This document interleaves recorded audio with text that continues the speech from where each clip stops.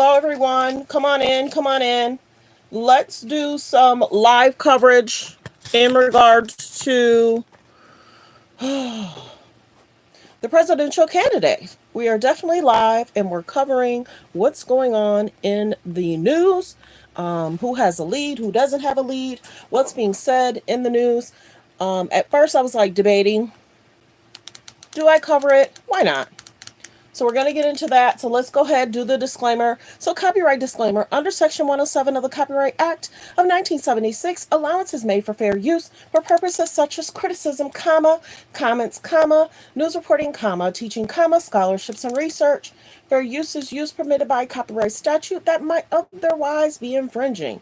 All comments are alleged, in our opinion, and for entertainment purposes only. So I thank everyone for being here. We're going to definitely be kind in the comments. We respect everyone here. I hope everyone's having a great day. You were able to do what you needed to do for you, your family, and the choices you needed to make. So we're going to go ahead and get into the video. Press 3 if you're new. Where are you watching from? Press 3 if you're new. Where are you watching from? It's going to take people like 2 or 3 minutes to come in, and that's fine. So just go ahead, if you don't mind, liking the video. And thank you for supporting the channel. I definitely appreciate everyone for being here. Let's get into the politics of it all. Thanks for being here, everyone. Okay, let's get to it. Let me see if I'm going to. I am. Hold on one second. Again, split between men and women. And I got to tell you, Tom and Chuck, as we're sitting here, I know we said it 11 minutes ago. Let me just remind folks, these numbers could change a little bit, right? They could shift here. And here's trust on immigration. And there, unsurprising to see former President Trump with that lead there. Yeah, still, again, but I'm looking at the margins here. I mean, it's not a blowout here when it comes to immigration. As we were talking, Hallie, I kept looking over at Christine Romans. Hello, Further Air Force. I appreciate your time and service. I actually have a family member that was in the service, so I definitely appreciate your time and service. Definitely. Hello, everyone. Hello. Press 3 if you're new, where you're watching from. Press 3 if you're new, where you're watching from. And press 5 if you've been here before. Welcome, welcome. Let's get to the topics, everyone. And I'd like to get to Christine Romans right now because she has a lot of data on the U.S. economy, and it's sort of fascinating, right, Christine? Christine, walk us through what we see there and what you're seeing in these exit polls. I know Tom sees me geeking out over here. No, it's fascinating. I love it. It really is. So the condition of the U.S. economy, and remember, these are people who actually voted. I think it's really important to make that distinction again. We've been asking people in opinion polls for 2 years now about how they feel. These are people who actually voted. So this is the clearest view of how people are feeling in the voting booth or when they're filling out their mail-in ballot. So not so good to poor. Look at that number, 67% there. That's a big number. That's the biggest number we've seen in terms of poor and not so good in the last 3 or 4 cycles here. Only 5% say excellent, which is pretty interesting. Only 28% say good when there are all these top-line economic numbers that have been so consistently strong. But this is exactly what we've been hearing from people for so long. They just feel like the economy is not working for them, guys. So, Christine, no surprise there. You're about 67%, right? People thinking the economy is not that great. But you're saying that tracks with what we've seen all year. What else have we learned? Well, we've learned also family finances compared to 4 years ago. Think about 4 years ago what was happening. People were voting in masks or they were trying to figure out how to social distance. This broadcast was very different 4 years ago than it is today because we were in the middle of a coronavirus pandemic. So people, honestly, every 4 years always ask how they're feeling. But when you look about 30% say their family finances are about the same, a quarter are better, 45 worse today. So this is one of those things that's really been top of mind for people, especially because inflation has just been this grinding problem for so long. And do we have data on inflation? Yeah, I thought we did. Okay. Yeah, we do have an inflation number. In the last year, has inflation caused you and your family a severe hardship, no hardship, or a moderate hardship? This is a big number here. People who feel it. That's a big percentage of people who are voting saying that inflation is something that is still top of mind in their family. I would just tell you, having recently been at a couple of key battlegrounds in Pennsylvania and Erie County, in North Carolina, in New Hanover County, talking to people about this exact issue, inflation. You know what you hear about again and again? The cost of burger meat, the cost of milk and eggs, and the cost of a gallon of gas, right? Because even as these macro numbers, as we've talked about, are adjusting, people still feel like every time they go to the grocery store, they're spending a ton. And that's almost more important, right, Christine? Because it's not the number, it's not the percentage of where inflation is, it's how they feel every single day. Absolutely. And when you look at grocery prices, for example, they're up 22% compared with 4 years ago. But the wages are up 20%. Just looking at wages alone, you're like, that's great. 20% bigger paycheck than 4 years ago. When the grocery bill is 22% more, that is a reminder every week or every 10 days for families that things aren't the same as they were the last time they were voting. Christine, I'm going to let you get back to crunching the numbers. Chuck Todd next to us is already crunching more of the numbers. The campaigns are looking at this stuff too. So I want to get to Peter Alexander and Garrett Haake, both of our correspondents covering both the Harris and the Trump campaigns. We're just getting in, Garrett and Peter, what we call unfaves. In other words, the favorability ratings for each of these candidates. And let's start with former President Trump. We're going to pull that up here. And you can see he is what they say underwater, essentially. 54% of voters in these early exit polls have an unfavorable opinion of the former president. Garrett, as you well know, though, the strategy for the Trump team has long been supercharge the base. Get that 44% who do see him favorably to actually show up and vote either today or during early voting. Yeah, that's right, Hallie. I remember a briefing with Trump campaign officials several months ago now in which they said by the time this race is over, both of these candidates will be unpopular. And that's broadly true. Kamala Harris underwater as well in these polls, but not quite as badly.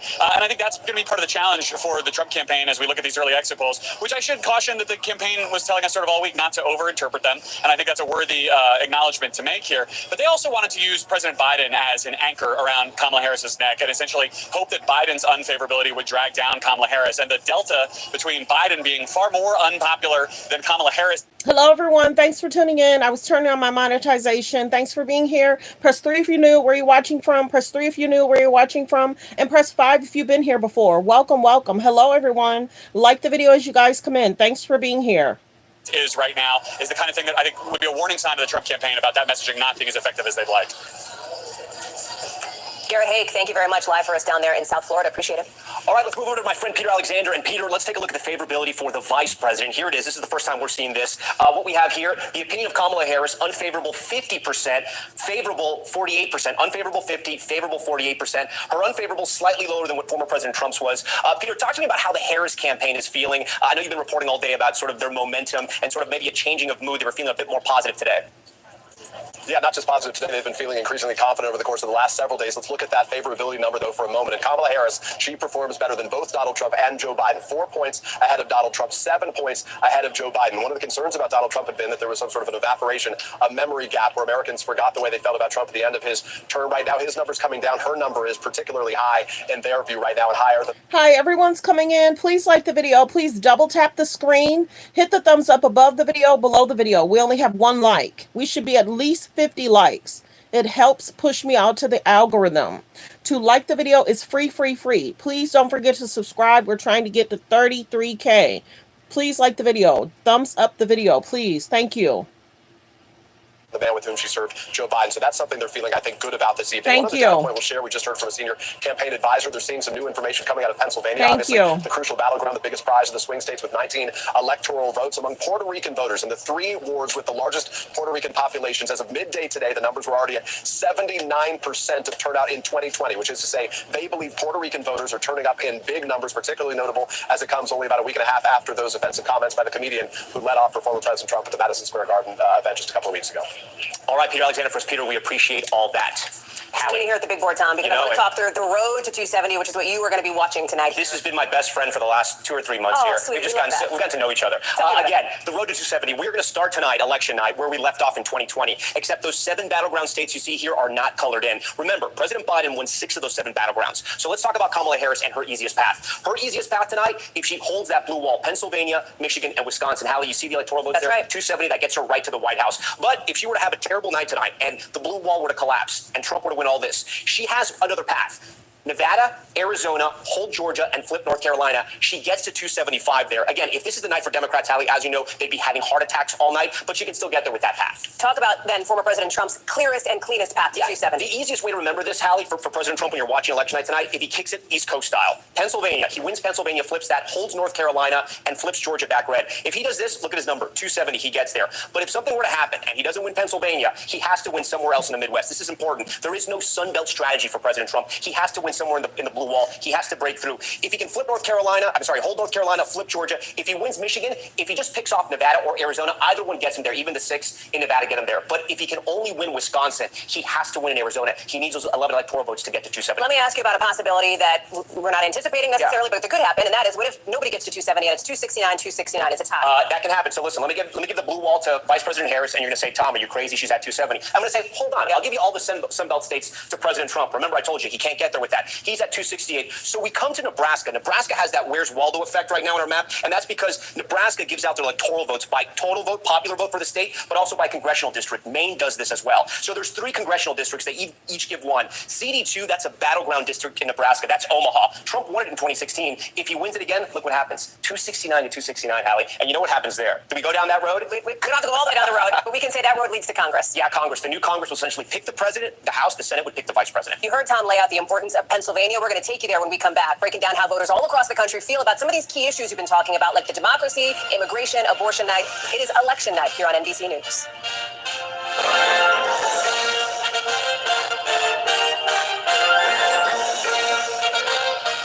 Like the video as they go on commercial. Like the video. I hope everyone's having a great evening. I hope everyone was able to get out and vote and do whatever they need to do. Over here, you can vote for whoever you want to vote for. That's up to you. That is totally up to you. Do what is best for you and your family. Let's continue with some coverage.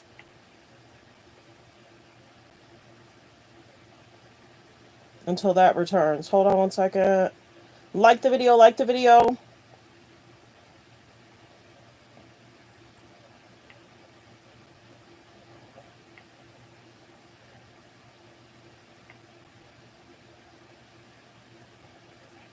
And then what happens in the suburbs? And increasingly, you're starting to close in suburbs. As we have moved out in the last couple of elections, Jake, Democrats have had more success even as you drive more and more. When you start to see the farmland, the Democrats have had more success. That's what they did in 2020. Can they do it again tonight? Is her test in North Carolina and Georgia, Jake. We shall see.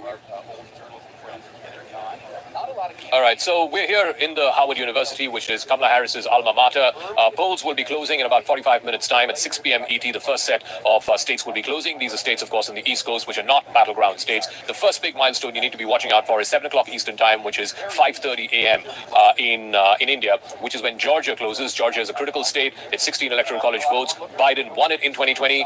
Trump won it in 2016. It has been a solidly Republican state, except in 2020. So if early on in the night, Kamala Harris manages to flip Georgia, that is a sign that she then has multiple paths to 270. If she doesn't, then she has to depend on the blue wall states of Wisconsin, Michigan, Pennsylvania. The second milestone to look out for is 7:30 Eastern, which is 6 a.m. India time. At that time, of course, North Carolina closes. And again, a state which Biden could not flip. He won 6 out of 7 swing states last time, but he did not win North Carolina. Again, if Harris swings North Carolina, because there is a substantial African-American population in that state, then again, early on in the night, it gives you an indication that Harris has multiple paths to 270. And then, of course, the big one is at 8 o'clock Eastern time when Pennsylvania closes. That is the biggest battleground state. It's 19 electoral college votes. It is an absolute must-win for Harris. If she does not win Pennsylvania, then she has to win 6 out of the other 7 battleground states, which at this stage, at least if you were to go by the opinion polls, looks highly unlikely. So she has to win Pennsylvania. Remember last time in 2020, it took 4 days after polls closed for the networks to eventually declare Pennsylvania going in favor of Joe Biden. He won that by, again, a narrow margin, just about 80,000 odd votes. This time, Kamala Harris is hoping that because of the extensive ground operation, the door knocking, the phone calls of the Democratic Party machine, as it were, the grassroots machine, as it were, she's hoping that this is a state that she can retain. And if Pennsylvania is retained at 8 o'clock, then that is a good sign for Kamala Harris, because in the next hour, which is 9 o'clock Eastern time, that will be 7:30 a.m. in India, the 2 other blue wall states, Wisconsin and Michigan, 10 electoral college votes and 15 electoral college votes, there are 25 between them, they will close at 9 p.m. Eastern. And generally, the trend has been in those blue wall states, whichever way Pennsylvania goes, Wisconsin and Michigan go as well. In 2016, Trump won all 3 of them.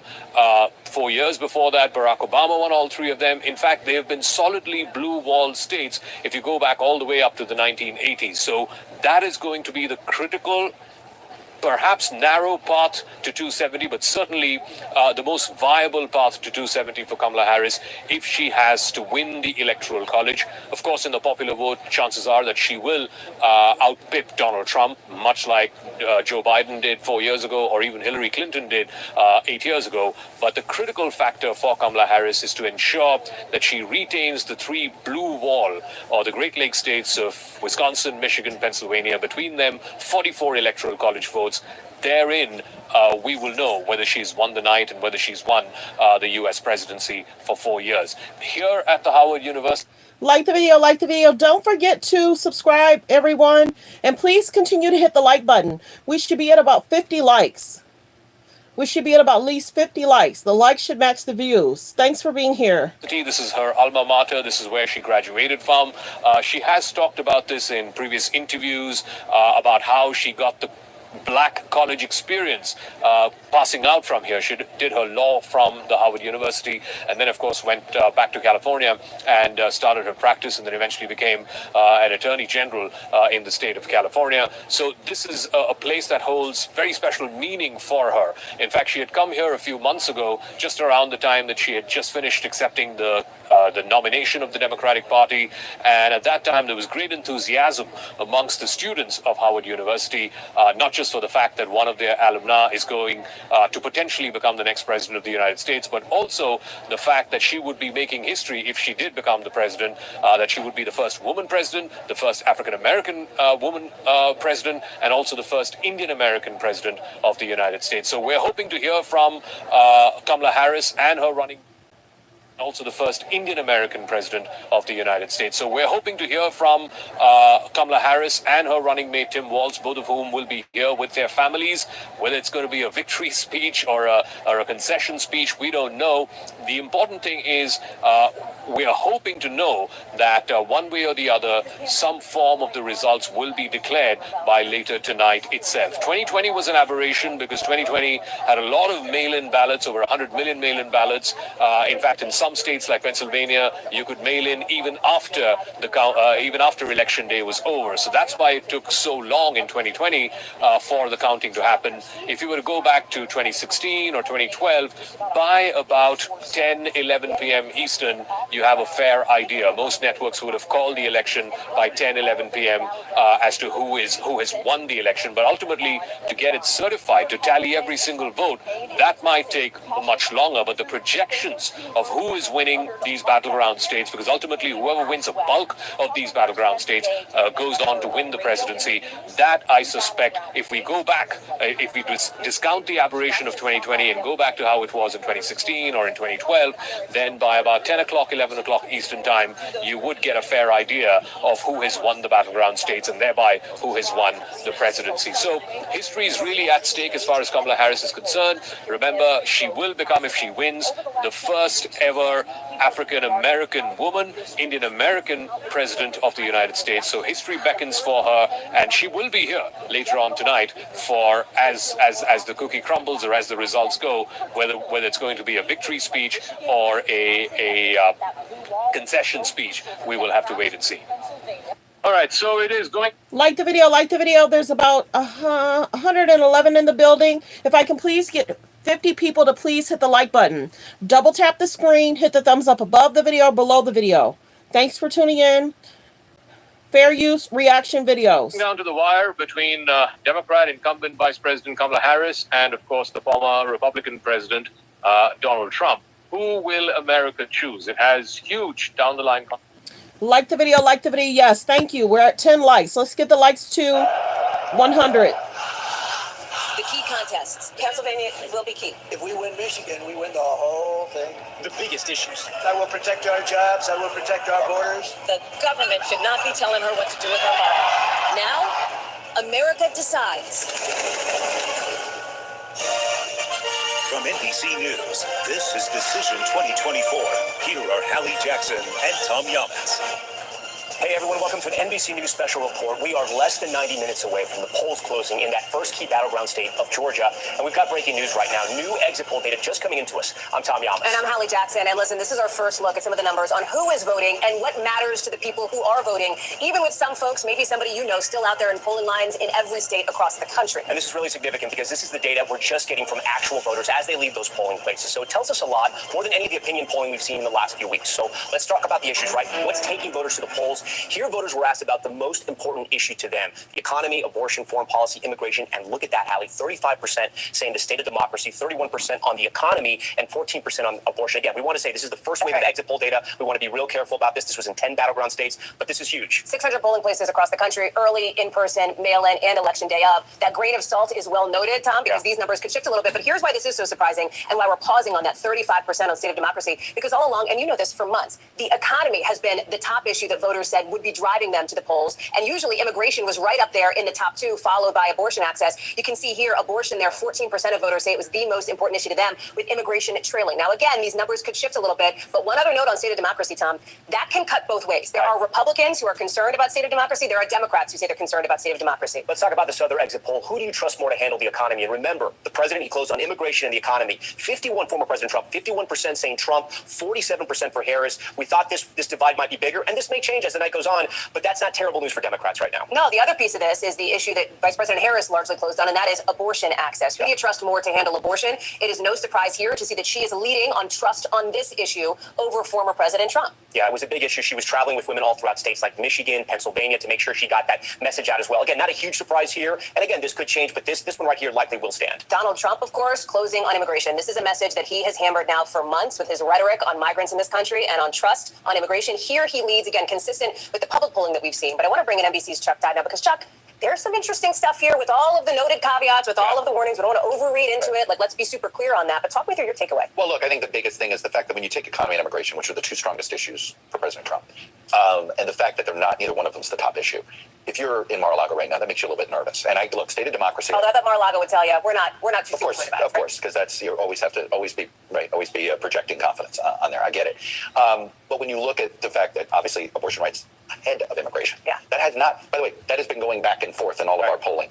A lot of times it's how do you ask that question? And of course, when we had been asking voters if there's a single issue you would vote on more than any other in polling that has been abortion rights, we didn't ask a question like that. But the state of democracy question is interesting to me because look, I'm going to confess here, I don't think we're asking the right. I don't think we're giving the right punch to voters. You're saying broadly for a while now. If you think about it, we've offered them four specific issues: foreign policy, immigration, abortion, the economy, and then we say state of the democracy. Yeah. So if you Who doesn't want democracy? Correct. So if you were a voter that says, I'm really motivated by sort of the current climate, right? Whatever that is. There's so many different ways you could describe it, but that tells you it's not a single issue that's getting you to the polls. You're reacting to the climate. There's a group of voters on both sides here that believe their way of life is on the ballot, right? Who are we as Americans? It's fundamental. Correct. This is not to be dismissive of the single issues, but there's a micro campaign specific on those issues, and then there's the macro. Who are we as Americans, right?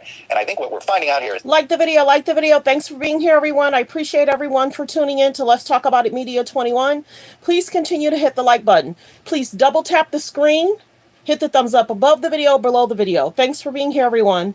that maybe we need a better punch for people, but that's the way I view it. And when you look at the splits on this, not to give away too much, but when you look on the splits and you realize that it's a 50-50 essentially on which side of the aisle you're on, it tells me that's who those voters are. These are my way of life is on the ballot. We've been talking about the gender divide since we've been talking about early voting and how voters may break for either candidate. Here we have it right here, Chuck. State of democracy, 36% for men, 33% for women. The economy, 34, 28. Abortion, 8, 19. And then immigration, 12, 10. Again, this is early. This might seem a little odd to viewers at home watching and looking at this thinking this is the most important issue, but this is the data we have right now. It is, and early data, I've been here, there's a running joke on Twitter already. This is the 20th anniversary of John Kerry's inauguration. Right? Early exit polls, were so sunny for him. So any of us that have experienced that, you take it all with a grain of salt here. But if this is how voters were thinking about this election, if this is the makeup, it's certainly something you'd rather be the Team Harris. This is what they would want to see versus what Team Trump is. Keep in mind, both candidates, right, over the course of the last month or so, nodded to this issue of who we are fundamentally, with very different visions that they had, right? Former President Trump,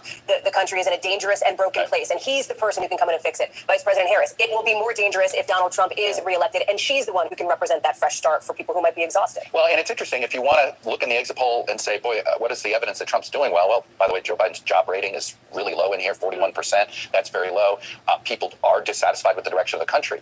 But just like with state of democracy, you can view the direction of the country negatively because of Donald Trump's existence, in the political scene. And that may be why you pick that number. And I think we're seeing some evidence of that, too. So, look, I do think what this exit poll is saying, and what I really believe this is a macro election. This is an election about who we are. This is not about the economy and inflation. Certainly, they've been the mood music of the conversation, but the voters what this is telling me is they went in there with a much bigger concern about the direction of the country. Yeah, and it's still very early. It's actually just getting started. But we do have some interesting data on the economy. Christine Romans has been digging into that, which sort of gives us a better idea of what voters are thinking. That's right. And it is early. Think of these as breadcrumbs. And way down the line, we're going to know how this election is going to turn out. But these are the little signals that we're getting here early. And they could change and we could get more of them. But the bottom line at the very early hour here is that people feel pretty lousy about the economy. Not so good, 35%, poor, 34%. That is a big number on the condition of the U.S. economy. When you ask people about their family finances compared to 4 years ago, I mean, that's the question you ask every 4 years, right? Also, think about 4 years ago. 4 years ago, there was a pandemic. 4 years ago, people were wearing masks to vote. People were changing how they voted and how they lived their lives because of a public health crisis, right? So a very different scenario this time around.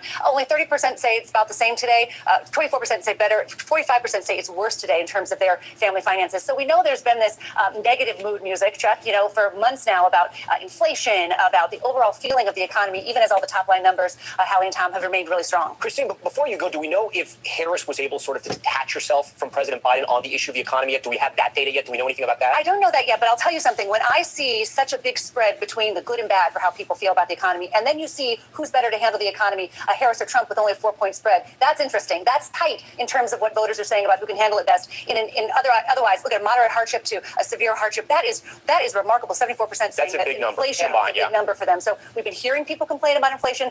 Voters told us inflation was a hardship for their family, but you look at who's better to handle the economy, only a 4-point spread. It's early. Things can change. We're going to get more data, but these little breadcrumbs are awful interesting to watch, aren't they? Christine Romans, we thank you for that. Hallie, I'm going to send it over to you. Thanks, Tom, because we've got Peter Alexander and Garrett Haake as our campaign correspondents covering both Team Harris and Team Trump out in the field as we're just getting that exit poll data showing the favorability for each candidate. And I want to start with Vice President Harris. 48% see her favorably, 50% unfavorable. Peter, let me ask you, what's the sense you're getting from the campaign as they've been watching not just the exits come in, but also some of that data from precincts, folks reporting, et cetera? Yeah, well, for certainly the favorable number is a number they feel good about, that they perform better than former President Trump and Joe Biden right now. Obviously, there was some concern that Joe Biden could be sort of a weighted albatross around the neck of Vice President Harris, but she's outperforming him by 7 points in terms of favorability right now. That's something that the folks in Wilmington or the folks who will be here at Howard University tonight alongside the Vice President feel good about. I'll tell you what else we're hearing from a senior campaign official within the course of the last several minutes. They're saying one thing they view as encouraging right now is extremely high turnout among college voters. Particularly, they give us the example of what they're seeing in the state of Pennsylvania, pointing to the campuses of Lehigh and Lafayette. They say at least at one of those campuses, there are lines that extend for up to 7 hours right now. They say the campaign is sending support and surrogates 7 hours. Students in line. A separate senior campaign advisor telling me just moments ago that support comes in the form of some of the stars of the films from the Avengers series. Paul Rudd, Mark Ruffalo, and Don Cheadle, among others, will be heading to campus to try to energize those students, to keep them in line and to make sure they stick around, to make sure those votes are cast over the course of the day. A separate number we're seeing about another state that's going to be one to watch today is North Carolina. North Carolina is interesting because it's a state that obviously Donald Trump has been putting a lot of energy into, a state that he claims publicly that he is going to win right now, but he has been there many times, many more than Kamala Harris, which may be an indication that they're not quite as confident by their internal data as they are projecting publicly. The campaign, the Harris campaign, telling us that according to their numbers, the numbers they're seeing right now, rural Republican turnout is, as they say, lower. It's based on a small sample, they say, of rural voters at this time, but they say they're seeing a much larger turnout than they may have expected in cities like Durham, a big, dense, bluer part of that state that could be a positive sign early on, at least, for the Harris folks. Hallie. North Carolina is an interesting one, Peter, especially with Team Trump dumping a lot of money into that state late in the game. Peter Alexander, thank you very much. Tom? All right, Hallie, thank you. Let's take a look at the favorability for former President Trump. So here's what we have from our exit polls right here. Unfavorable, 54%. This is the opinion of the former president. Favorable, 44%. His unfavorable, slightly higher than Vice President Harris. I want to go over to Garrett Haake at Trump headquarters in Palm. Okay, we had Garrett Haake. It's a live broadcast. Some things happen fast. Sometimes we have people, sometimes we don't. Things are changing on election night. But I will say goodbye to Garrett Haake and I'll say hello to Hallie Jackson. Hey, friend, I'm here. I've always got your back.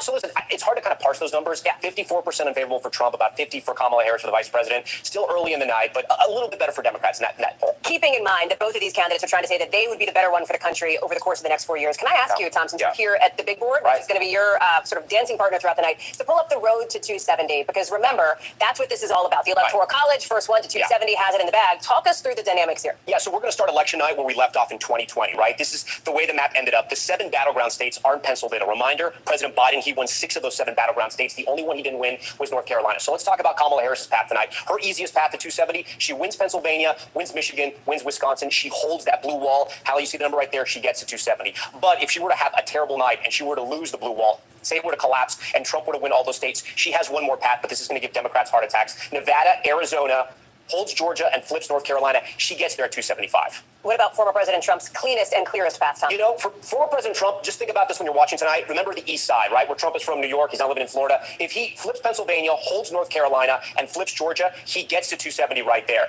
But if something were to happen, he were to lose Pennsylvania, he has to win somewhere else in the blue wall. He doesn't have a Sun Belt strategy. He has to either win Michigan or Wisconsin if he's holding those two southern states. If he wins Michigan, either Nevada or Arizona do it for him. Nevada, even with just 6, gives it to him. But if he can't win Michigan, if it's only Wisconsin, he has to win in Arizona. This is where the GOP really has to fight hard to get those votes. 272, he gets there. And depending on the spread, Tom, in other words, depending on how close or not this race is, if we're waiting on Arizona or Nevada, everybody wants to know when might we know the results. That could be the scenario in which you and I are sitting for the next 4 days. Well, 4 days, maybe even the weekend. You'll remember 2020, we were waiting a long time for certain states. Arizona, look, everyone is telling us this time around, and again, take this with a grain of salt, that the states have improved, that the reporting has improved. We should get things sooner. We're hearing about states that took a long time in 2020. We may get them earlier tonight, which is going to make for a very exciting election night. It might make for an earlier election night, but you never know what can happen. Something else that would potentially be exciting and rare would be if this was a 269 to 269 tie. If nobody got to 270. People's political minds, if they're political fans, their minds would explode. So here's how it happens, the easiest way. She wins the blue wall, Wisconsin, Michigan, Pennsylvania. You'll say, Tom, 270. She goes to the White House. And I say, hold on, Hallie Jackson, hold on. And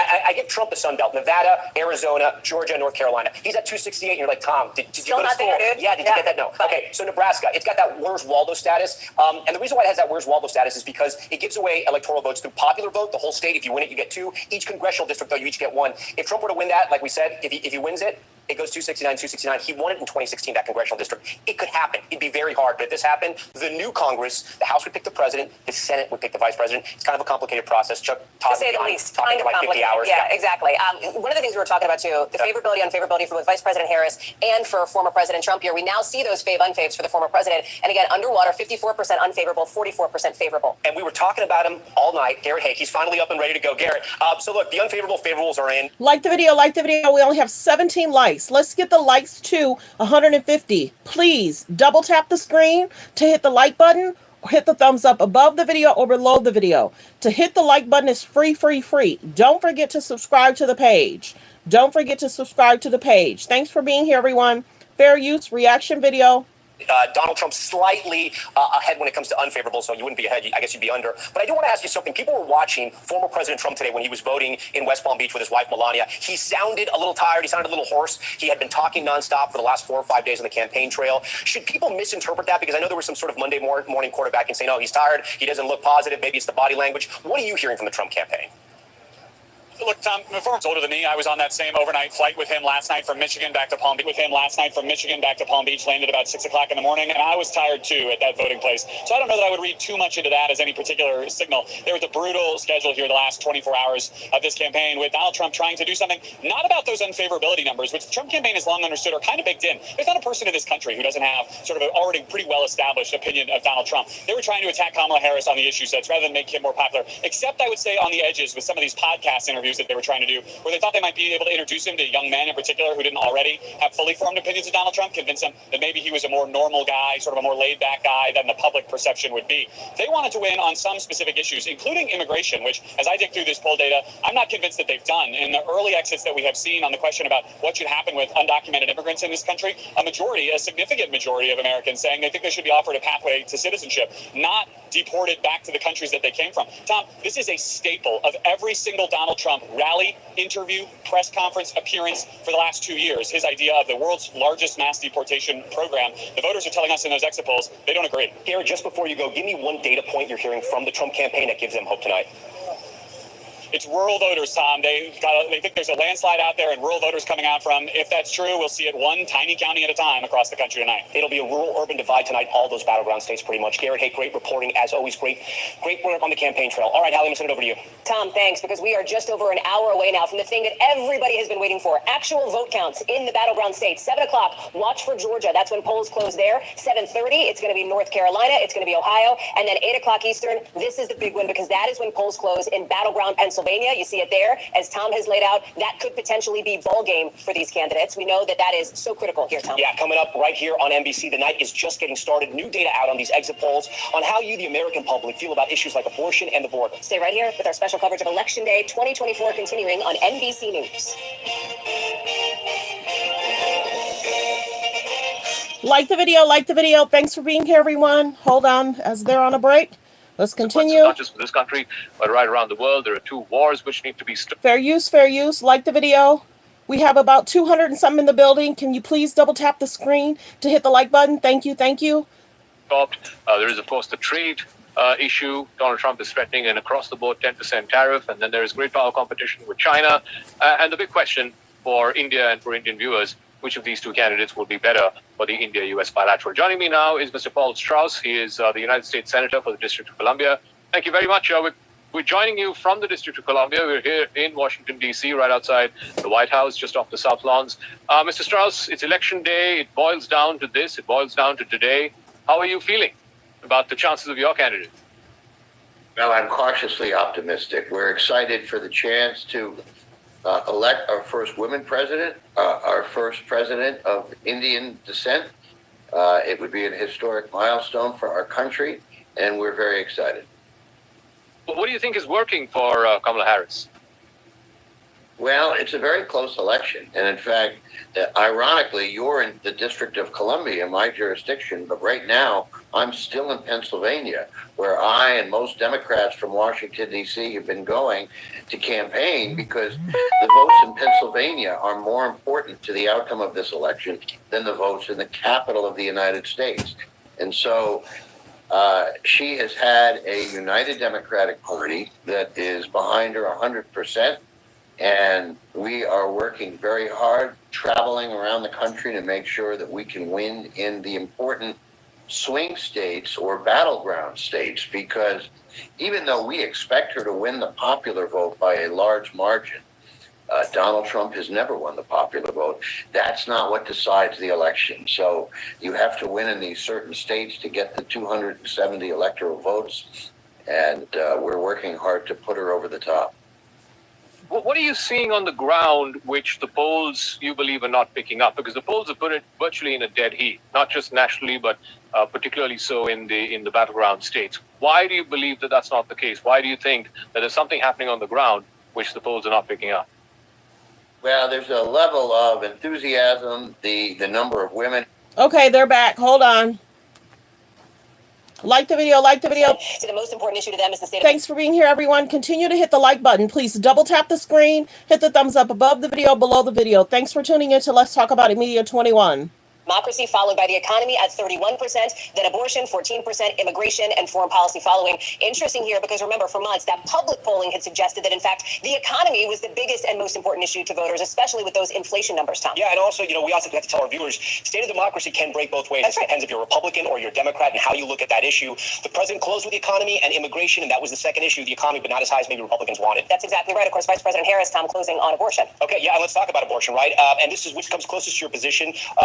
Abortion should be illegal, 30%, legal, 66%. That's a huge number for Democrats. The Vice President had made this a key part of her platform, especially in those last couple of months here, traveling to states like Texas, Georgia, Florida, where access to abortion is front and center after either controversial restrictive laws or the proposal. And it was somewhat a gamble, right? Because abortion wasn't necessarily in the news at the time because it was way past Roe v. Wade, but it was something Democrats knew would drive voters to the polls. Well, they saw it in the midterms in 2022, and they did better than expected, largely on the back of course, that decision that overturned Roe versus Wade. And we have been talking all night about these key battlegrounds. You are going to be talking about those key battlegrounds. One of them, of course, North Carolina. This is a state still reeling from Hurricane Helene, which has been the center of a major misinformation campaign, in part amplified by former President Trump. Our exit poll asked, is federal hurricane aid going to people who need it? And you can see the numbers here. 49% said yes, 46% said no. I want to get to Sam Brock, who's in North Carolina. And a question since that hurricane had hit, Sam, was going to be, will this affect people making it to the polls, getting their ballots in? What are you seeing and what are you hearing?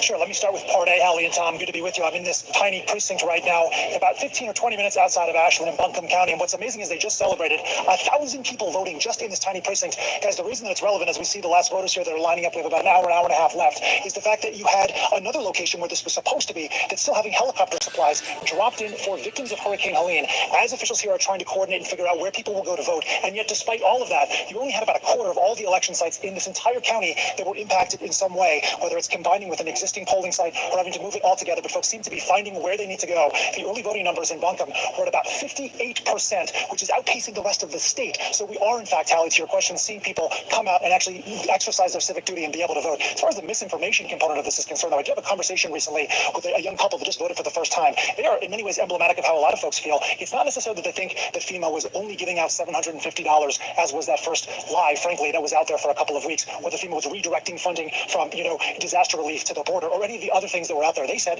that they didn't think that the community was doing a good job of disseminating water and food supplies to the people that need it. And that was a real tangible impact that affected their votes. And I'm hearing that not just from that young couple, but people who are voting across the county, guys. The state where you are, Sam, there's also another race that a lot of people in North Carolina and well beyond are watching, and that is NC1, the state's first congressional district, which could not only be a factor for the balance of power in the House of Representatives, but could also give us an early look at some of the trend lines as far as who is turning out and where, right?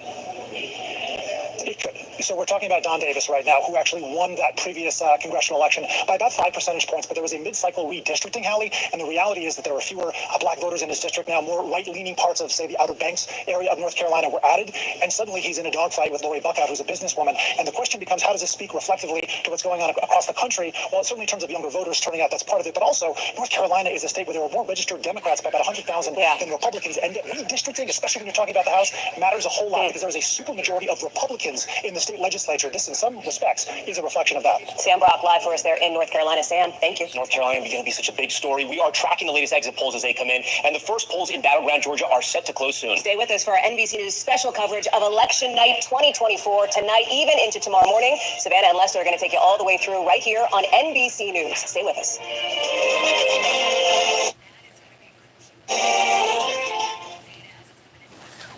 Like the video, like the video. In particular, who are coming out and voting is larger. Don't forget, you guys, subscribe to the page as well. We're trying to get to 33K. We're trying to get to 33K. Continue to hit the like button. Thanks for being here, everyone. The number of young people coming out and voting, the things that generally bode well for Democratic constituencies, we begin to be hearing, but it all comes down to today. And so we've gotten a lot of our vote out early. We've gotten a lot of Democrats to vote by mail. But if we can keep that momentum up throughout the day and get out the vote in our urban centers where the Democratic vote is sometimes concentrated, it is going to be a close election. So I think it is going to be close. We may not know the result tonight. It may take a few days for a lot of these results to come in, but Democrats are working to the last minute, to the last voter, until the last poll closes to get every last vote out. Talking about Pennsylvania, since you're there, is it fair to say that whoever wins Pennsylvania White House? Necessarily, but whoever wins Pennsylvania is going to have a lot of easier time. It's 19 electoral votes, the largest number of electoral votes of the swing states. It is generally a good bellwether prediction. And so historically, if you have won Pennsylvania, you are the one that goes on to be the eventual winner. Donald Trump won it in 2016. He became the president. Joe Biden won it in 2020. He became the president. So whoever wins is going to be very in a strong position. If you lose Pennsylvania, it doesn't automatically mean you've lost, but you then need to pick up so many other states. You'll need Michigan, you'll need Wisconsin, you might need Georgia, North Carolina, Arizona, Nevada. So it's a big prize. It's why Democrats are here. The governor of the state, Josh Shapiro, has been campaigning nonstop for the vice president. Statewide Democrats have been, and Democrats from other states come to Pennsylvania to get the vote out. All right. And Senator, one final question. So one of the challenges, I guess, for Vice President Harris is to be able to distance herself from the record of the last 4 years, particularly when it comes to economy and inflation, because Donald Trump is trying to tie her to the Biden presidency, saying she's also as much responsible. Like the video, like the video. Thanks for being here, everyone. Like, comment, and subscribe. You talk to our pollsters and they'll tell you the moderate number is everything. Democrats always win moderates by a big number. The question is, can they win it by 20 plus points to offset, some of their partisan disadvantages there? And the independent number is a big deal because Democrats did not do well on the voter registration front throughout the last 4 years. It was Republicans who did much better on the voter registration. It means she has to win independents. And the fact that there are more people identifying as independent, I think even raises the stakes even more that might be the single most crucial voting group we deal with tonight. But you also talk about the divide between men and women. We've been talking about this gender gap for a while, and we can take a look now at how gender gap breaks down on issue. And I want to just be clear on the state of democracy issue, which again, according to these early exit polls, number one, they could change. Number two, just because a candidate is leading losing on the top issue does not mean that they win, but it can cut both ways depending on if you're a Republican or a Democrat. Well, it does, and I want to tell people, like, we offered 5 choices on issues, okay? 4 of them are specific issues: economy, abortion, immigration, and foreign policy. The 5th is this umbrella issue of state of democracy. And what it tells me is the voters going, look, I'm not here for one specific issue. I'm here because I'm worried about X. And there's a lot of what I'd call the existential threat voters who believe if the other party gets power, their way of life's in trouble. And first of all, it's interesting that this is basically cutting right down the middle. So that means you have a chunk of voters in both parties who view this election in existential terms. Maybe we've got to come up with a better punch here to offer people. I'm not, but I understand why I think if you don't have a specific issue, you chose that. And that tells me in some ways, this is a very macro election. People really believe the stakes are high in this election. And that's what that, to me, that's what that tells me. Let me pick up on one of these threads, too, because you talk about independents and moderates. You saw the vice president, the Harris campaign, really try to extend an olive branch to that particular group. I was on the campaign trail as she was bringing in former Congresswoman Republican Liz Cheney to try to turn out some of those folks who identify as more moderate. She's also worked to extend an olive branch to late deciders as well. And here's the exit polls. About 12% of voters say they made their decision on who to vote for in the last month. 86% made it before that. And you also have people who decided in just the last week to turn out as well. We're going to pull those numbers up in just a second too. 7% in just the course of the last 7 days. And you've had some news made over the course of that last week. It is. And, you know, one of my theories of this election to watch for tonight has always been, are we going to see a 2016 effect? And what I mean by that is it's pretty clear now in hindsight that going into the election, there were a lot of voters waited to the last second to make that decision. And they made the decision, and all of a sudden, all those late deciders went to him. So when they all move in the same direction, that usually tells you, that's the person that usually wins. Okay, let's keep an eye on that. And as we do, I also want to keep an eye on some of those economic numbers as well, because as you saw, the economy, if it is not the top issue, and again, those numbers might shift, it might end up that way at the end of the night, it is certainly among the top issues for voters. So we're lucky to have our expert correspondent, Christine Romans, covering all things economy for us. And you are digging into these exit polls just like we are. Yeah, and I'm also trying to keep an eye on the Continue to hit the like button, you guys. We have about 177 in the building. Please don't forget to subscribe to the page. Please don't forget to double tap the screen to hit the like button. We're at 27 likes. We should at least be at about 150. Continue to hit the like button. Double tap the screen. Hit the thumbs up above the video, below the video. Thanks for tuning in. Fair use reaction video. Gap when you look at the economy and you look at what people are really worried about. And this is so fascinating. These are voters under 30 years old, right? Young voters who are energized in this election. And the top issue for men under 30 is the economy tied with state of democracy. For women, it is abortion, a far and away the number one thing for women. And the younger the voters, as I look at these exit polls, the younger they are, abortion goes up the list for how important it is for them. So that's something to keep an eye on, the different ages and the gender gap there. Overall, the condition of the U.S. economy, though, I mean, you can see poor, not so good. You know, more than 7 out of 10 voters, more than that, think that things are not going in the right direction. That is in line with what we've been hearing in the opinion polls for months and months, Hallie. Christine, one of the things that as I've been in some of these battleground states talking with voters about the economy, I hear a lot about the cost of living. I hear a lot about how expensive like a pound of burger meat is, or the price at the gas pump, for example, even with, of course, gas prices coming down, inflation coming down. But that is a question that we asked on these exit polls, Christine, and you're getting into that as well. Yeah, and there's housing and there's childcare, there's wages. Depending on where you are in the country, there are different sort of pain points in terms of how people are feeling. We asked in the last year, has inflation caused your family a severe hardship? 21%, a moderate hardship, 53%. That is a huge proportion of the electorate that thinks that inflation has been a hardship. No hardship at all, a surprising only 24%. Some might say they can't believe it's that high considering how many people have been complaining about inflation. And by the way, this is a question we didn't even have to ask 4 years ago. 4 years ago, we were asking about the pandemic. Now so it's a reminder. I want to show you this one really quickly. Family finances, worst today, 45%. That is the highest worst family finances compared to 4 years ago in 5 presidential cycles. That's even a little bit higher than of the great financial crisis, guys. That's so interesting. Christine Romans, thank you very much. Appreciate that. You know, the campaigns, the candidates are looking at this data too. Peter Alexander and Dasha Burns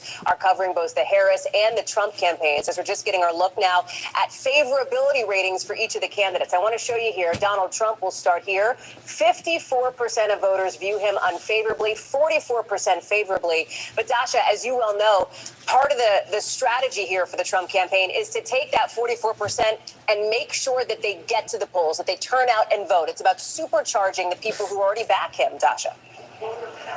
Yeah, that's exactly right. And a large focus for that base is men. You heard Christine Romans there just talk about the gender gap. I, from being out in the field, would almost call it like a gender chasm, a gender Grand Canyon. It is so stark, this divide, and it could be the defining factor for this election. And you can see that in just the closing messages that we watched from those candidates. Former President Trump last night got the endorsement of the nation's most popular podcaster, Joe Rogan. That is likely to maybe help him with men, especially young men. He's hugely influential. Not likely to help him with women. He did bring out conservative commentator Megyn Kelly, who was actually pretty critical of his approach with women, but she tried to help him make that closing pitch to female voters. But he's really, Hallie, been leaning into talking points that are more catering to men and platforms that cater more to men. The other thing that we're seeing from him just moments ago, he's already posting on Truth Social saying that there's a lot of talk about massive cheating in Philadelphia, saying law enforcement is coming. We got a response from DA Krasner saying that the only talk about massive cheating has come from one candidate, Donald J. Trump, and there is no factual basis. Like the video, like the video. We're at 29 likes. We should be at least 150. Thanks for tuning in to Let's Talk About It Media 21. Please double tap the screen, hit the thumbs up above the video or below the video. Thanks for tuning in. Fair use reaction video Whatsoever with law enforcement to support this wild allegation. We have seen him sowing seeds of doubt about this election with no evidence to support anything nefarious, Hallie. An important reality check there. Dasha Burns, live for us in South Florida. Thank you. Let's take a look now at the favorability for Vice President Harris, and you can see it here now.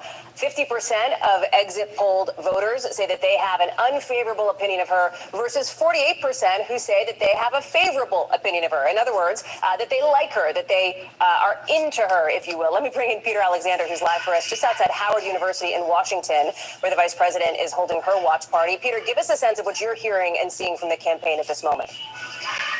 Well, I can tell you what I'm hearing right now, and it's a lot of loud music as they get ready for a celebration here tonight. They are protected. All right, we're going to have to switch over because they're playing music. Can't play music. Like the video, like the video. Thanks for tuning in, everyone.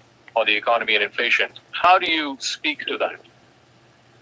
And I think there are a lot of issues that are on the minds of the voter, and economic issues are important. But the Democratic Party generally speaks to the democratic interests of most Americans. Donald Trump's economic policies tend to favor the super wealthy. And so I don't think she needs to distance herself that much. I think the concerns about President Biden were about his specific age. It was a terrible debate performance where his mental acuity became somewhat questioned.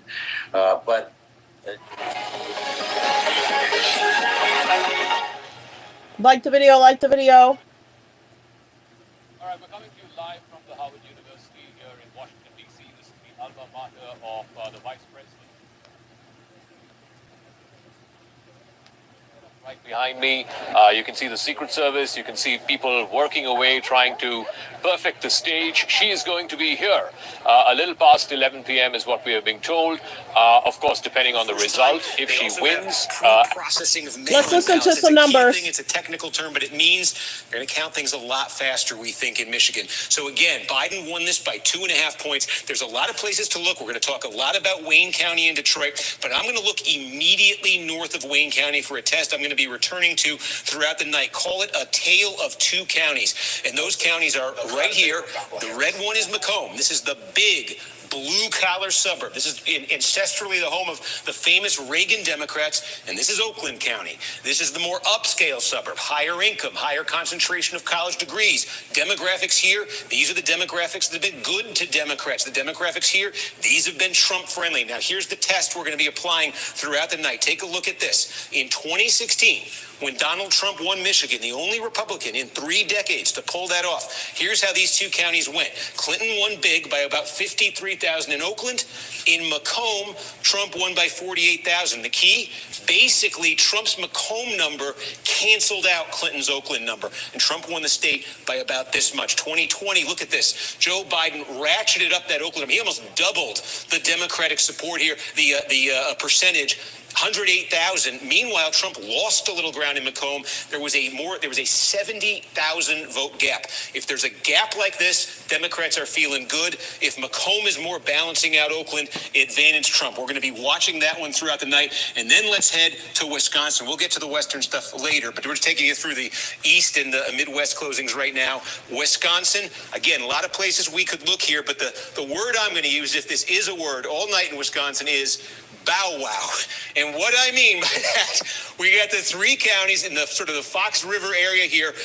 B, Brown County. O, Outagamie County. That's where Appleton is. And W, Winnebago County. That's where Oshkosh is. And then right here, the Collar County, sort of around Milwaukee, 3 core Republican counties. That's Ozaukee County. That's Waukesha County. That's Washington County. Wow and bow. You got to go backwards to get the bow there. But the importance here is these 2 collections of counties tell 2 stories that are going to be key to the outcome in Wisconsin. Let me just show you again.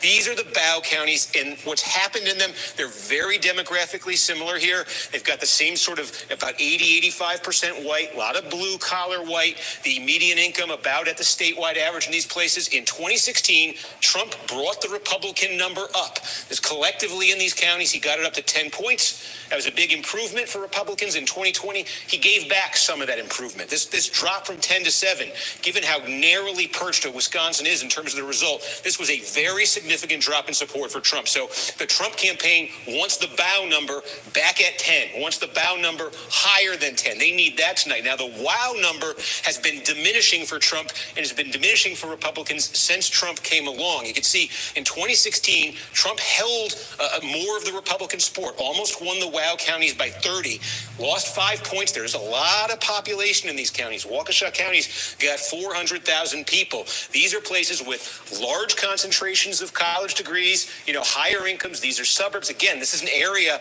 that's been good to Democrats nationally. The suburbs of Milwaukee have stayed a little more Republican than other suburbs nationally.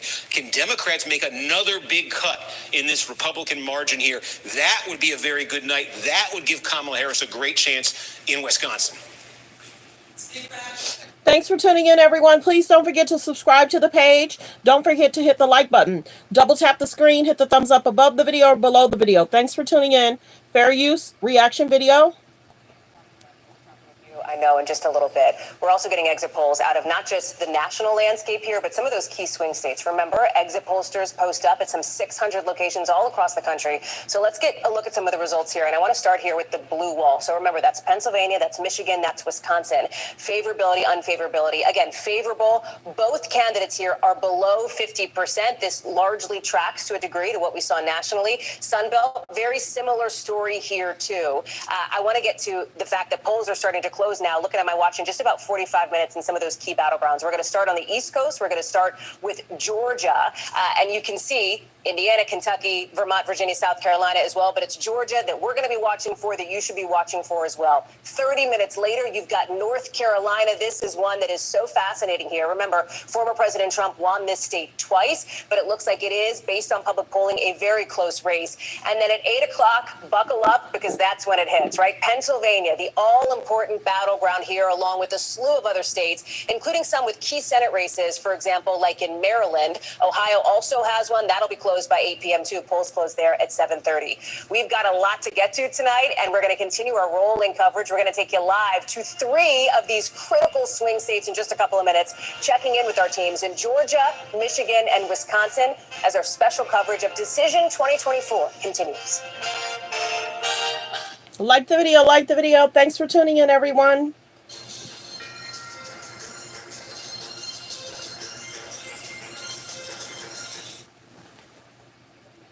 And if we know the results by tonight, we're hoping that she will come here for her victory. Donald Trump has a rural base. Democrats have an urban base. This will be decided, that's Virginia, excuse me. This will be decided in the suburbs. And again, Joe Biden, this was the closest. This was Donald Trump's closest win, if you will. 74,000 votes here of his battleground wins. This was the closest one in North Carolina.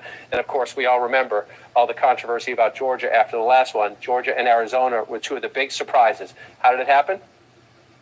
It happened here, the Atlanta suburbs, the changing, especially the farther out suburbs. High African American turnout in the cities, and then you move out into the suburbs. And again, you just look at this here. Let me take this off and look at just what happened, right? So I like to go to the farther out suburbs. The close-in suburbs, the last few elections, have become solidly Democratic. So you move more out. Cobb. When I started doing this, this was ruby red. Right? Joe Biden got 56% of the vote. But look at Donald Trump's number, 42% in Cobb County. Let's go back to 2016. 47% in Cobb County. That's the difference. The margins within the battlegrounds, and the suburbs are those battlegrounds. So come over here to Gwinnett County. Again, when I started doing this, this was a ruby red county.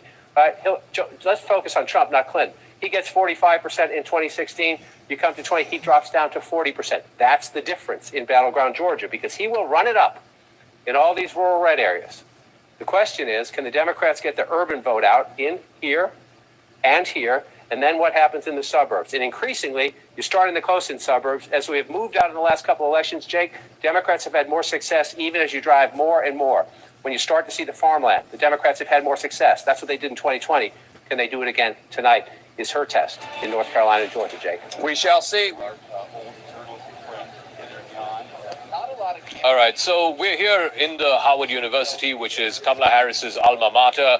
Polls will be closing in about 45 minutes' time at 6 p.m. ET. The first set of states will be closing. These are states, of course, in the East Coast, which are not battleground states. The first big milestone you need to be watching out for is 7 o'clock Eastern time, which is 5:30 a.m. In India, which is when Georgia closes. Georgia is a critical state. It's 16 electoral college votes. Biden won it in 2020. Trump won it in 2016.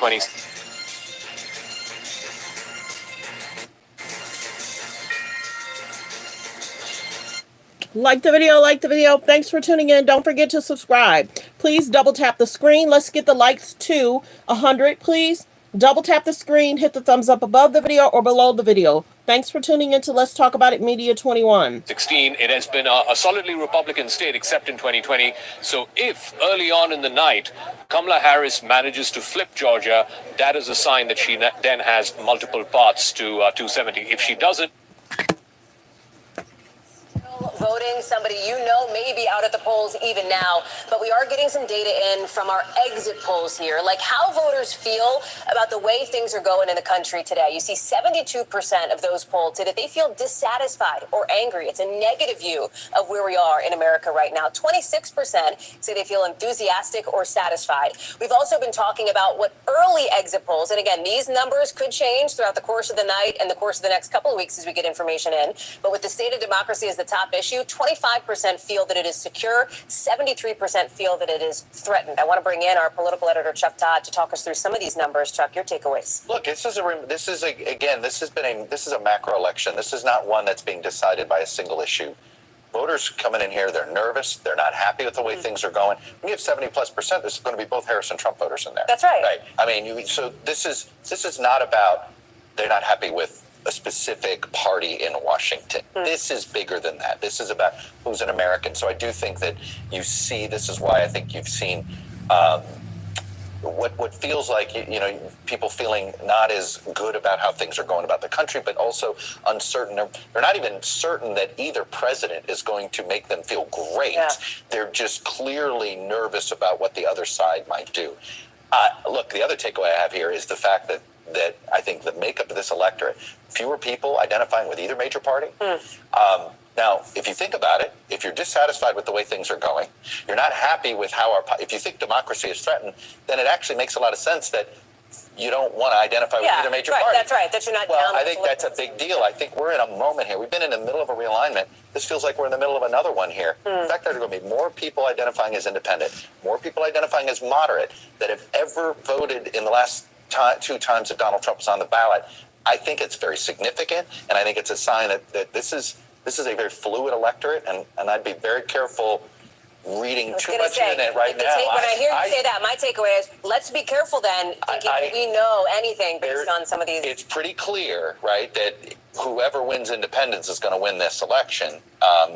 because it's the only way you can win, because fewer, literally only fewer than 3 in 4 voters are picking one of the two major parties to identify with. Of course, we know this isn't a national election. This is going to be won or lost in the battleground states as we get on that road to 270. So I want to head to one of those states now, Wisconsin, and already a big headline coming out of there. The city of Milwaukee now says it will recount all of its absentee ballots. I want to bring in Shaquille Brewster, who's live for us in Milwaukee. Shaq, explain this. Why is this? Yeah, Hallie. Like the video. Thanks for tuning in, everyone. Please continue to subscribe. Thank you for subscribing. Don't forget to turn on the notification bell. And don't forget to continue to hit the like button. Let's get the likes to 100. Please double tap the screen. To hit the like button is free. To subscribe is free. Double tap the screen. The likes will go up. We're at 39 likes. Let's get the likes up. We're at 39 likes. Hit the thumbs up above the video, below the video. Thanks for tuning in. This is something that's not happening at polling locations, but instead happening downtown, where in Milwaukee they gather all of that early vote, people who voted early in person and those mail-in ballots, and they count them all at once, all in one location. And what they found is that the 13 high-speed tabulators there, while they were sealed, they weren't locked properly. So the clerk there went around, got the Republican observer, got the Democratic observer, and went through and relocked those tabulators. But they're saying out of an abundance of caution and to eliminate any doubt, and in order to be fully transparent, they went through and emptied. All right, Shaq's audio just went down. We're going to work to get that back up.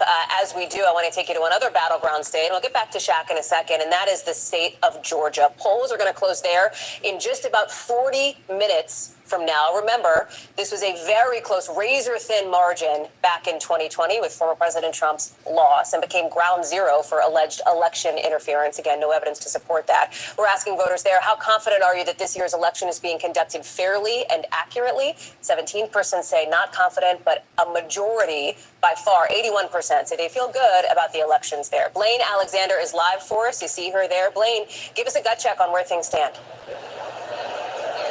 Well, where things stand is right now I'm standing in the Fulton County Elections Hub. You talked about polls closing here in Georgia in about 40 minutes. Once that happens, the activity here is going to start to pick up. Let me show you a little bit of what's happening over my shoulder. Right back there, those machines, that's where we are going to see the tabulations for the votes as they come in here to Fulton County, Georgia's most populous county. Of course, Hallie, you know it very well. We've talked about it plenty of times. It was kind of ground zero for all of those mini claims during 2020. I think what's interesting, Hallie, about this location, this building didn't exist back in 2020. This is something that was built new since the election last time. It's kind of a way to get all of the operations here under one roof, a way to streamline this process here in Fulton County. It's also a place that allows members of the public to come in and observe this process. We've already seen some people who are coming in to watch this tabulation from both parties, Republicans and Democrats, kind of here amongst the general population with us members of the media. So that's what's happening here. Now, just for a big picture of what's kind of happening around the state, you know about those record early voting numbers. More than 4 million people cast a ballot. That led to very short lines today. In fact, I've got to say that between me and my amazing producer, Charlie Guile, we went around to about 15 or so different polling locations throughout a couple of counties. Every single place we saw almost no line. I talked to some people. They told me most of them said that their wait was as short as about 5 minutes or so. Some people in the 15-minute range earlier in the morning. But that really kind of gives you a sense that early voting and those absentee ballots, those are the results that are going to have to be tabulated starting around 8 o'clock, because that's an hour after polls close. That's state law. So because the bulk of those votes were cast early, that's where we're going to start to see a lot of those results come in relatively quickly, Alex. As you're talking with voters who have been in line, Blaine, as you've been out there living and working in Georgia, of course, over the course, and not just today, but over the course of the last couple of weeks, what stands out to you?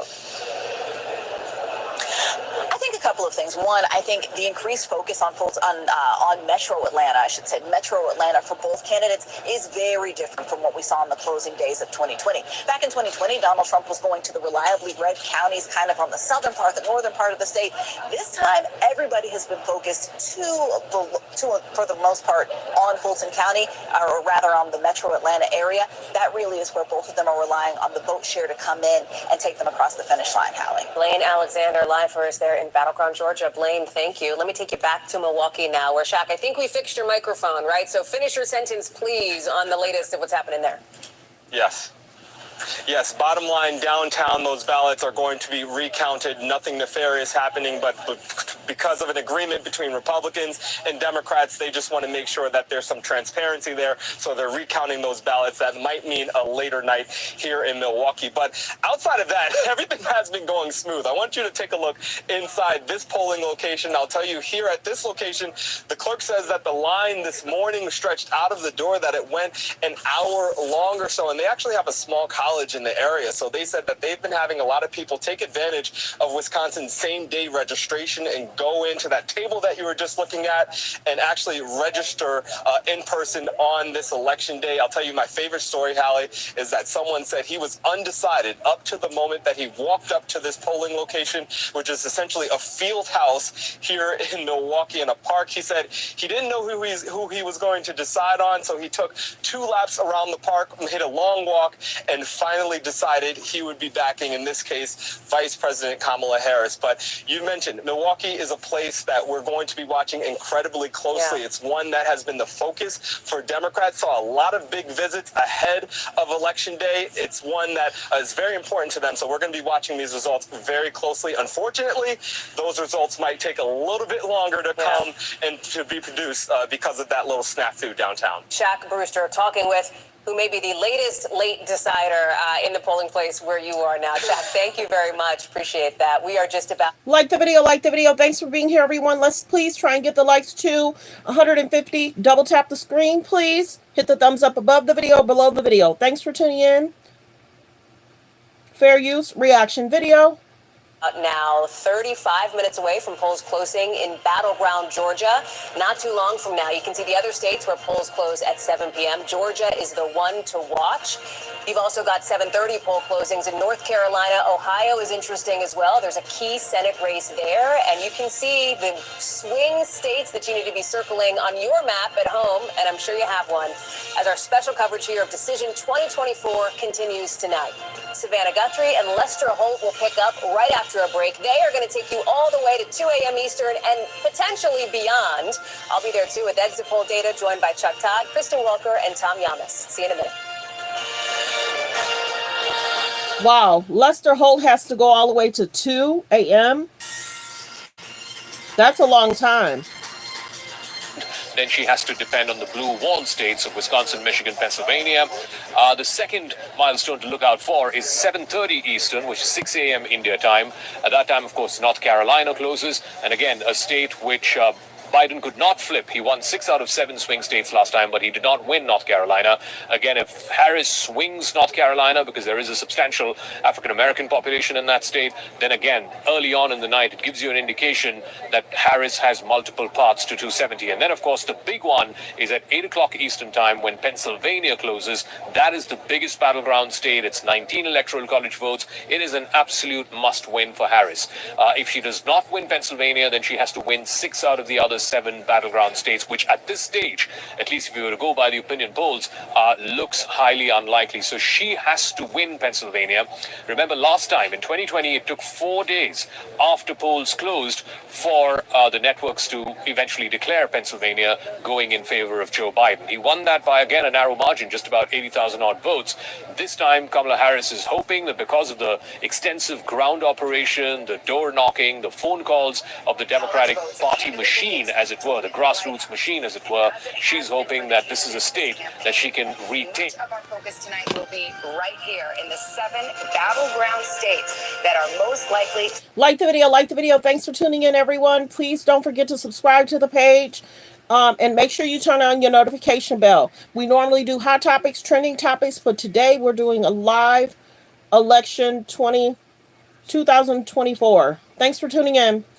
To decide this election. Our correspondents are spread out across all of them and at campaign headquarters, but we're going to begin right here in the studio as we stand by for the vote count. We're hearing directly from voters in a new round of exit polls, and Tom Yamas has the latest on that. Tom, good evening. Lester and Savannah, great to be with you tonight. So we asked voters as they voted, right after they left, who they wanted to vote for and how they voted. This is called the exit polls. There's about 600 of them across the country in the 7 battleground states, plus Texas, Florida, and Ohio. So here is our preliminary data. And again, this could change. We want to tell you that. So when we asked voters the most important issue, 34%, the top issue was state of democracy. Right under that, the economy at 31%, abortion, 14%, immigration, 11%. Remember, that's how former President Trump decided to close out his campaign, and 4% for policy. As we move on here, we ask, who do you trust more to handle the economy? 47% for the vice president, 51% for Trump. Remember, the former president ran on that as well, trying to close on that. We also asked, who do you trust more to handle abortion? Vice President Harris chose to close out her campaign on this message as well. 51% for the vice president, 44% for Trump. Savannah? Well, these are early exit polls, and we should mention that we don't have full information and people are still voting. But let's go back to this most important issue. I think some eyebrows were raised when state of democracy becomes the top issue. Some people think, oh, does that favor the Democrats? Is that January 6th, that kind of thing? It means different things to different people. Yeah, and we're going to be completely transparent tonight. It was surprising to us as well, because you think maybe the top issue would have been the economy, abortion, or immigration. State of democracy. But we have to understand here, we can't dig too deep into the data just yet because people are still voting. We'll have more that we can break down in the hours ahead. But state of democracy, essentially, that was the question. So who doesn't like democracy? All Americans like democracy. So whether you love Trump or you love Vice President Kamala Harris, that might be your top issue. It doesn't tell us a whole lot, but what it does tell us is that the electorate is motivated, and they came out to vote today. Yeah, it may mean what's the state of the country and how important do you think this election is? And many, many people feel there are very high stakes, Lester. Let's get right to it. Peter Alexander at the Harris headquarters in Washington, D.C., campaign officials telling him they're feeling confident about the young voter turnout so far. What are you hearing, Peter? Yeah, that's exactly right. As we wait for Kamala Harris to arrive here a little bit later this evening, this is her alma mater at Howard University. The early indications, at least in the eyes of the Harris campaign, are good ones, specifically as it relates to the turnout among young voters. They're pointing to that. Take, for example, they say what's happening in Pennsylvania is a good indication of heavy turnout in their favor, particularly at schools like Lafayette and Lehigh. At the campus of Lehigh University, they note at times today the line was up to 7 hours long. The campaign saying it's sending additional support. That support coming in the form of some celebrity assistance. Some of the stars of the Avengers film series, Don Cheadle, Paul Rudd, Mark Ruffalo, campaign sources tell me will be arriving there to help keep those individuals energized, to keep them in line. We're also told that state election officials are sending additional polling stations there so they can try to get through those lines a little bit more quickly. One thing they feel good about. Another thing that they're feeling particularly good about tonight are the favorability numbers right now, Savannah and Lester. The numbers, according to early exit polls, show that Kamala Harris is at 48% in terms of favorability. Compare that to 44% for former President Trump. But notably, Joe Biden, the current president, is at 41%. That means that Kamala Harris is outperforming the man along whom she ran in 2020, with whom she served for the last 4 years. There had been some real concerns that that could have been an albatross for her, given so many Americans had indicated they thought the country was going in the wrong direction. Things we'll be watching over the course of this evening. All right, Peter Alexander, thank you. And Garrett Haake is at Trump headquarters in West Palm Beach, Florida. Garrett, the former president has been posting on social media today, already talking about widespread cheating. What is he saying? That's right, Lester. And his posts running contrary to the campaign's spin, their official statements at the moment right now. Listen, they came here tonight expecting to throw a party. I'm on the floor of the Palm Beach Convention Center, an absolutely massive ballroom that they have booked out. Since they have music, we have to go to this one. Like the video, like the video. Like the video. Thanks for tuning in, everyone.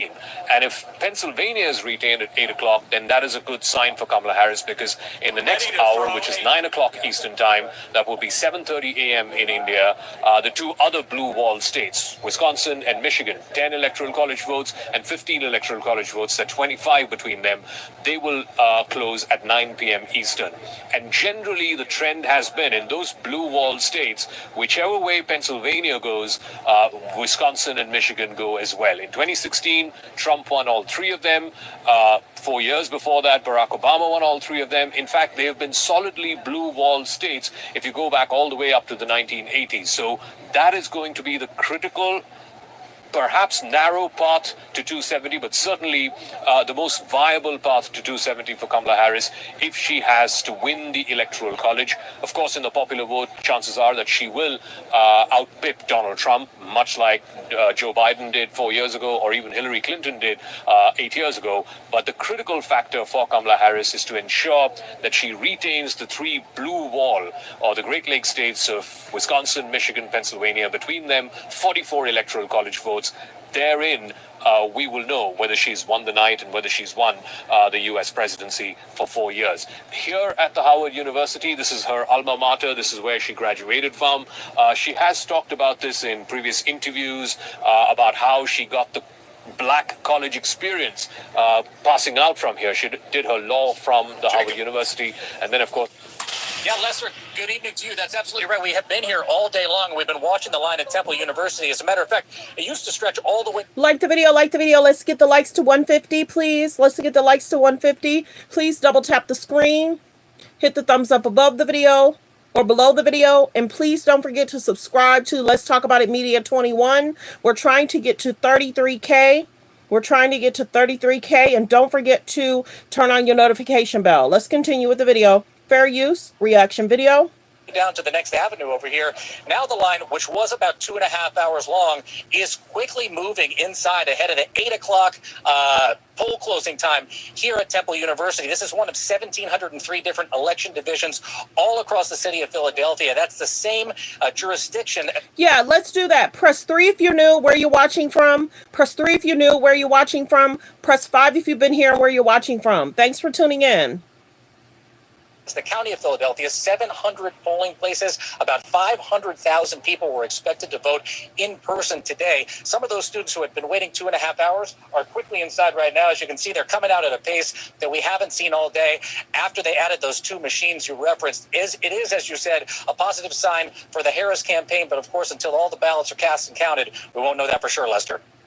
All right, Jacob, thanks. All right, well, we're right over here at the big board, 270. We mentioned it is the magic number tonight. That is what it will take to win the White House. Each campaign says they have multiple paths to get to that magic number. So let's get back to Tom Llamas at the big board, because this is the big picture. Yeah. Here's the map, the gray areas are the battleground states, and there are various ways.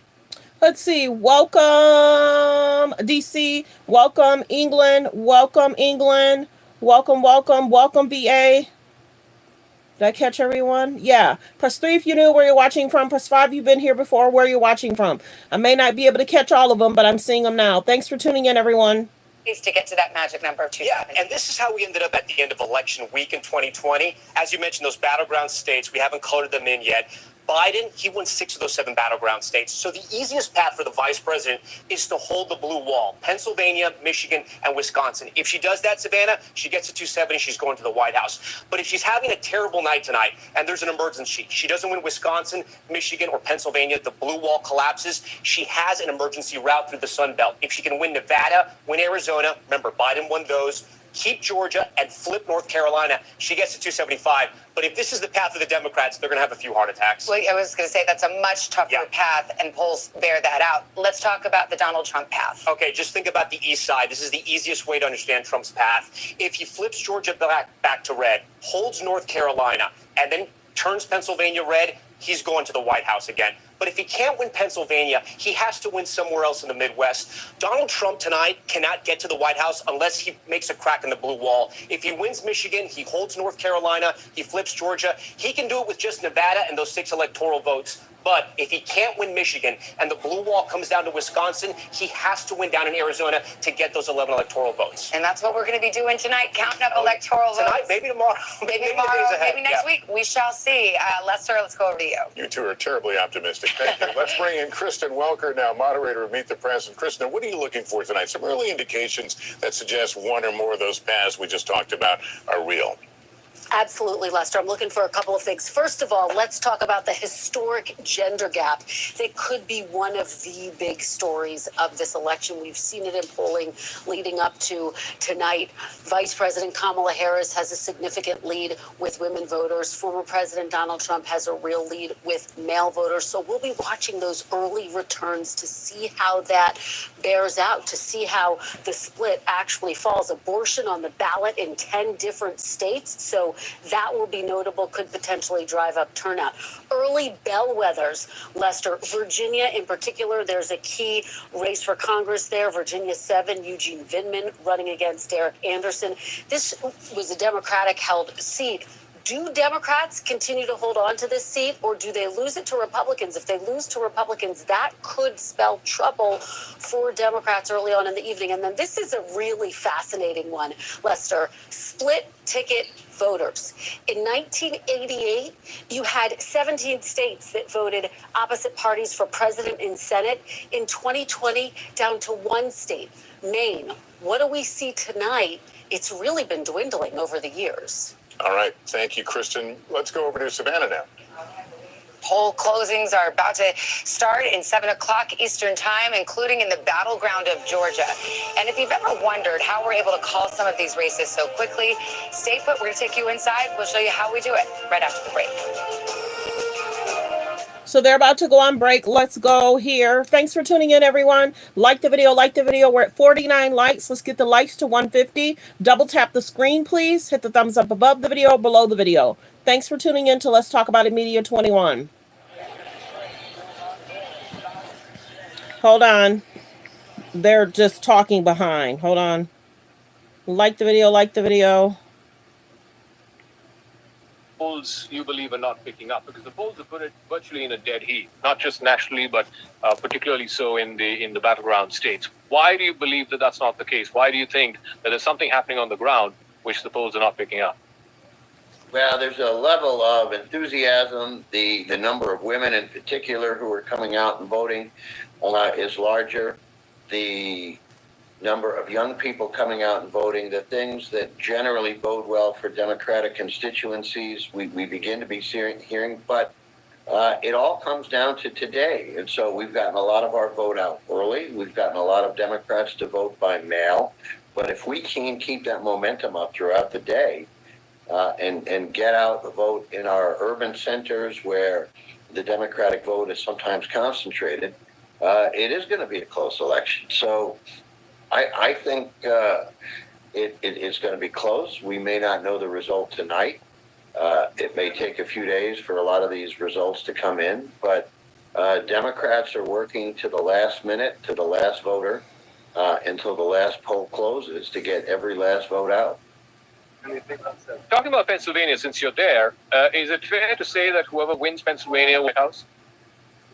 Necessarily, but whoever wins Pennsylvania is going to have a lot of easier time. It's 19 electoral votes, the largest number of electoral votes of the swing states.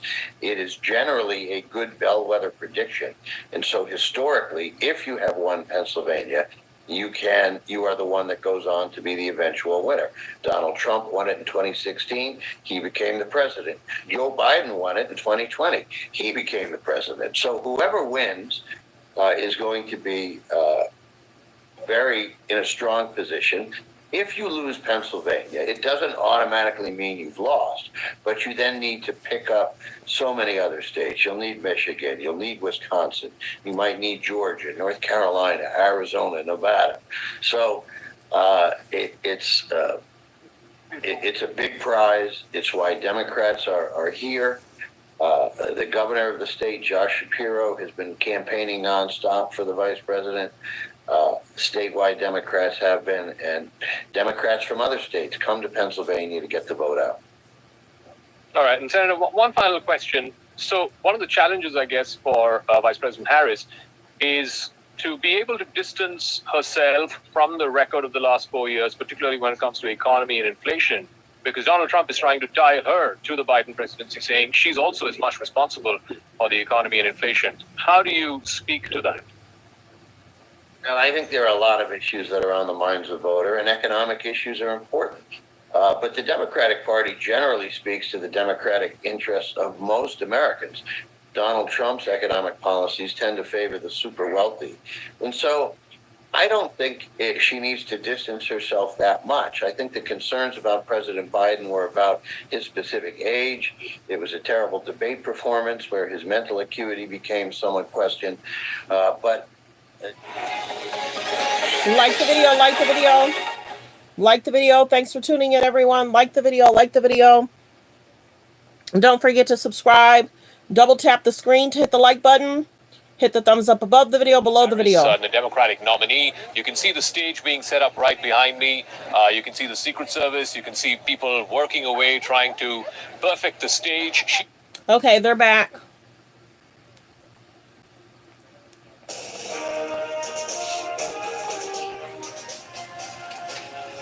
Welcome back to NBC News election night coverage. Vote tabulation centers across the country hard at work right now. You can see their election workers coast to coast counting ballots as they roll in on this historic night. One place that's speeding up its vote count system is Battleground, Michigan, with 15 electoral votes up for grabs. Jesse Kirsch is in Detroit, where people are still registering to vote. Jesse. That's right, Lester. Our colleague Julia Jester tells us in downtown Detroit. He's got music playing in the background. Let's He's continue. going to be here. A little past 11 p.m. is what we are being told. Of course, depending on the result, if she wins, and if we know the results by tonight, we are hoping that she will come here for her victory speech. She will be joined by her running mate, Tim Walz, who, of course, will be joining her after a campaign rally earlier in the day. So the update that we have for you right now, in less than 1 hour, polls will be closing at 6 o'clock Eastern time. It's a little past 5 o'clock Eastern time here. What you need to keep an eye out for, and if you're watching this in India and around the world, 7 p.m. Eastern, which is 5:30 in the morning, Wednesday morning in India, that's when the first big state of Georgia will close. That's 16 electoral college votes. Biden had won it by a narrow 12,000 votes in 2020. If Kamala Harris manages to win Georgia, then that opens up multiple paths for her to win 270, to win the White House. But if Georgia stays red, as it has always been, except in 2020, then Donald Trump is on firmer footing. Then at 7:30, which is at 6 a.m. India time, North Carolina, which is another big state, again, 16 electoral college votes.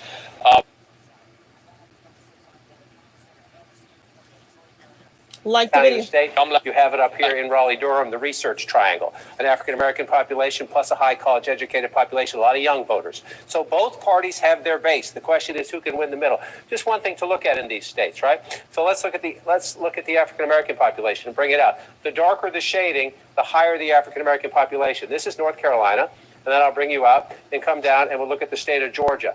The Democrats have a built-in base here if Kamala Harris can get high turnout and keep the loyalty of African-American voters. African-American turnout critical in these two states. Here's a different way to look at it. You can look at it this way. Let's continue with our normal coverage. Thanks for tuning in. NBC will make the first projections of the night. We've got Tom Namas here to pull back the curtain. I think a lot of people wonder, how do they do this and how careful are we? And you're going to give us a sneak peek. Yeah, no, it's a great question, right? Because all through the night, you'll hear us projecting states, sometimes within minutes of polls closing, other times, as Savannah mentioned, days later. So tonight, we wanted to give you an inside look to show you how our team makes those calls. Tonight, election officials across the country on a mission to count millions of ballots. They then report out their tallies, where our decision desk pulls them in and gets to work. John Lipinski runs the decision desk. We have zero tolerance for errors. His job? Project the winner in each race, often before all the votes are counted. Election night 2020. Polls like this one in 2020 came just seconds after the polls closed at 7 p.m. The president will easily carry Indiana. So when viewers tuned in 4 years ago, they saw we called Indiana with only 7% of the vote in. How's that possible? We leveraged exit poll data and actual real vote returns. That exit poll data comes from workers spread out across the country asking in-person and mail-in voters who they voted for. But that real-time vote count is also put through advanced computer models, which are then analyzed by data experts and political scientists at the decision desk. The only thing we care about is getting it right. The main factors: how big is the difference between the two candidates, and How much vote has yet to be counted?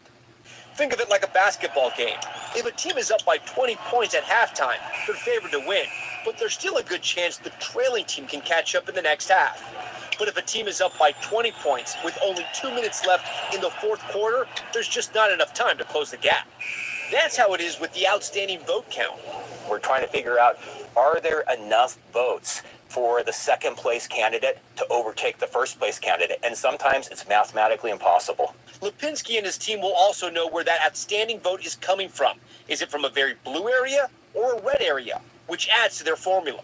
And if a race is really close, that could take days. You really need all of the vote in to be able to make a call, to be able to sort of be absolutely certain of who the winner will be.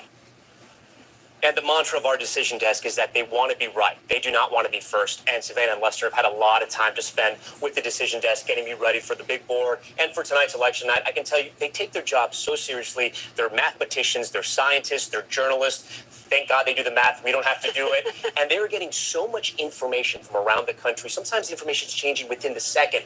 It's incredible. But again, they want to make sure they're right before they get that information. By the way, they're siloed off. They're not even here in New York. They're in Philadelphia. So they are doing their work, and they tell us when they're ready to make a call, not the other way around. We are about to see some of their work in action. We're coming up with the first poll is about to close.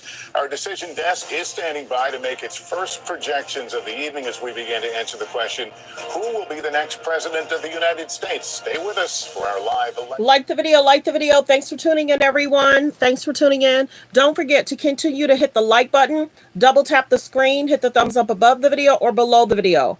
Hit the thumbs up above the video or below the video. And don't forget to subscribe. We're trying to get to 33K. We're trying to get to 33K. Thanks for subscribing if you already have. Press 3 if you're new, where you're watching from. Press 3 if you're new, where you're watching from. Press 5 if you've been here before. And thanks for tuning in and where you're watching from. And bring this out here. Let me do this here for you. Race and ethnicity. This is the state of Georgia.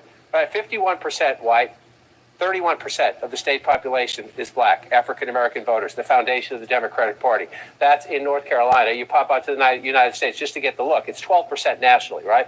And that's what it is in Georgia. And then you come over here to North Carolina and look again, 21% there. So two states that have a significant African-American population. If Kamala Harris can not only win that with a high percentage, but they come up with a really high number. It's not just the percentage. She needs the math in the urban areas as well. So what else do you have in these states? Let's come back out and let's turn this. In both states, again, Donald Trump has a rural base. Democrats have an urban base. This will be decided, that's Virginia, excuse me. This will be decided in the suburbs. And again, Joe Biden, this was the closest. This was Donald Trump's closest win, if you will. 74,000 votes here of his battleground wins. This was the closest one in North Carolina. And of course, we all remember all the controversy about Georgia after the last one. Georgia and Arizona were two of the big surprises. How did it happen? It happened here. The Atlanta suburbs, the changing, especially the farther out suburbs, high African-American turnout in the cities, and then you move out into the suburbs. And again, you just look at this here. Let me take this off and look at just what happened, right? So I like to go to the farther out suburbs. The close-in suburbs, the last few elections have become solidly Democratic. So you move more out. Cobb. When I started doing this, this was ruby red. Right? Joe Biden got 56% of the vote. But look at Donald Trump's number, 42% in Cobb County. Let's go back to 2016. 47% in Cobb County. That's the difference. The margins within the battlegrounds, and the suburbs are those battlegrounds. So come over here to Gwinnett County. Again, when I started doing this, this was a ruby red county. Let's focus on Trump, not Clinton. He gets 45% in 2016. You come to 20, he drops down to 40%. That's the difference in battleground Georgia, because he will run it up in all these rural red areas. The question is... We're back at 6:55 in the East. We are just minutes away from the first poll closings of the night. And that also means we are minutes away from our first calls of the night, including one of the biggest battlegrounds of all. At the top... Like the video, fair use. Reaction video, like the video. Continue to hit the thumbs up, double tap the screen, or hit the thumbs up above the video, below the video. Thanks for tuning in. The first polls close. Our decision desk able to make its first calls of the night. 6 states and 60 delegates up for grabs, including one of the biggest battleground prizes in the South, Georgia. The polls showing a race down to the wire. The state key to former President Trump's strategy for victory. We are going to win the state of Georgia. And if Vice President Harris wins it, The path to the White House runs right through this state. she opens up another path to the 270 electoral college votes needed to take the White House. We are standing by for the first vote count and new exit poll information from this critical battleground as our decision desk gets ready to make the first calls on the road to 270. So let's get to it. Who's ready to count some votes? Blaine Alexander is in Union City, Georgia for us tonight. Polls just about to close in that battleground. Hi, Blaine. What are you seeing? Well, Savannah, really, this is the nerve center for Fulton County elections. This is the elections hub. I can give you a quick look inside right over my shoulder. This is where we're going to see the tabulations. And I spoke with a top county official who tells me how this process will unfold through the night. Basically, what happens when the polls close here in Georgia, about 3 minutes from right now, poll managers are going to take the memory cards and they're going to take the paper ballots. They're then going to drive them to one of 7 check-in centers that spread throughout the county. And then all of that information, all of those things are going to come right here. It's going to be an interesting thing. We're going to see each one of those precinct managers walk in escorted by a law enforcement officer to bring those memory cards and the paper ballots, and that's when the tabulation process will begin. Now, of course, the big question is how long is it going to take? Well, we know that Georgia law now requires them to start being uploaded, the early voting ballots and the absentee ballots to be uploaded within an hour of polls closing. So around 8 o'clock, we're going to start to see those results. They'll be shown on a big screen that's not too far away from where I'm standing. And certainly all of this is going to start to come alive once the polls close in about 2 minutes, Savannah. All right, Blaine, thank you very much. Now to our panel. Hallie Jackson is our senior Washington correspondent. Kristen Welker is host and moderator of Meet the Press. Hallie, let me start with you. We're about to get our first characterization. Finally. What are you thinking? Listen, Georgia is going to be a critical state here. This is a place that had a very, very close razor-thin margin back in 2020. So what happens in Georgia is going to matter. A couple of things that I'm watching as I'm digging into those exit polls, which we'll get to after the polls close. Independents, who's doing well there? Non-white voters, Black and Latino voters, especially when you're looking at places like Metro Atlanta. We're always looking at young voters, and we are always looking at the gender gap, of course. We know that is one of the dominant stories of the night. Yeah, exactly. And so we'll see if it be. continues to be. I think a real tell for that is going to be after 8 o'clock when polls close and we can start to report out more. Georgia was one of those traditionally red states that Democrats had thought about and dreamed about for many years, and not until 2020 did they finally get it. It was the swingiest state of the 2020 election. Trump won it by 200,000, I think, in 2016, and then Biden barely eked by. So what do you expect tonight? Well, I think there has been so much focus on African-American voters and Black men in particular. I think about former President Barack Obama, who was out on the campaign trail with that very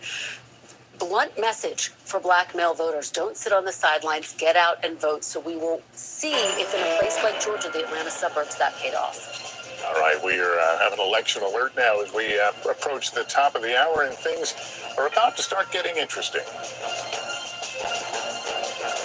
So we have about a good hour, and then more information will come out. They're saying we have about a good hour, and then more and more information is going to come out.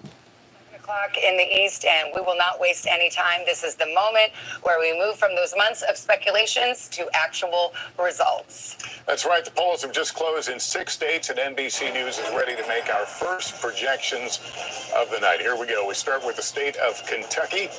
NBC News projects that Donald Trump will win in Kentucky tonight. Let's move to Vermont. NBC News projects that Vermont will go in the Kamala Harris column this evening. This is where it brings us on the road to 270 right now. The early start, Donald Trump out in front with 8 electoral votes, 3 for Harris. A long way to go to get that 270, but that's where we are right now. Well, polls closed in a handful of states, and these are the ones we haven't called yet: Indiana, South Carolina, Virginia, and that all-important state of Georgia. And here's how we're projecting it right now. Too early to call. It may come tonight, but it's not coming this exact moment. So we will continue to watch. We don't have any results yet to show you, out of Georgia. It is simply too early to call, but Georgia is one of the faster states to count. So as I go over to Tom Yamas and starting to pull up the big board there and looking into some of the states that we're looking at. See, you've got Kentucky up on your map. Why is that? This is the earliest data we're having so far. We have called Kentucky for former President Trump so far. I'm just trying to get a lay of the land to see, how is it looking compared to 2020. Again, a lot of that vote is still out, but we were able to make the projection as we explained to you. I also want to talk about Indiana because we're getting some vote data here. Still too early to call. Remember, only 14% of that vote is in right now. We also have this great feature on our board where we can show you where the remaining vote is. So obviously, the bigger the bubble is around those counties, that's how many votes are still outstanding. So here in the Indianapolis region, still a ton of votes waiting there. This is a state that Republicans have really done very, very well in elections past. If you go back here, Trump in 2020 won by about 16 points. Before that, it was even higher against Hillary Clinton. This is a state that Republicans are going to be safely in the win column, most likely. One of the places we can start to get data from is Hamilton County with 60% of the vote in. This is not a great sign for Trump right now, but again, I want to be very clear. It's only 60% of the vote in, and this is what I'm talking about. 52% is what he won in 2020. She's on top right now with about 50% of the vote. There's about 1,300 vote difference right now. Again, still very early, but this is the first data we're getting tonight, so we're kind of parsing what we can so far. There are big areas like South Bend, Pete Buttigieg, who is the mayor there, obviously, where Notre Dame is as well, and the big city of Indianapolis, Evansville, there's a university down there. If we look at the map in 2020, these are mostly rural counties, red counties where Trump can really run up the vote. But again, in some of these smaller counties, he wants to be 60, 70% to make sure he can overcome what he's going to get in Indianapolis. But still very early tonight, Savannah. We're going to get a lot of data as it's coming in, hot and heavy throughout the night. But right now, still very, very early. This is when we get the tea leaves out. This is the tea leaves portion of the night. And, you have a red state. You know that Indiana's that Trump will prevail most likely. Same thing with Kentucky. But sometimes we can look into those counties and particularly the suburbs, because that is where we're starting to see a trend. Did I read your mind? Oh, Savannah, we're mind melding because I'm looking at Hamilton County and I'm going, okay, people at home are probably going, wait a second, Hamilton County, was I supposed to know about that one? Was that one of the big ones? Here's why it's so interesting. It's because of the tea leaves, Savannah, and because of the trend lines as well, right? This is a county where Republican margins have been shrinking over time. Democrats have been making inroads. It is a suburban county. It is something similar that we see in places like Georgia, right? In some of these places in Pennsylvania and elsewhere. And that is what's so interesting about Hamilton. Let's not over-index on it. It's early, so that's why we're interested in it, because it's at least some data that's coming into us. But that's part of the story here. You can see the importance of some of these places by how many times the candidates have visited. Donald Trump, 8 trips to Georgia, 7 for Kamala Harris. I mean, we cover it every night, them in this state and that state, but when you see it laid out, it's quite amazing. It really is. And when you think about the state of Georgia, we'll be looking at those Atlanta suburbs. What types of margins do we see there? That's how President Biden wound up eking out a victory. And then the exurbs. That's where Donald Trump does well. Forsyth, Cherokee. Can he run up the margins there? If he's going to win the state of Georgia, he'll do it in those territories. Let's take it a step out, because these are themes that will run throughout the night. Kamala Harris has to get the turnout up in the cities. She has to get her margins even higher in the suburbs, and why she has to make up for the rural vote that is expected for Donald Trump. And he has been very good in past elections at finding these voters who aren't traditional voters who come and vote for the first time. Absolutely. That's where the ground game is so significant. And tonight will be, to some extent, a test not only of their campaigns, but of the ground games. Was the Trump campaign able to get out some of those voters who don't typically go out and vote? One note about Pennsylvania, one of the biggest states we're going to be watching throughout the course of the night. Joe Biden won it, not just by running up the margin in the Philadelphia county, but in the suburbs of Philadelphia, those collar counties that make all the difference. Hallie and I are both in Pennsylvania. That's our Bucks County in the House, folks. Yeah, what do the exit polls tell you? Okay, so let me disengage myself from the chair here, because we can start to get into some of the vote breaks here in Georgia. And here's what's really interesting. We've talked about people who identify as independents. This is a category, right, of voter that Vice President Harris really extended an olive branch to. She wanted to win them over. But look at this. Based on our exit poll data, it is Donald Trump winning independents, nearly a double-digit margin over Vice President Harris in the state of Georgia. Here's your grain of salt caveat. These are early numbers. They may shift a little bit throughout the night, but this is really interesting here. And if you're wondering, well, how does this compare to 2020? Let me pull that up here, because he is overperforming. Donald Trump is overperforming his numbers with independent voters in Georgia this cycle than he did last cycle by a significant margin, by about 10 points as well. The other piece of this, too, let's look at the gender gap in Georgia. The gender gap, it exists here, folks. We are seeing, and we'll pull up this board in a second here, Kamala Harris winning with women, Donald Trump winning with men. And I'll tell you, as I walk back over to the table here, that is something else we'll be watching here throughout the night. She's got to do really well with women. He wants to do really well with men. And in my conversations with campaign sources just in the last couple of hours, they're looking at that as well. We've called this election perhaps the battle of the sexes election, so we'll see how that plays out. I think we've got a winner to announce, key projection in the state of Indiana. And no surprise here, Donald Trump will win that state again. Here's the data that's just coming in. See if we can get some numbers. And you now know, because we've taken you inside the decision desk, how is it that we can project this with just 15% of the vote counted? It is because we are confident that the margin is sufficient to make that call. So let's go to the 270 map. We're going to see this a lot, and we start to fill in some of the gray. Indiana, red for Donald Trump. Let me go right over to Tom Yamas, who's actually looking at Florida. So Florida had a poll close, or is it about to poll close? Yeah, it closed. We have some voting data. Okay. And we have in Osceola County. I wanted to show this, why this is important. So here in Florida, we have the I-4 corridor, right? And this is kind of the central part of the state. It cuts right through here. When you think about Florida, you can think about it in three parts. The Panhandle, it's very red. That's Trump country in a lot of those counties. South Florida, usually reliably Democratic, but Republicans have made some inroads. And it's this I-4 corridor that is really the swing region. It's also the area where you find a large number of Puerto Rican voters as well. So when we come into Osceola, I wanted to highlight this because we have 71% of the vote in. This is usually a reliably blue county for Democrats. Again, not all of the vote is in. It is still early, but you can see Harris is underperforming in what is historically a blue county for Democrats. 56 for Joe Biden in 2020, 51 for Harris right now with 71% of the vote in. Again, it's still very early. So how is Trump doing? Well, in a county that he usually does very well in, Volusia County on the East Coast here, 56% in 2020 with 70% of the vote in. He's now at 59%. So he's overperforming. Again, still a lot of vote out.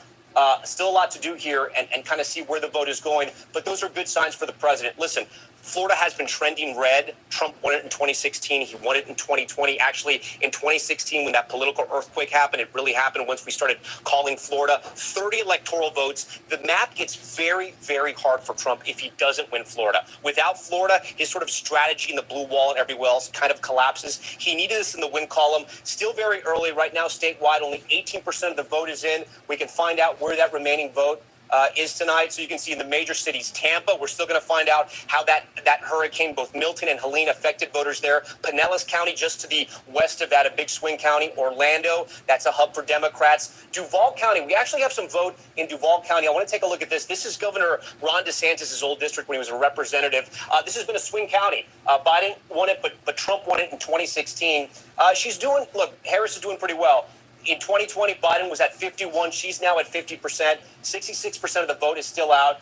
This is a county that Republicans had hoped to flip. We're going to have to wait and see. But again, that vote's trickling in, but we can start to kind of read those tea leaves, Savannah and Lester, and kind of see where the vote's going. Again, still very early, but this has to be a win for Trump. If not, it's going to be a very long night for Republicans. And a rapid pace there as well in the county. We're seeing that in some places tonight. We anticipate, of course, as Tom's just saying, that Florida is a good state for Donald Trump. It is also the first test of Trump's strength. So that is why all of those areas that Tom is just laying out, these are, again, very early data so far, but significant nonetheless, because it will help us once we get in more understand how strong he's. Fun fact alert for those who remember the hanging chads of 2000. Florida, in the wake of that debacle, has some of the fastest vote counting in the country. So I tell you, you will not be waiting for Florida for very long tonight. They really get that vote counted very, very quickly. They have the modern machines. They're allowed to pre-process the ballots. So we won't have to wait too long for that. At this point, are we seeing anything unexpected, though? So far, I do think the independent numbers are going to be really interesting to watch throughout the course of the night, especially in what we saw in those early national exit polls that a lot of people were identifying not as Republican, not as Democrat, but as independent. So that's a storyline to watch. I'll tell you another trend as we're talking about Florida. Osceola County has a large Puerto Rican population, the biggest of any county, I believe, in Florida. And this is something that I've heard in my conversations with Democratic campaign officials and those close to the campaign, that they feel like that is a part of the Latino population that they can really try to move the needle with here after those controversial comments from that opener for former President Trump? Well, actually, let's go over to Tom on that. I should say the polls close at 8 o'clock in Florida, but you do get some information for 7 o'clock poll close timings. I think that's part of the confusion here. But talking about this Osceola County, it's a third Puerto Rican. Right, yeah. Right. So it's interesting because you have the Latinos down in Miami-Dade. I know, go ahead and give your shout out. Miami-Dade is the greatest. Just the greatest county, greatest Yes, people. yes. I mean, I could keep going. But obviously, this is, Latinos come from different backgrounds and have different voting patterns here. Yeah, it is not monolithic, just like really every minority group. It is not monolithic. The Puerto Ricans have tended to vote more Democratic. Cuban Americans, Venezuelan Americans have trended lately more towards the Republican side. But I do want to remind you, too, during the Obama years, Obama was able to pull back some of that Cuban American vote. It has changed in recent years. We're getting more data. As you mentioned, Florida's very fast in putting their data out. So we were talking about Osceola again, their big Puerto Rican population. The same with Orange. This is Orlando. This is a big Democratic stronghold here. Again, 60% in. Look, I don't want to draw too many inferences from this, but you have Biden at 61. Harris is at 58. You could say she's sort of underperforming, but I also want to say it's only 60%. And a bigger number that's coming in that I think is more important, guys, I want to talk about right now is Broward County. This is just north of Miami-Dade. Think about Fort Lauderdale, think about Sunrise, all those areas and those big cities that have been growing over the years, especially post-pandemic. This needs to be a place where Democrats really drive up the vote, right? Hillary Clinton won big here, 66%. Biden did the same at 64. Tonight, Harris is at 60. Again, I always point to this number. All the votes not in. But if you were to call it right now, she is slightly underperforming. We'll wait for that other vote to come in. Guys, All right, over to you. Tom, thanks very much. We are just minutes away from polls closing in Ohio and battleground North Carolina. We're standing by to make some new calls in the race for the White House. Stay with us.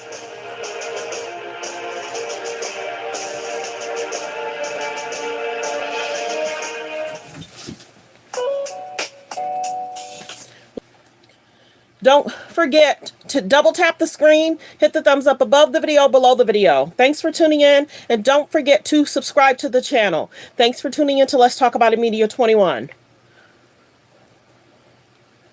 Kamala Harris manages to win Georgia, then that opens up multiple paths for her to win 270, to win the White House. But if Georgia stays red, as it has always been, except in 2020, then Donald Trump is on firmer footing. Then at 7:30, which is at 6 a.m. India time, North Carolina, which is another big state, again, 16 electoral college votes,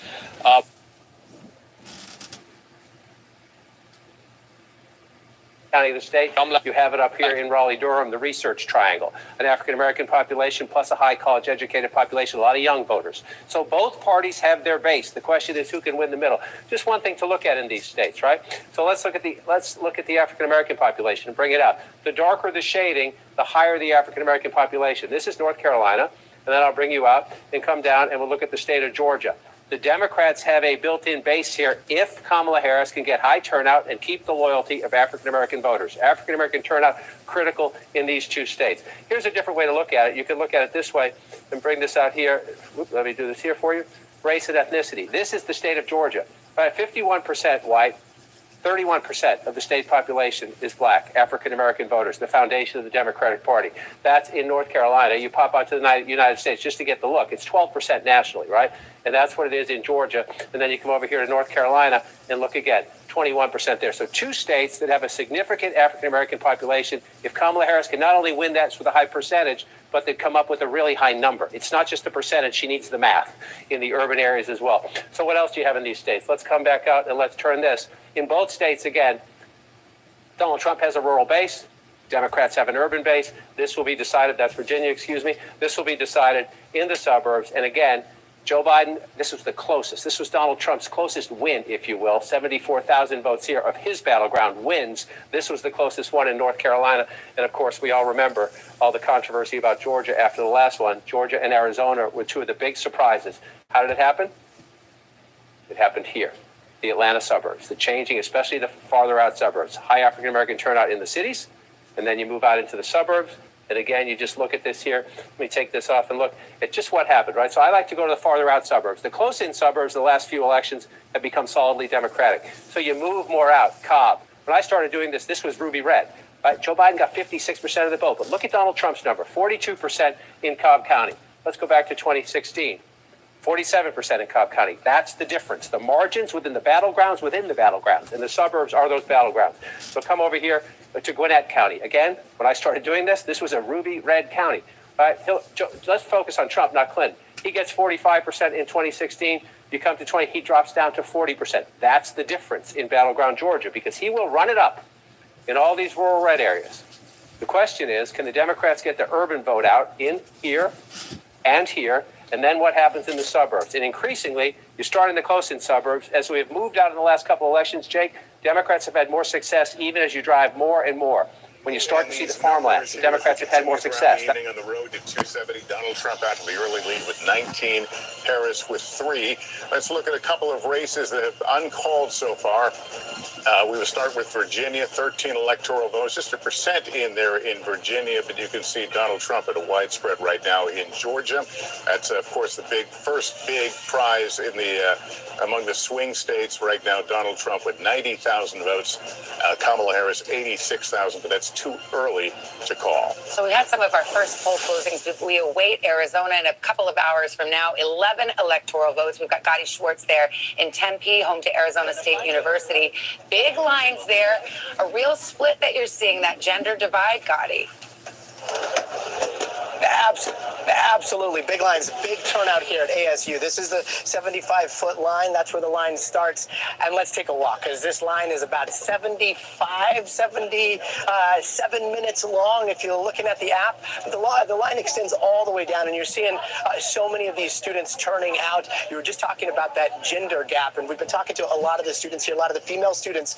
They say that they've been driven to the polls by the issue of abortion and the issue of how they think Donald Trump treats women.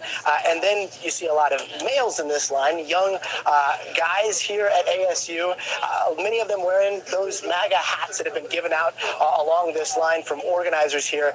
And they have been telling us that the reason why they are turning out is because of the economy, because of masculine identity. And they've also said, interestingly enough, people have been talking about the podcast wars here in this line, and Joe Rogan, that Joe Rogan podcast, the appearance. We were talking to a couple of guys just a little while ago. They said that they were open to the possibility of voting for Kamala Harris, but when the decision was made not to sit down with Joe Rogan, that influenced their vote. So it wasn't necessarily economy for them, but it was the idea that that Harris was not going to sit down, not going to show what they said was her true personality, and so that's why they decided to vote for Trump. Savannah? All right, Gotti, thank you. Both candidates have been courting Latino voters, a huge voting bloc, more than 36 million in the U.S. We have Hallie Jackson here, who's been looking at the exit polls and can drill down on that a little bit. And the reason we're talking about Georgia here is because that is a state where the polls have closed, so we can report out some of this exit poll data. Again, 600 polling places all across the country. It's early vote, it's mail-in vote, it's in-person day of, but it is early, right? So these numbers could shift a bit. But what we're seeing in Georgia on the Latino vote is interesting. It is Kamala Harris who is winning the Latino vote, 56% to Donald Trump at 42%. But interestingly, if you look at the comparisons, former President Trump is doing slightly better with Latinos in Georgia than he did in 2020. He is slightly overperforming with that demographic group. And Jose, you know, and Savannah and Lester and Kristen, this is something the Trump campaign talks a lot about. They think that Donald Trump is going to do better than he did in 2020 with these demographic groups, including Black and Latino voters. Well, let us bring Jose Diaz-Balart, our colleague, into this conversation because, you know, this effort to try to win over more Latino voters on behalf of the Trump campaign, it's never been about can we win the Latino vote. It's can we cut into her margins enough to make a difference, and are we beginning to see perhaps that strategy pay off? So, I think the course set for the future of America tonight will have been chartered by Latino America. And we're not talking just about places like Nevada and Arizona, where 25% of the population, the eligible population to vote is Latino, but we're talking about Georgia, for example, 400,000 eligible voters are Latinos. We're talking about Pennsylvania, more than 500,000 eligible voters are Latino. And then, you know, Tom was just talking about Florida, 3.3 million Latinos are eligible to vote there. I think that it's a situation where it's the... Continue to hit the like button. Please double tap the screen, hit the thumbs up above the video or below the video. Continue to support the channel. Please subscribe. We're trying to get to 33K. Thanks for tuning in to Let's Talk About It Media 21. Fair use reaction video. Latino population, but 36 million strong, is participating, maybe in historic numbers tonight, in the American democratic experiment, our American democratic And what's experiment. driving that? I think what's driving that is that there is no Latino vote. There are Latino voters, each with their own individual American dream, with vicissitudes and barriers into what they see as the best future for their children and for themselves. And so I think that what we're going to see in Pennsylvania tonight will have a direct impact on what Latinos come out to say tonight. And in Arizona and Nevada, yes, but also in Georgia and in North Carolina. Yeah, it's early on, but we're starting to see this flesh out a little bit. Jose, stand by with us. We're moments away now from another round of poll closing. Some big states at stake, including that former battleground, Ohio, and one of the newest battlegrounds, North Carolina. We are moments away from the polls closing in 3 more states, including battleground North Carolina. President Trump has won this state twice. We're going to win North Carolina. We're going to defeat Kamala Harris. But this year, North Carolina, we will win. Kamala Harris is making a serious run for its 16 electoral college votes. North Carolina, it all comes down to this. Plus 2 major wild cards. Hurricane Helene decimating the western part of the state. And the Trump-supported candidate for governor. Now to the scandal that's rocked the governor's race in North Carolina and could have national implications. A possible drag on the Republican ticket. We are standing by for the first vote count and new exit poll information for the Tar Heel state as our decision desk gets ready to make new calls on the road to 270. So that sets us up for nicely. Sam Brock, hard hit Asheville, North Carolina. This was a part of Western Carolina that were really hurt by Hurricane Helene. And you're in Asheville now. What are you seeing there?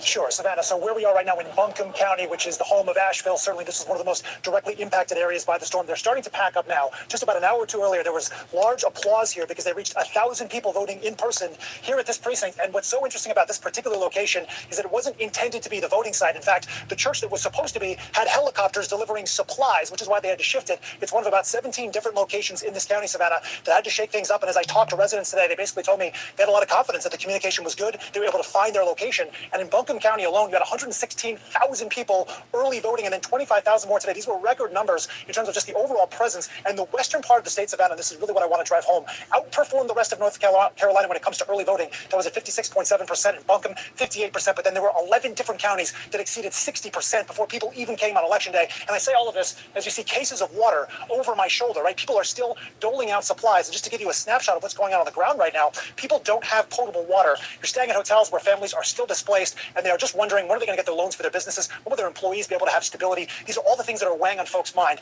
as they're still voting. Now, we talked about North Carolina as a wild card, as it projects strength in terms of some of the turnout here in the rural communities. You also have a scenario where women, 52% versus 41% for men. There was a big gap so far in early voting of women who are voting. And the conversations I'm having, many of them tell me that they do think abortion is front and center for them. We'll see how that plays out here in the hours to come.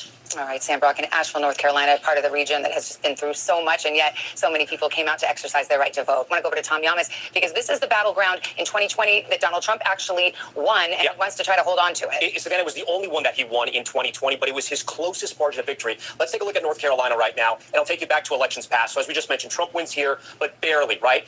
He won it in 2016. He had a higher margin there. We go back to Romney. I want to go all the way back to Obama's first race. Obama won North Carolina, right? But since then, Republicans have been able to flip the state, but their margins have come down just slightly. I spoke with Governor Roy Cooper, the governor of North Carolina, who told me this is going to be their year. So how do they turn the vote out, and how do they flip North Carolina from red to blue? The 3 places they have to do it, the first one is Charlotte, Mecklenburg County. This is a majority-minority county, right? Jose was talking about the Latino voters. You have about 16% in Mecklenburg County, about 30% black voters there. They have to drive out those voters. The second place, this is the population center here, which is known as the Research Triangle. The capital, Raleigh, you have schools like NC State in Raleigh. Just next door in Durham, you have Duke. And then right next door to that in Orange County, you have UNC Chapel Hill. And finally, the Triad. A lot of people, if you don't know North Carolina very well, this is sort of the forgotten metro area. You have places like Greensboro and High Point, Winston-Salem, along with those historically black universities. These are the areas, guys, where they have to run up the vote. How does Trump win? Well, look at the state. You see how red it is. And here's the issue. It's one of the most rural battleground states. So Trump has to run up that rural vote. And then you were just talking to Sam Brock about the issue of hurricanes. Those are the hurricane counties right there. A lot of them are Trump country, with the exception of Asheville, Buncombe, where you have Appalachian State over here, where Boone is. Those are Trump countries. Hopefully those people are going to go out and vote for him. That's what they need. Back to you guys over there. All right, Tom, then the Democrats have put on quite the ground game there in North Carolina to try and flip that state in their direction, which would make their path considerably easier. Like the video, like the video. More information is definitely going to come in at 8 o'clock. So we have about a good 35 minutes, and more information is going to come in at 8 o'clock. Continue to hit the like button. Thanks for tuning in to Let's Talk About It Media That she has to 21. win 6 out of the others. Fair use, fair use. Thanks for tuning in. Like the video, like the video. Thanks for being here, everyone. I hope everyone is enjoying the show. Thanks for being here. Thanks for being here. 7 battleground states, which at this stage, at least if you were to go by the opinion polls, looks highly unlikely. So she has to win Pennsylvania. Remember last time in 2020, it took 4 days after polls closed for the networks to eventually declare Pennsylvania going in favor of Joe Biden. He won that by, again, a narrow margin, just about 80,000 odd votes. This time, Kamala Harris is hoping that because of the extensive ground operation, the door knocking, the phone calls of the Democratic Party machine, as it were, the grassroots machine, as it were, she's hoping that this is a state that she can retain. And if Pennsylvania is retained at 8 o'clock, then that is a good sign for Kamala Harris, because in the next hour, which is 9 o'clock Eastern time, that will be 7:30 a.m. in India, the 2 other blue wall states, Wisconsin and Michigan, 10 electoral college votes and 15 electoral college votes, that 25 between them, they will close at 9 p.m. Eastern. And generally, the trend has been in those blue wall states, whichever way Pennsylvania goes, Wisconsin and Michigan go as well. In 2016, Trump won all 3 of them. 4 years before that, Barack Obama won all 3 of them. In fact, they have been solidly blue wall states if you go back all the way up to the 1980s. So that is going to be the critical, perhaps narrow path to 270, but certainly the most viable path to 270 for Kamala Harris if she has to win the Electoral College. Of course, in the popular vote, chances are that she will outpip Donald Trump, much like Joe Biden did 4 years ago, or even Hillary Clinton did 8 years ago. But the critical factor for Kamala Harris is to ensure that she retains the 3 blue wall, or the Great Lakes states of Wisconsin, Michigan, Pennsylvania. Between them, 44 Electoral College votes. Therein, we will know whether she's won the night and whether she's won the U.S. presidency for 4 years. Here at the Howard University, this is her alma mater. This is where she graduated from.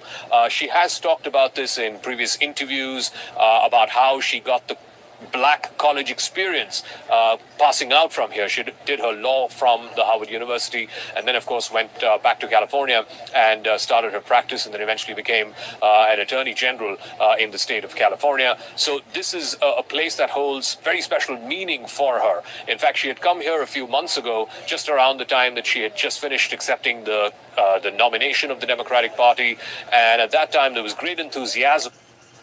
Like the video, like the video. Election coverage at 7:30 in the East. We've got some new results to show you. West Virginia, Donald Trump is the projected winner in West Virginia with 4 electoral votes. Here's where it puts us on the road to 270. Donald Trump out in front with 23-3 for Kamala Harris. Polls just closed in a handful of states. Here are ones that we cannot call yet: Ohio and the battleground of North Carolina, which we've been talking about. Here's our projection at this hour. Too early to call, just not ready to release any information about that yet. Georgia is also too early to call. Polls closed about a half hour there now. And we do have a projection. This has to do with the United States Senate. West Virginia, the winner is Jim Justice. As expected, he will go to the Senate. This is a pickup for Republicans. This was a long time held seat by Senator Joe Manchin, who was a Democrat, then an independent, but still caucused with the Democrats. Well, now the Republicans have picked up 1 Senate seat. As I turn to the table here in Kristen, just so people understand, right now it's Democrats who hold a very narrow lead in the Senate, but they're looking to, the Republicans are looking to flip that tonight. They need a net pickup of 2 seats. They just got 1. They just got 1, so it is significant. We are looking at, and this was expected, as you say, Governor Jim Justice winning that seat. So they now turn to the state of Montana. They turn to the state of Ohio. Sherrod Brown looking for a 4th term there. He has gotten a pretty fierce challenge from Trump-backed former car dealer Bernie Moreno. So we'll see how that pans out. But one of the things, just zooming out a little bit, a lot of these Senate races have gotten a lot closer in recent weeks. Democrats who felt somewhat comfortable as we've gotten closer to Election Day, have seen that margin really narrow. And again, this brings us back to this discussion of split ticket voters. In 1988, 17 states had different people vote for president versus Senate. That was down to one state last year, the state of Maine, when Susan Collins won, but the state went for Joe Biden. So we'll have to watch that very closely. But again, we were expecting that result out of West Virginia. Ticket splitting has become more rare in the Trump era. However, it's making a comeback in some of these Senate races where people might vote for a different party for president than they do for the Senate. That's one of the things we'll be watching closely. And Hallie, you doing some more exit duty on North Carolina. That's right. So now that North Carolina polls have closed, I want to talk you through some of what we're seeing from these exit polls numbers. And it is interesting here, right? First, we're going to take a look at the non-white vote in North Carolina. These are the black voters, include Latino voters that Tom was talking about in some of those key counties in North Carolina. As expected, Vice President Harris is winning non-white voters based on these early exit. Like the video, like the video. We're at about 118 people. Please double tap the screen. Let's get the likes to 100, please. Double tap the screen, hit the thumbs up above the video, below the video. Thanks for tuning in to Let's Talk About It Media 21. Like, comment, and subscribe. Fair use. Reaction video. Numbers, but take a look at Donald Trump here. He's got that 25% slice of the pie. Let me show you the comparison. He is outperforming where he was 4 years ago with non-white voters in North Carolina. He was at 19% in 2020. However, two things are also true here. Let me show you white voters here, and we can take a look at the comparison here. You can see that it is former President Trump winning with white voters at 61%, Kamala Harris at 39%. But again, take a look at the comparisons to 2020. She is actually outperforming where President Biden was back in 2020. She is doing better with white voters in North Carolina. So you might look at that and you might go, as we take a walk back to the desk here, you might go, okay, well, those two things, do they balance out? Not really, because white voters make up a larger share of the electorate in North Carolina than non-white voters. So she might be willing to make that trade, essentially. All right, Hallie, thanks. I want to go back over to Tom. Tom, you've got some more information in Florida, but before you get into that, just to be clear, there's 2 poll closing times in the state of Florida. Yeah, it's what we call a split poll closing. So on the eastern portion of the state, we have data coming in because the polls have closed there. We can tell you about the data. In some of the further parts of the panhandle, they haven't closed just yet, so we won't be giving you that data just yet. We'll probably wait another 30 minutes. I want to show you something that's somewhat surprising. It may surprise you if you watch presidential elections and you follow election nights like this one. So Donald Trump right now with 73% of the vote in is up 55% in Miami-Dade County. Again, this is where Democrats find their votes in the state of Florida. Biden won Miami-Dade County by 53. They've now flipped those numbers. This is pretty astonishing when you think where Hillary Clinton was in 2016, 63%, 53. Now tonight, 55. Again, there's still 73% of the vote left. This shouldn't be a complete shocker because Governor Ron DeSantis won Miami-Dade 2 years ago by about 11 points, which was a surprise at the time. But this shows how Republicans are expanding the map and how Florida is becoming more and more red. I do want to show you some potential good news, possibly for the Harris campaign, if they're watching tonight. So we're watching some of the vote come in Georgia. Remember, I told you more than 50% of the vote from Georgia is going to come around the Atlanta metro region. Let's take a look at some of these counties around Atlanta. 74% in Douglas County. Look at her number, 65%. Biden was at 61. So this means she's overperforming in the exact counties where she needs to find those votes. Let's look at another county here. Right now we have Gwinnett. We don't have any vote just yet in. Rockdale County, this is another big one. She's at 75%. Biden was at 69. So she's overperforming right now in some of these counties in the Atlanta metro region. Again, guys, this is where she has to drive up her vote. If she can expand the map, scale the Democratic vote there, they can hold Georgia. You remember this was such a close race 4 years ago. Any votes they can find in that Atlanta region is going to help them. Guys?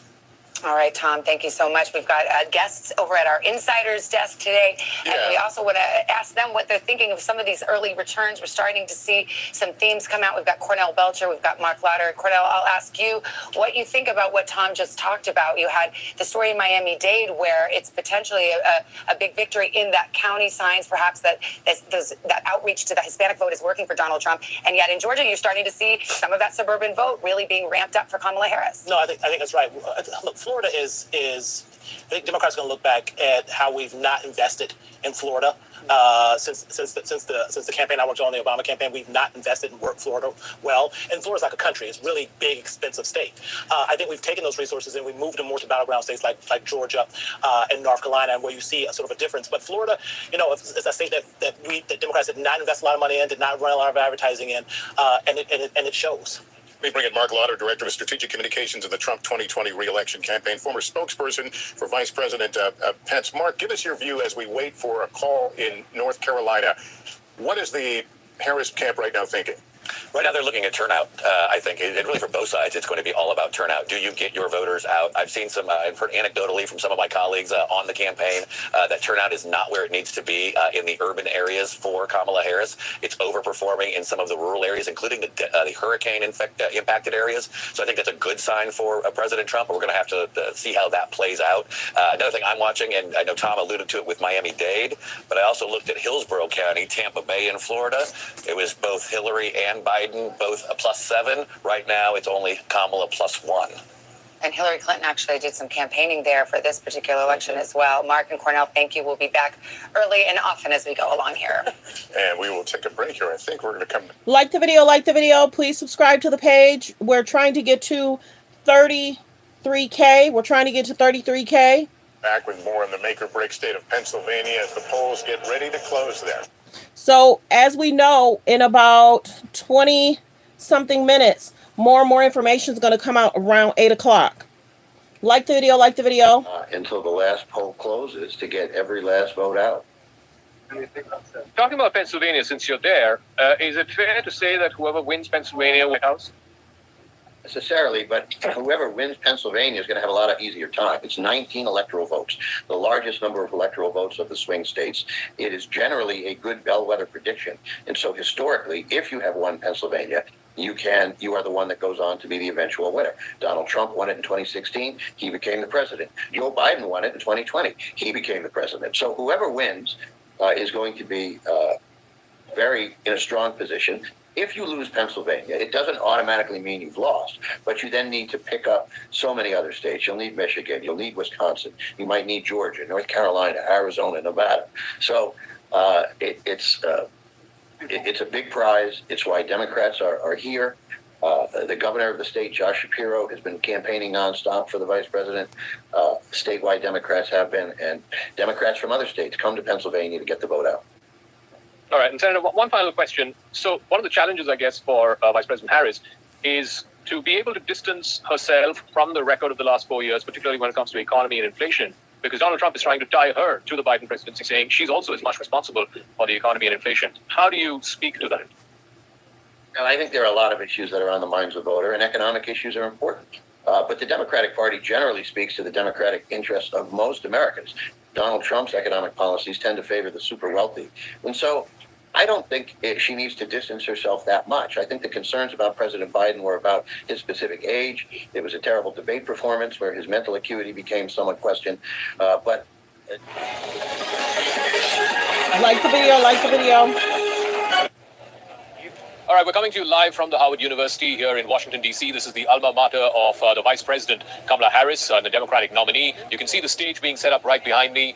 You can see the Secret Service. You can see people working away, trying to perfect the stage. She is going to be here a little past 11 p.m. is what we are being told. Of course, depending on the result, if she wins, and if we know the results by tonight, we are hoping that she will come here for her victory speech. She will be joined by her running mate, Tim Walz, who, of course, will be joining her after a campaign rally earlier in the day. So the update that we have for you right now, in less than 1 hour, polls will be closing at 6 o'clock Eastern time. It's a little past 5 o'clock Eastern time here.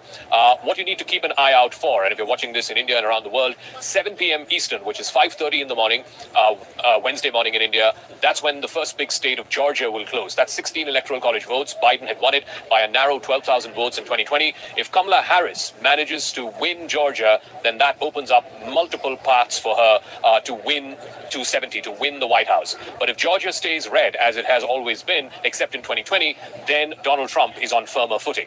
Then at 7:30, which is at 6 a.m. India time, North Carolina, which is another big state, again, 16 electoral college votes.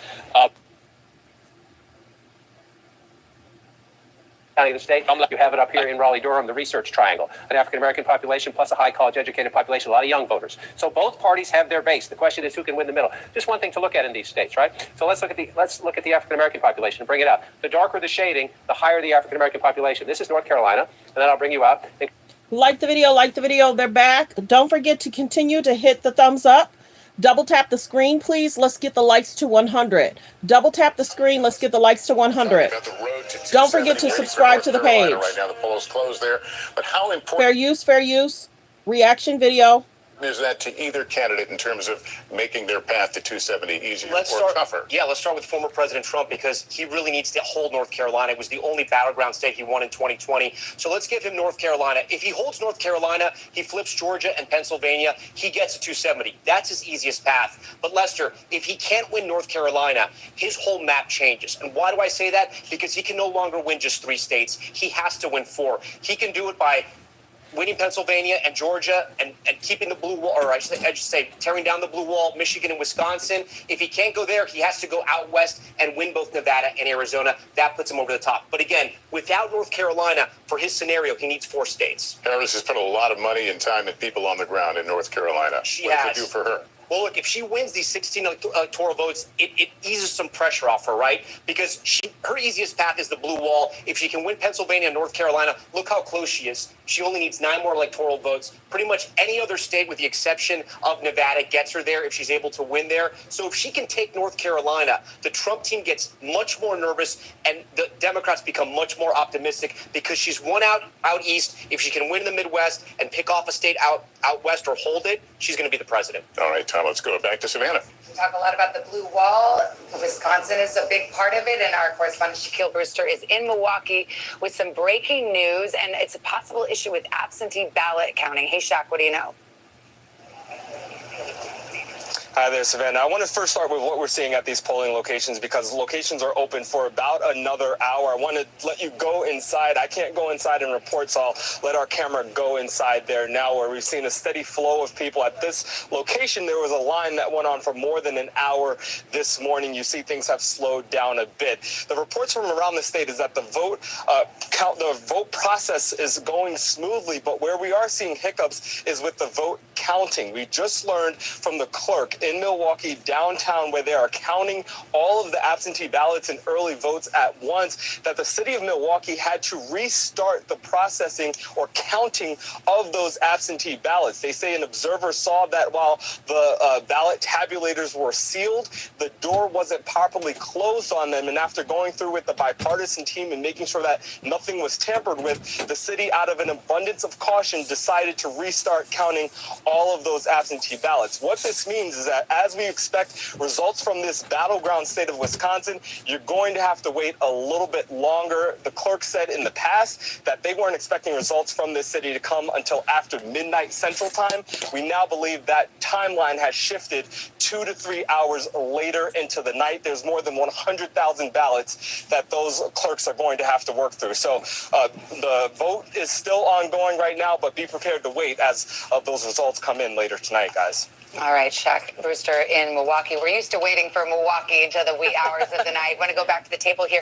Hallie, you've been looking at some of the exit polls. I think you've got some North Carolina information and some interesting results. So there's some conventional wisdom here, and then there's some data that flips the conventional wisdom on its head. So let's talk about that, specifically as it relates to these age groups. We know, right, the Biden coalition in 2020 that propelled him to the White House involved young voters, right? And for our purposes, young is 18 to 29. In North Carolina, and I want to show you here, you can see that for older voters, and I'm talking senior vote here, former President Trump won those older voters. That is not unexpected. His campaign has long thought that he would do well with seniors. But here's what's interesting. Look at Vice President Harris. She's got 47% of the senior vote. She's doing better than President Biden did with seniors in 2020 in North Carolina. So she is outperforming where he was 4 years ago. Then you look at that youth vote, right? Again, not unexpected that Vice President Harris would have a slight lead. And I would say this is very close. We are waiting for more numbers to come in, more of these waves as they're called from the exit polls, but still interesting. But again, look at 48% for former President Trump. He is outperforming among young voters in North Carolina. So you have that kind of conventional wisdom. They're overall sort of winning the groups, at least to a degree that we thought they'd win. But each of them are overperforming on the sort of flip end of that. All right, well, Savannah Sellers is here to talk about a huge role that the youth vote could play in the outcome of this election. What have you been seeing? You've been tracking a lot of the polls leading up to tonight. Yeah, I absolutely have. And first, I want to dig in a little further on North Carolina and what Hallie just said, because if we dig even deeper in and we talk about gender in that under 30, it's similar to the trends that we've been discussing. Trump has improved what he did with young men. Tonight, 60% in our NBC News exit poll there say they support him. That is up from 42% that voted for him in 2020. Whereas with Harris, she's performing even better than Biden did with women. 65% saying That's that they good. support Harris in this exit poll, when 58% actually supported That's just North Biden. Carolina, or is that a national That's just poll? North Carolina. Okay. That's our North Carolina exit polling tonight. North Carolina is really interesting to me because I've been talking with college Democrat and Republican presidents on campuses there, but the college Democrats were so organized in this state. Like, what they did on these campuses was really amazing. They lobbied the state to have more polling places on campuses. They even had it be made that the student ID could be an acceptable form of ID on several campuses, which was not the case prior. We're also seeing this kind of play out to be right what we're seeing with that young men appeal for Trump seems to be working in some places. I'm interested to see if that continues throughout the night. We heard Gotti mention like those podcast appearances earlier in the night, Joe Rogan, Logan Paul, things like that. This seems to be where he is gaining that ground. I'm interested to see if it continues in other battlegrounds. And just underscoring how important the young vote is, the Harris campaign tonight touting the fact that they have Paul Rudd, for example, out trying to energize college voters in Pennsylvania. Jennifer Garner as well. Keep them in line. Stay in line. Mark Cuban is FaceTiming voters in a 4-hour line at UNC Chapel Hill right now. It speaks to how close this race continues to be as these results come in. On the other hand, you have the Trump campaign saying, hey, we're seeing good turnout in Philadelphia, yes, in the Trump areas. We'll have to see how that actually bears out when we start to get results in Philadelphia. But it does speak to the fact that there's a real focus on this epicenter and on young voters. And when we talk about young men in particular, and to the point that you're making here at the table, that the Trump campaign has really looked to turn those young men out, they're not typically the people who show up to the ballot box every 4 years. They're what's called those low propensity voters we've been talking about.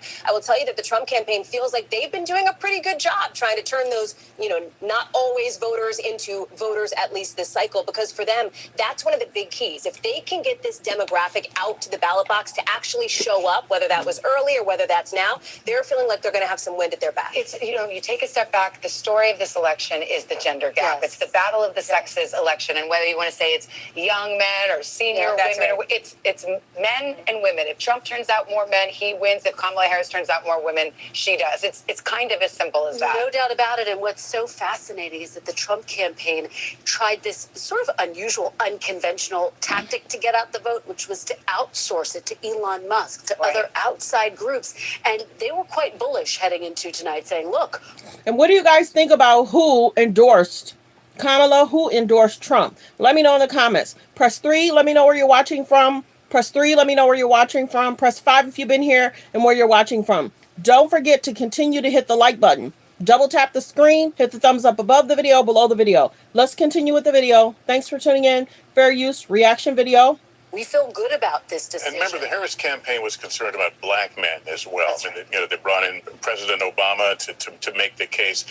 Any evidence right now how that appeal has translated into votes tonight? Well, that's one of the things that she has talked about on the campaign trail. I sat down with the vice president not too long ago, and she feels like she needed to earn every single one of those black male votes just as much as Joe Biden would have. That's why you saw her. We talk about podcasts, doing like an NBA podcast, a football podcast. Sure, she did call her daddy to try to reach out to those young women. That's the name of course, that very popular podcast with women. But she also was trying to extend an olive branch to men. I would just say this. Two things are true. Right? Kamala Harris, let me say it this way. Donald Trump is doing better with men based on public polling right now than Kamala Harris is doing with women, though that gap exists. But also remember that historically, women have turned out more than men in every election dating back to 1980. And so that is going to be one of the big key factors into tonight. And that's why that moment with former President Obama was so significant when he called on them not to stay at home. All right. Well, we're just a few minutes away now from a big batch of poll closings at 8 o'clock Eastern time, including the one that everybody's been watching, Pennsylvania. And we'll be right back. Like the video. Thank you for subscribing, you guys. I can see that you guys are subscribing, and I appreciate that. Continue to hit the like button. We're at 87 likes. Let's get the likes to 100, please. Let's get the likes to 100. It all comes down and don't to forget today. to subscribe. So we've gotten a lot of Don't forget to subscribe and turn on the notification bell. Thanks for being here, everyone. our vote out early. We've gotten a lot of Democrats to vote by mail. But if we can keep that momentum up throughout the day and get out the vote in our urban centers where the Democratic vote is sometimes concentrated, it is going to be a close election. So I think it is going to be close. We may not know the result tonight. It may take a few days for a lot of these results to come in, but Democrats are working to the last minute, to the last voter, until the last poll closes to get every last vote out. Talking about Pennsylvania, since you're there, is it fair to say that whoever wins Pennsylvania White House? Necessarily, but whoever wins Pennsylvania is going to have a lot of easier time. It's 19 electoral votes. Right. The largest number of electoral votes of the swing states. It is generally a good bellwether prediction. And so historically, if you have won Pennsylvania, you are the one that goes on to be the eventual winner. Donald Trump won it in 2016. He became the president. Joe Biden won it in 2020. He became the president. So whoever wins is going to be in a strong position. If you lose Pennsylvania, it doesn't automatically mean you've lost, but you then need to pick up so many other states. You'll need Michigan, you'll need Wisconsin, you might need Georgia, North Carolina, Arizona, Nevada.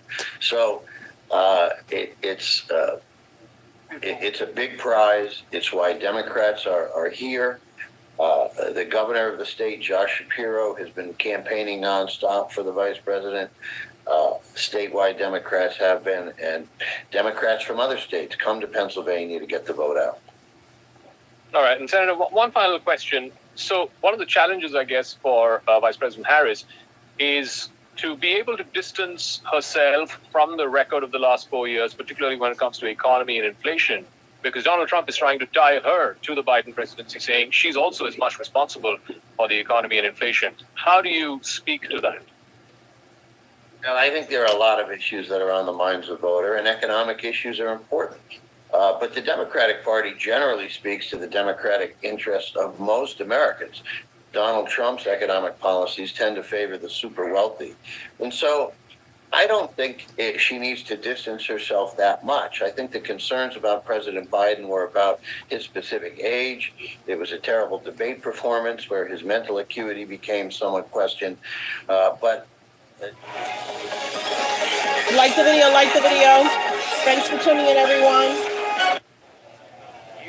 All right, we're coming to you live from the Howard University here in Washington, D.C. This is the alma mater of the Vice President, Kamala Harris, the Democratic nominee. You can see the stage being... They're back. Like the video. Thanks for tuning in, everyone. On the 8 o'clock hour here in the East, you are looking at vote counting centers across the country in this historic election. Some polls have closed, and some places people are still voting. They are indeed. We're about 6 minutes to the next poll closing, where we'll get our first look at the real vote count from the biggest battleground of all, Pennsylvania, which we've been talking about, states that have been moving quickly. We are moments away from the polls closing in 16 states and the District of Columbia. 171 electoral votes up for grabs in the biggest haul of the night. Florida, with its 30 electoral votes, could be one of the first big calls of the evening. And we'll get our first results from what may be the most important prize this election, Pennsylvania. We love Pennsylvania. It's good to be back in Pennsylvania. The race could all come down to the Keystone State. Pennsylvania is extremely crucial. If Vice President Harris loses this state, Pennsylvania, it all comes down to this. her path to 270 narrows significantly. We're going to win Pennsylvania. So, Pennsylvania, are you ready to make your voices heard? We're standing by for the first vote count and new exit poll information from this critical battleground as our decision desk gets ready to make new calls on the road to 270. All right, getting ready for Pennsylvania. NBC's Stephanie Gosk is in Philadelphia. Stephanie, this is where the Harris campaign really needs to ramp up those turnout numbers. What are you seeing? Yeah, they really do. Well, it's calming down here in Northeast Philadelphia. This is kind of a working class, diverse community. People still getting in under the wire in these last few minutes. But the big question, Savannah, afterwards is how long is it going to take to call the state of Pennsylvania? 4 years ago, it took until Saturday. I was on the phone with the former Secretary of the Commonwealth talking about the challenges they faced back then. 2.6 million mail-in ballots. That was what slowed the process down.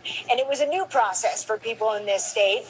4 years later, they haven't changed the laws, but things are a bit better. There are fewer mail-in ballots, just under 2 million. They have new machines to process them and more people. But the optimistic outlook from election officials we have spoken to is that the majority of those mail-in ballots won't be fully processed until Wednesday night into Thursday morning. And if this race is as tight as it was 4 years ago when Joe Biden won by about 80,000 votes, those mail-in ballots will be crucial to make the call here. So we're still talking days, Savannah. Yeah, and in some of these big jurisdictions like Philadelphia, Stephanie, now they have election workers who are prepared to work all night and count all night. So perhaps it goes a little bit quicker. We'll check back with you a bunch. We have got Tom Yamas over at the big board, and you're still getting vote in from Georgia and North Carolina, two big pieces of the puzzle. Yeah, and I want to talk about Georgia right now because North Carolina, there's still only about 2% of votes in. Let's look at Georgia because I think what is happening here when we talk about Kamala Harris and her chances, she's overperforming Biden in some of these counties around the Atlanta metro area. I'm going to move the map over this way because I'm going to bounce around. Here on this side, the right side, this is where Biden was at 2020. Here's where Harris is tonight, 76% in. You can see she's overperforming there. We come to this other county, Clayton County. Again, these are the suburbs of Atlanta, those ring counties around Atlanta. 84% for Biden, 85% for her, so she's holding that high watermark. We move over to Rockdale. Look at this, 69% for Biden, 75% tonight for Harris. They're looking at these numbers tonight, and again, there's still a lot of vote out, but they're looking at these numbers tonight, and they're telling themselves this is the kind of rhythm they want for the rest of Georgia throughout the night. Only 25% of the vote is in. Trump is way on top, but again, 25% of the vote is in. Remember, we can show you guys where the vote is out, these giant bubbles. The bigger the bubble, that's how many votes still have to be counted. So you can see a lot of the rural counties, a lot of them are coming in.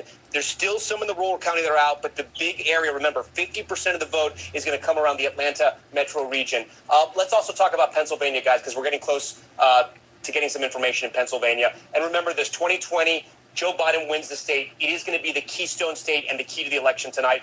Trump won it in 2016. The difference, about 40,000 votes. In 2020, he wins by about 80,000 votes. Biden does. The interesting that has happened, and we've learned a lot about Philadelphia, the counties around Philadelphia, places like Chester, places like Montgomery County. Those people in the know call it Munco. We'll talk to Hallie about that, as well as Kristen Welker as well. Delaware County, Delco, and Philadelphia County. This area right here, this makes up about 30% of the vote for Pennsylvania. We're going to be watching what happens here. What's interesting that happened here in 2020, so Biden actually underperformed Clinton, but he overperformed in those suburbs. So we'll be watching what happens there. You also have these swing counties here, the Lehigh Valley, Monroe County, part of the Poconos, Northampton, and Lehigh. Lots of Hispanics there. We're going to see what happens. And we're so honored to have both Kristen and Hallie, people who know about Wawa. They know about how. Like the video. You guys, we're almost at 100 likes. Double tap the screen, hit the thumbs up above the video, below the video. Double tap the screen, hit the like button. Double tap the screen. We're almost at 100 likes. Please, if I can get 50 people to hit the like button, and if I can please get 50 people to subscribe to my channel, I normally do hot topics, trending topics. Thanks for being here. Let's continue. Fair use, reaction video. Fans, they know about steaks. Come on. How good is Wawa? Phillies. Always. The best. Always. But Tom, you forgot to ask them cheesesteaks, wit or wit out? Wit. Okay, Whiz without, Bev. Okay. Whiz without. All right. Well, we have a lot of time just to do Philly talk. We won't leave Pittsburgh out, but we got coming up on a poll close. Yeah, here. 21 seconds until the top of the hour. Another poll close, and we're going to hear from about 17 states here coming up at the top. Of the That's hour. going to be good. 17 states in the next 10 minutes the building now because or sooner. We've been talking about. We're going to see Pennsylvania. Those are the other states that the poll closings are about to occur in fact about 1 second, and we'll be able to get some characterizations for you here in just a moment with those 8 o'clock poll closings. Here's an NBC News projection. State of Florida, NBC News projects that Donald Trump will win Florida and take its 30 electoral votes. The state of Massachusetts, Kamala Harris, the projected winner tonight with 11 electoral votes. Donald Trump, the projected winner in Tennessee tonight, 11 electoral votes there. In the state of Maryland, NBC News projects that will go in the Kamala Harris column. We move on to the state of Missouri. NBC News projects that Donald Trump is the victor in Missouri when all the votes are counted. Here's what Alabama looks like. That will also go to Donald Trump. State of Oklahoma, this will be projected to go to Donald Trump. And in D.C., District of Columbia, 3 electoral votes at stake. NBC News projects that Kamala Harris will win there. So where does that leave us now on the road to 270? Here it is, 90 for Trump right now, 27 for Harris, 270, of course, the magic number and the keys to the White House. But we await calls in those all-important battlegrounds, and there are still outstanding states. Just as polls closed at 8 o'clock, we will wait for New Jersey, Illinois, Connecticut, and, of course, Pennsylvania as well. Let's show you what we can right now in Pennsylvania. No surprise here. It is too early to call.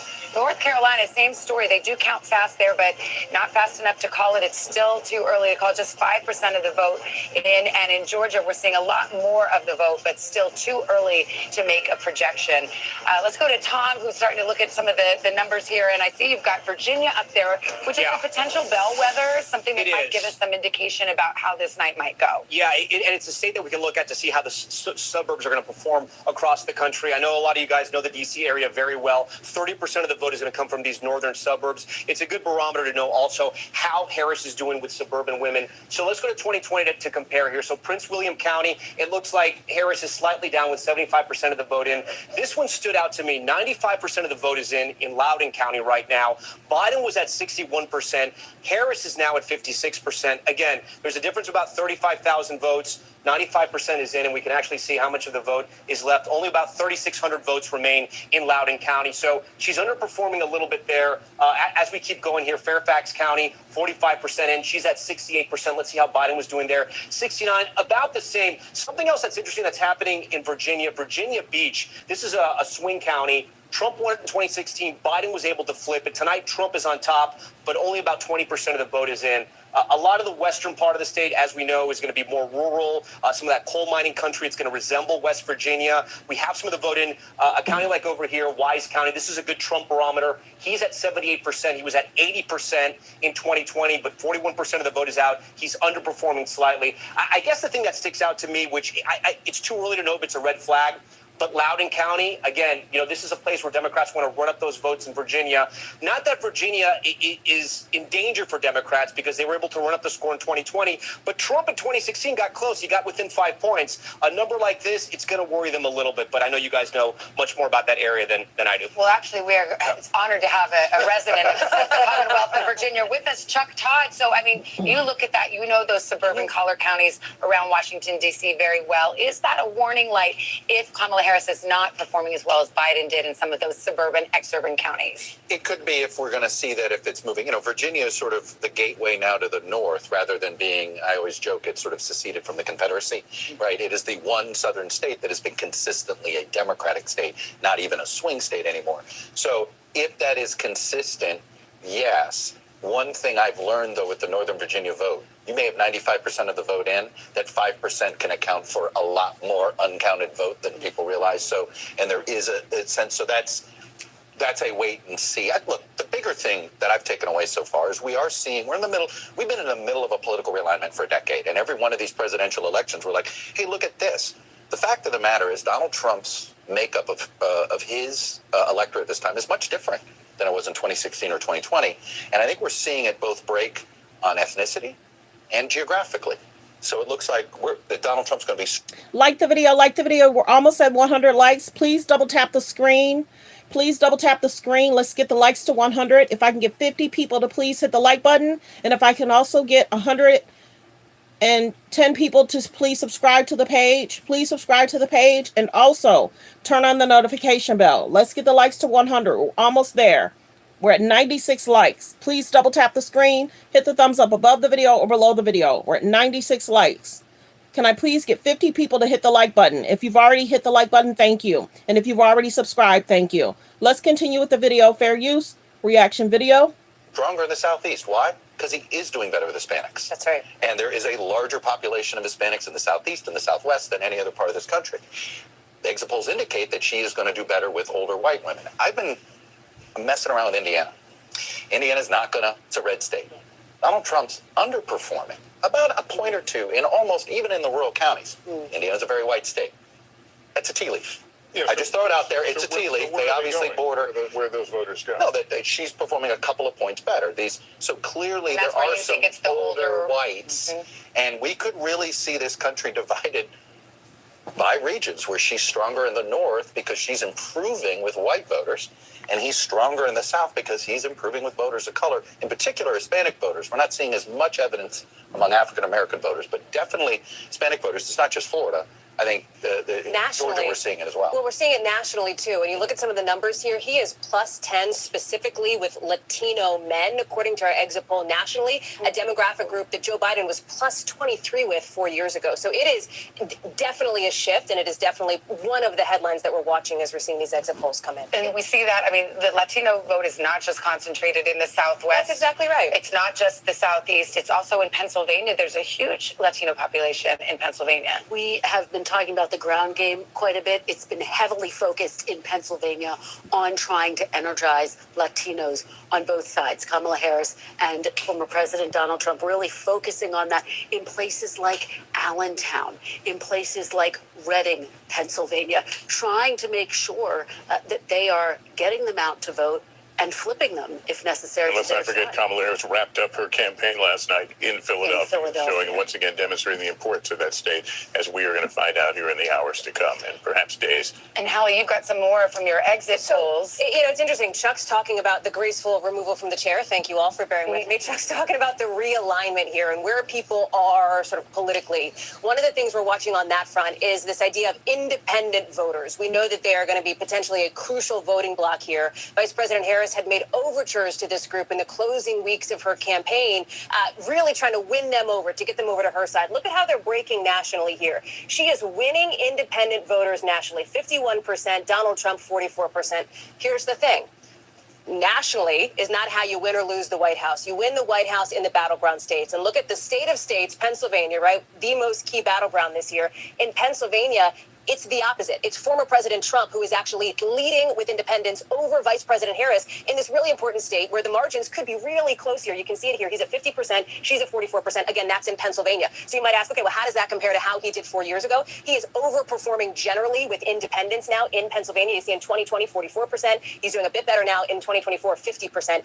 And Savannah, Lester, Chuck, Chris, and I'll toss it back to you at the table. This could be really interesting as we watch this develop throughout the course of the night, not just in Pennsylvania, but in some of these other key battlegrounds as well, like Michigan and Wisconsin. Actually, I think Chuck wanted to weigh in. No, I just think we are seeing something else happen, which is you have a country that's really sour about our politics, sour about the direction of the country, and we now have fewer people identifying with the two major parties, according to our exit poll. It's a huge development. Independents are the fastest growing bloc. Now, it's very rational. If you don't like the direction of the country, you don't like what's happening, and you think there's a threat to democracy, do you have a lot of faith in the two major parties? But the lowest share of major party people identifying with the two major parties in at least 4 elections, it means these independent votes are going to be the whole ballgame. They're going to decide who's president. We are keeping a sharp eye on the state of Georgia. We can show you where things stand. We just had a change of like the video.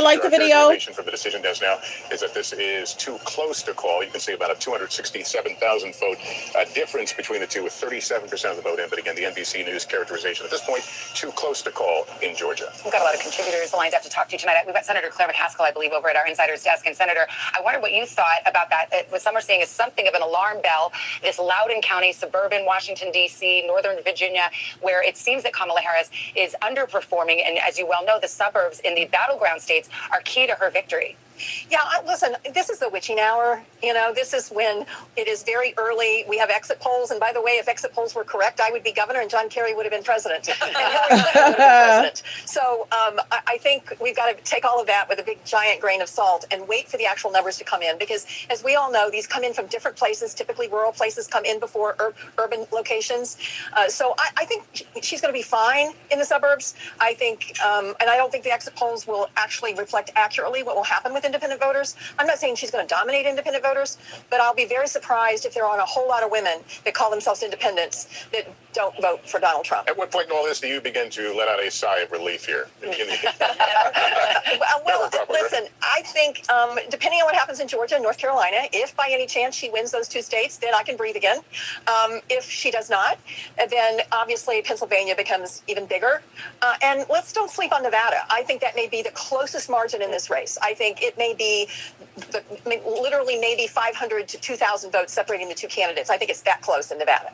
but we're waiting polls to close there in less than an hour. Nevada and Arizona, those big Western battlegrounds, but we do not expect results there, frankly, for days. So I guess Senator McCaskill is going to be holding her breath for a very, very long time. We've got Sarah Fagan here, too, a veteran of Republican campaigns. And again, with all the caveats, we are reading tea leaves right now, Sarah. What are you looking at? What are you noticing? And how do you see this shaking out? So if you look at Florida, you look at Virginia, Donald Trump is running about 4 points better than he did in 2020. But then contrast Georgia and North Carolina, where I should caveat that less of the vote is in. He's running 1 point ahead in Georgia. He's running a little behind in North Carolina, where he did in 2020. And that says to me, perhaps, that the Harris GOTV effort is quite strong, that she's pulling her votes out in places where the campaign organized. Local nerd fest, get out the vote, the ground. When you say, you pull the bus up and you say, let's go, we're going to hold you by the hand and get to the polls. Yeah. And organizing is the key to any successful campaign. Absolutely. And you have the Harris campaign touting the fact that, for example, they knocked on 3 million doors over the weekends. It winds up being numbers, though, until people actually go to the polls and vote. And I do think, just bouncing off something that Chuck said earlier, it's just to zoom out for a moment. Remember that one of the biggest issues of this campaign was change. What people really want is change. And so what you saw in both of their closing arguments was an attempt to argue they're the change candidate. And so what we are seeing, for example, with independents, I think is notable, because I think the person who winds up winning this race will be the person who ultimately voters say, that's the change candidate. And like everything in this election year, it's complicated because you have a former president, so there's a certain incumbency there, and a sitting vice president, and there's certain incumbency there as well. There's something baked into Donald Trump's call for a change here, because he was already in the White House for 4 years. Same thing for Vice President Harris, as you're looking at the popularity or favorability rating for President Biden, which is low. And so the question, is that going to be a drag on how she does? To your point on the get out the vote effort, this is why early vote was critical for both of these campaigns, with some 79 million people voting early. Better to bank those votes. What if somebody gets sick? What if somebody's kid has to stay out of school or whatever? Get those votes in now to get them locked and loaded. Let me just change the conversation just for a moment, because we do have another call to make, and it's an NBC News projection in the state of South Carolina. South Carolina will go to Donald Trump. South Carolina. About it later. And here's where the breakdown right now that Donald Trump, again, the projected winner, 24% of the vote in there, vote difference of about 104,000. But again, Donald Trump will pick up South Carolina. Here's where it leaves us on the road to 270. Donald Trump out in front with 99. Kamala Harris, 27. We've got a few key battlegrounds where polls have closed. They're counting, but we don't have results yet. Still either too early to call or too close to call. Let's go to NBC's Garrett Haake. He's at Trump headquarters in West Palm Beach, Florida, Mar-a-Lago. Tell us what the campaign is saying to you. Like the video, like the video. Calming nerves down the street at Mar-a-Lago is what they're seeing out of Georgia right now, a state you were just discussing, where their key to victory was essentially blowing the doors off in rural turnout and improving their margins among minority voters, Latino voters, black voters. The campaign is seeing, in the same exit polls we're looking at, improvement among black voters, particularly black men, who the Trump campaign has spent heavily for months and months and months to try to win over, even just a few percentage points, the kind of thing that could make a difference in a state decided by fewer than 12,000 votes 4 years ago. The other thing that I think has accrued to Trump's favor in Georgia is the resumption of unity among Georgia Republicans. Remember, there was a huge fallout with Brian Kemp, the popular Republican governor there, after 2020. Trump and Kemp made amends, although they rarely appeared together on the campaign trail, the two singing from the same hymnal in the race's closing weeks, along with a lot of these other Trump candidates, could be helpful to Trump in that state. All right, Garrett, we have a call to make. This is North Carolina. The governor's race there. Josh Stein, the Democrat, takes the race there. He faced off against the Lieutenant Governor Mark Robinson, a very controversial candidate. And the polls had shown, well, we talked about ticket splitting, where perhaps the vote for the presidency might be different than the vote down ballot. This perhaps will be an indication of that. Josh Stein, the winner of the governor's race in North Carolina. Just a brief word about this controversial lieutenant governor candidate. You both are jumping to tell me who wants to take Let me just say one small thing, which is this, because Kristen will get into, I think, how controversial this Republican gubernatorial candidate was. But just remember, the ticket splitting piece, this is a state that has ticket split president, governor before. That's it, right? So this, I think... They have a Democratic governor right now. That's exactly right. So if somebody's looking at this going, well, the Democratic governor won in North Carolina, doesn't that mean maybe that Vice President Harris is a lock? It does not. And just to throw that out there, this is a state that where Republicans know how to check a Republican for president and a Democrat for governor. But this was a campaign on Mark Robinson's behalf. It was beset by problems. Beset by problems because he was determined that he posted some highly controversial comments on an adult website. And so the backlash was massive. This result was expected. The question is, that was, by the way, one of the controversies. I'm giving you the biggest one.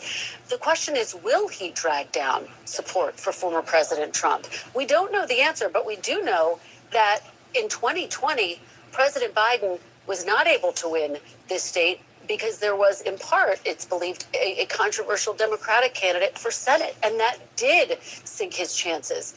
Now, just to zoom out a little bit, a Democrat hasn't won the state of North Carolina since 2008, when Barack Obama did it. Trump added 3 campaign stops in these closing days of the race. But the whole weekend there, 3 days straight in North Carolina. How important this state is to his path. Also a sense that it might have been slipping away and trying to shore up. Absolutely. North Carolina was very, very tight in 2022. Trump won it, but it was right up there in terms of narrow margins. Absolutely. And it's a good reminder that even if the electoral vote count ultimately has a pretty wide gap, these margins can be very tight, and those electoral votes, listen, they all go to the winner, right? So that's what matters here in a state like North Carolina. Well, we already talked to Garrett Haake, who was in West Palm at Trump headquarters. Let's go over to Peter Alexander. He's at the Harris headquarters in Washington.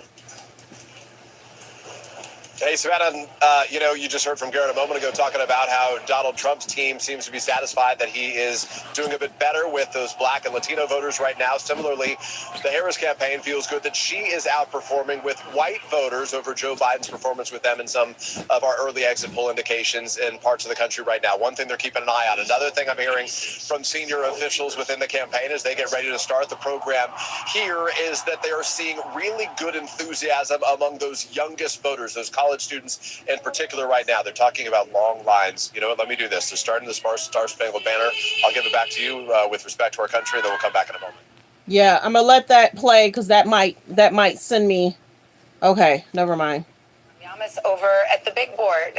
Yeah, we're talking Georgia, right? Because it is so close. A reminder here, we're talking about Democrats feeling a little hopeful in North Carolina, Republicans feeling a little better about Georgia. If they swap, right, if Democrats win North Carolina and Republicans win Georgia, they're both 16 electoral votes. We're back to square one where we were in 2020. Let's talk about Georgia tonight, because what we're seeing is both camps are overperforming. So it's going to be a nail biter. Remember, in 2020, it came down to about 12,000 votes, a little under that. Let's start in Atlanta, the metro region. Cobb County, we have 57% of the vote in.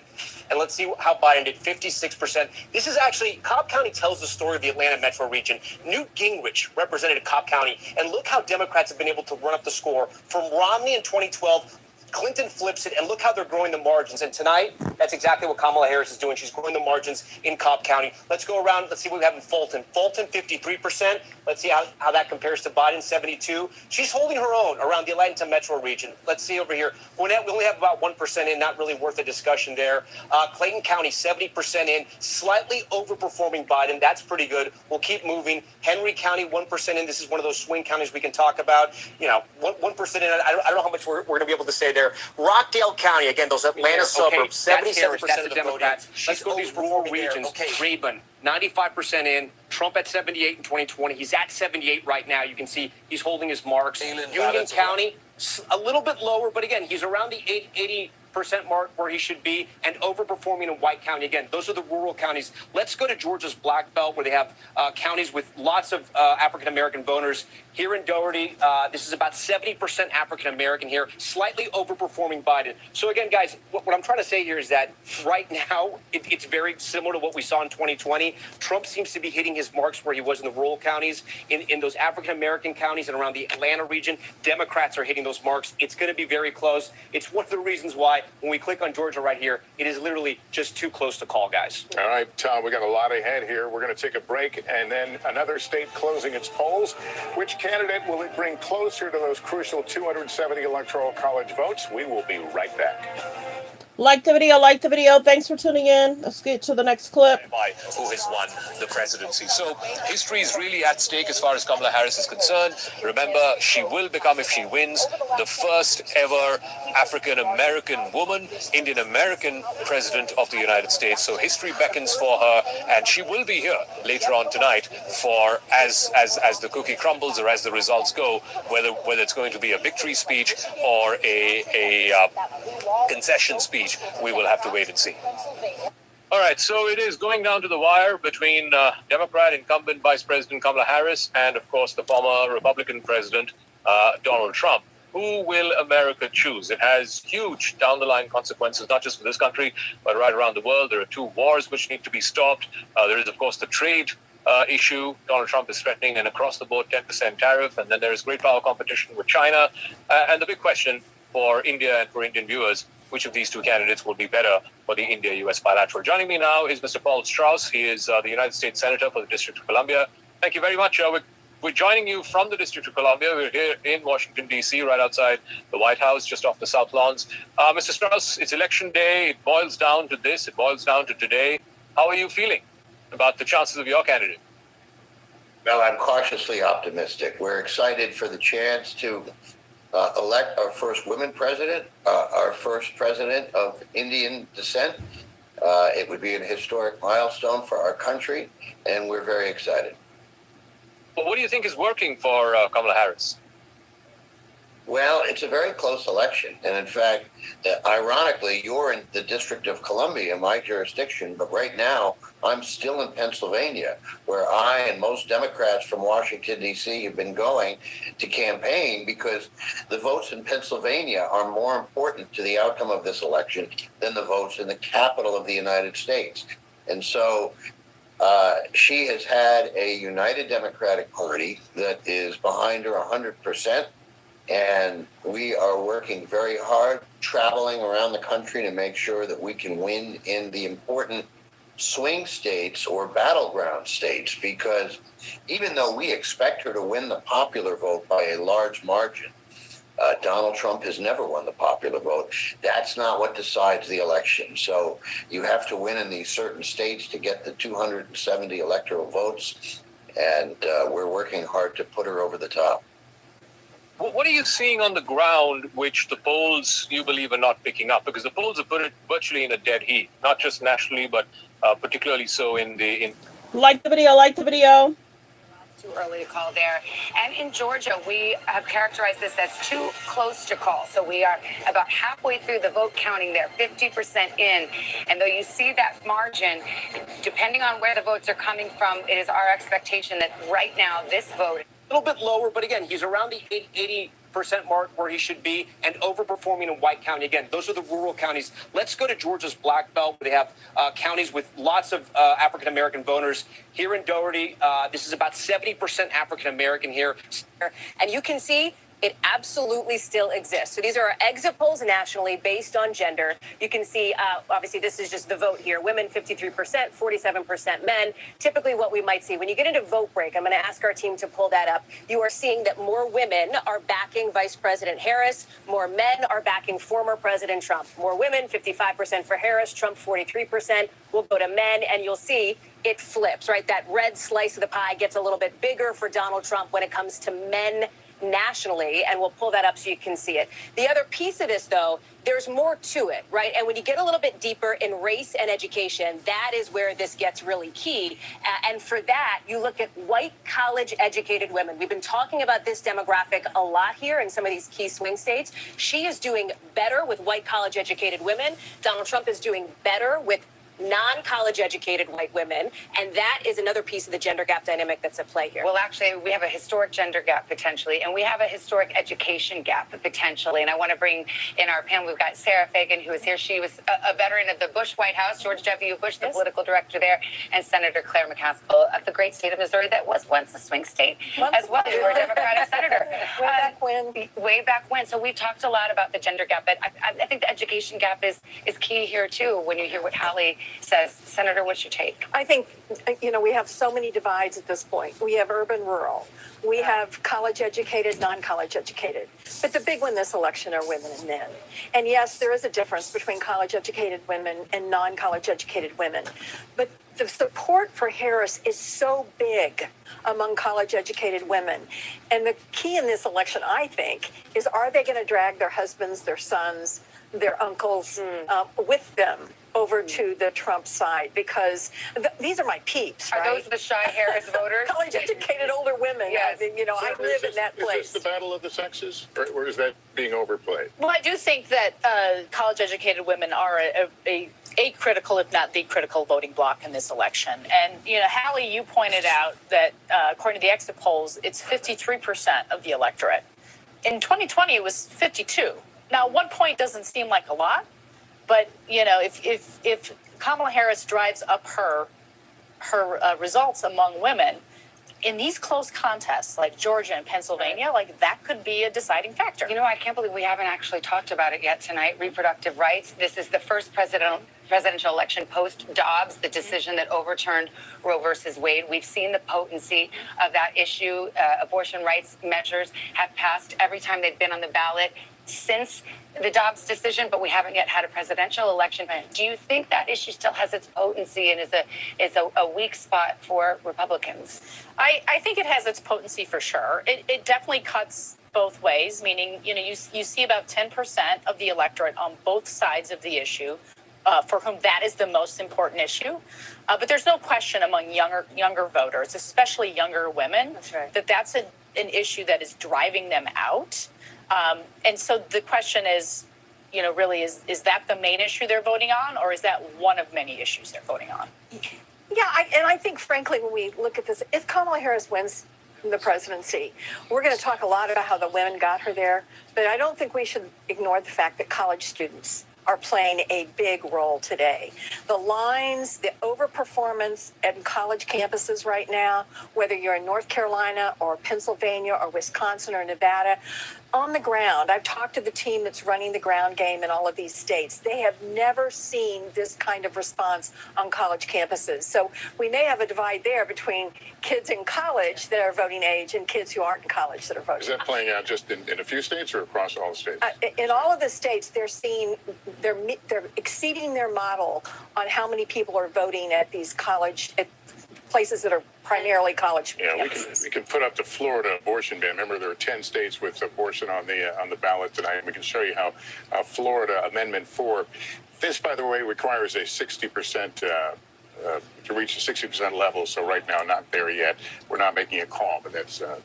It's been interesting to see these ballot measures. We have one in Florida. You mentioned there abortion's on the ballot literally in 10 states, 2 of them battlegrounds, Nevada and Arizona. Some of the battlegrounds, Michigan, for example, had abortions on the ballot in Arizona. Some of the battlegrounds, Michigan, for example, had abortion on the ballot 2 years ago, lifted Democrats' prospects in Michigan. Now, is there a question in your mind, Senator McCaskill, whether or not that Democrats who might have been motivated to go to the polls on the abortion issue feel like, oh, well, it's already taken care of? People are kind of in the middle thinking, I can vote for Trump even because I think I've already taken care of this abortion question with regard to the ballot measure in a battleground like Michigan. I don't know. I think ProPublica has done such an amazing job of publicizing the deaths to women because of Trump really extreme abortion bans that are in many, many states. And Texas isn't a battleground state, but there's a Senate race out there that I've got a half an eye on tonight. And I think when you have women dying who want to have the children, who are suffering a miscarriage and can't get the health care they need, that takes it to a different level. And I don't think we had very many of those stories out there in 2022 like we have in 2024. And I like the video. We're almost at 100 likes. Continue to hit the like button. Please double tap the screen, hit the thumbs up above the video or below the video. Let's get the likes to 100. Thanks for tuning in, everyone. Let's continue. The campaign has certainly emphasized those stories and the brave women telling them. And I also think that this is an issue that Republicans have struggled to find their footing on. Sarah and I have talked quite a bit. There's an alert. A moment. We have an election alert now. This is a poll closing here at the 8:30 hour in the East. Arkansas will be closing here momentarily. We'll perhaps get a characterization. That's the only one at 8:30 we're going to see. And here's the projection. NBC News can project that Donald Trump will win in the state of Arkansas when all the votes are counted. 6 electoral votes. Here's where we are in the map. Arkansas. 270. That leaves Donald Trump at 99 electoral votes. 27 for Harris. Again, the goal, 270.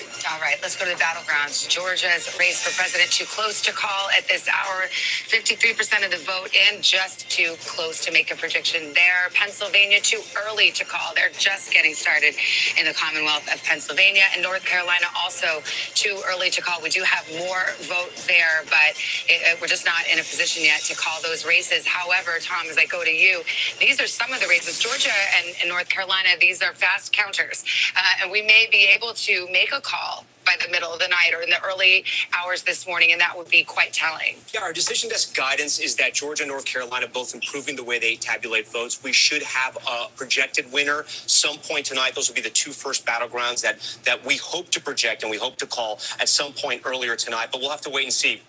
For anything, we could be surprised by anything. I want to talk about Virginia for a little bit, and a caveat here. As Chuck Todd reminded us, Northern Virginia, the suburbs, they do sort of report late. That vote is still coming in, but we still see some troubling signs for Kamala Harris, at least in some of these counties. So Biden was at 61%. 95% of the vote is in. And I just want to highlight this. There's only about 2,800 votes remaining, so not a lot of votes going to come in. She's at 56%, 57%. 61% was where Biden was. As we keep going around, my team flagged another county. Fairfax County, she's doing fine.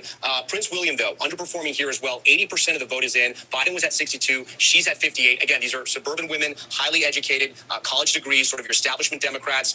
These and a growing area of Virginia as well. A lot of people move here for the jobs, to work in government as well. Again, it's still very early. We're still waiting for all the votes to be called in Virginia.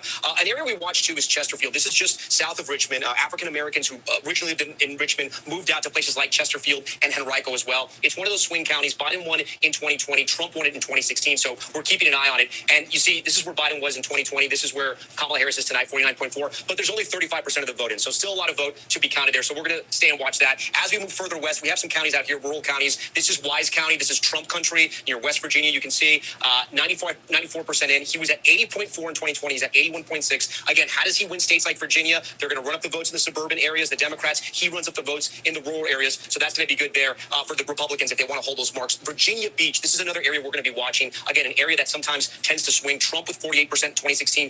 Biden was able to flip it 30% in. Again, still early, but Trump is ahead there. So we're watching Virginia, guys, and we'll see what happens. We're still waiting for some of the vote to come in. Like the video, like the video. But some signs that, maybe trouble Democrats, maybe they trouble Republicans as well. We're going to have to wait. Back to you guys. All right, we shall wait. We do have a key projection right now. The state of Delaware, the home state of the sitting president, Joe Biden, will go for Kamala Harris as expected. Here's how the vote shook out. Just 48% in, but this is an easy projection with the margins as they are expected to be. So here's where we fill out our map. At 8:30 on the East Coast, Delaware being added to the tally for Kamala Harris. Donald Trump leading as some of these big states in the South, which are expected to go his way, are starting to report in. Speaking of the South, we've got NBC News correspondent Allison Barber. She's in the key county. Like the video, like the video. Thanks for tuning in to Let's Talk About It Media 21. County of Gwinnett, County of Georgia. First vote starting to come in there. And what are you hearing? We've got both campaigns really laser focused on this area. Yeah, they care a lot about this county, Savannah. Let me just show you, because we've just started to see precinct captains coming in with their memory cards, with the votes that happened in person on Election Day. You see this line that goes out the door around.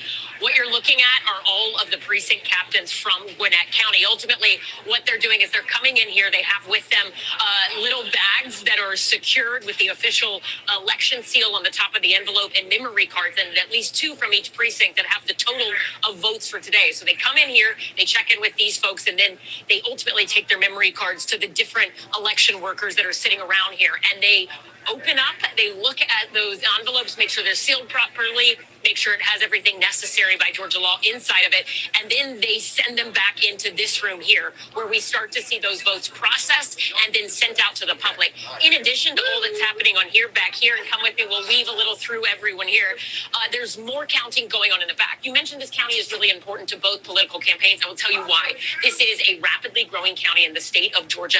It's also incredibly diverse. It leans blue, but back in 2020, Donald Trump carried about 40% of the vote in Gwinnett County. And ultimately, what Republicans in the Trump campaign were looking for tonight is to see if they could increase turnout just enough where they run up the margins by a few percentage points and hold on to Republican strongholds in the state, and then are maybe well positioned to carry the state.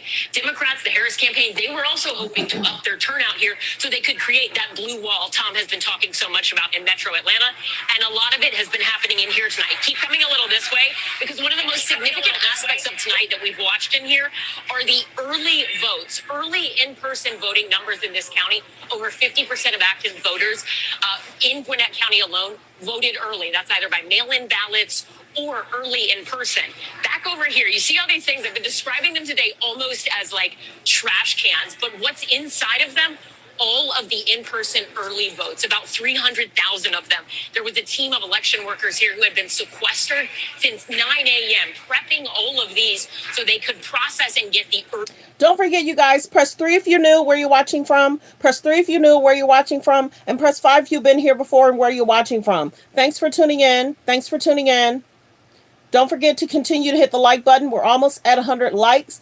Please double tap the screen, hit the like button. If I can please get 65 people to please subscribe to the page. We'd like to try and get to 33K. We'd like to try and get to 33K. And if I can get 50 people to hit the like button, double tap the screen, then make it easy.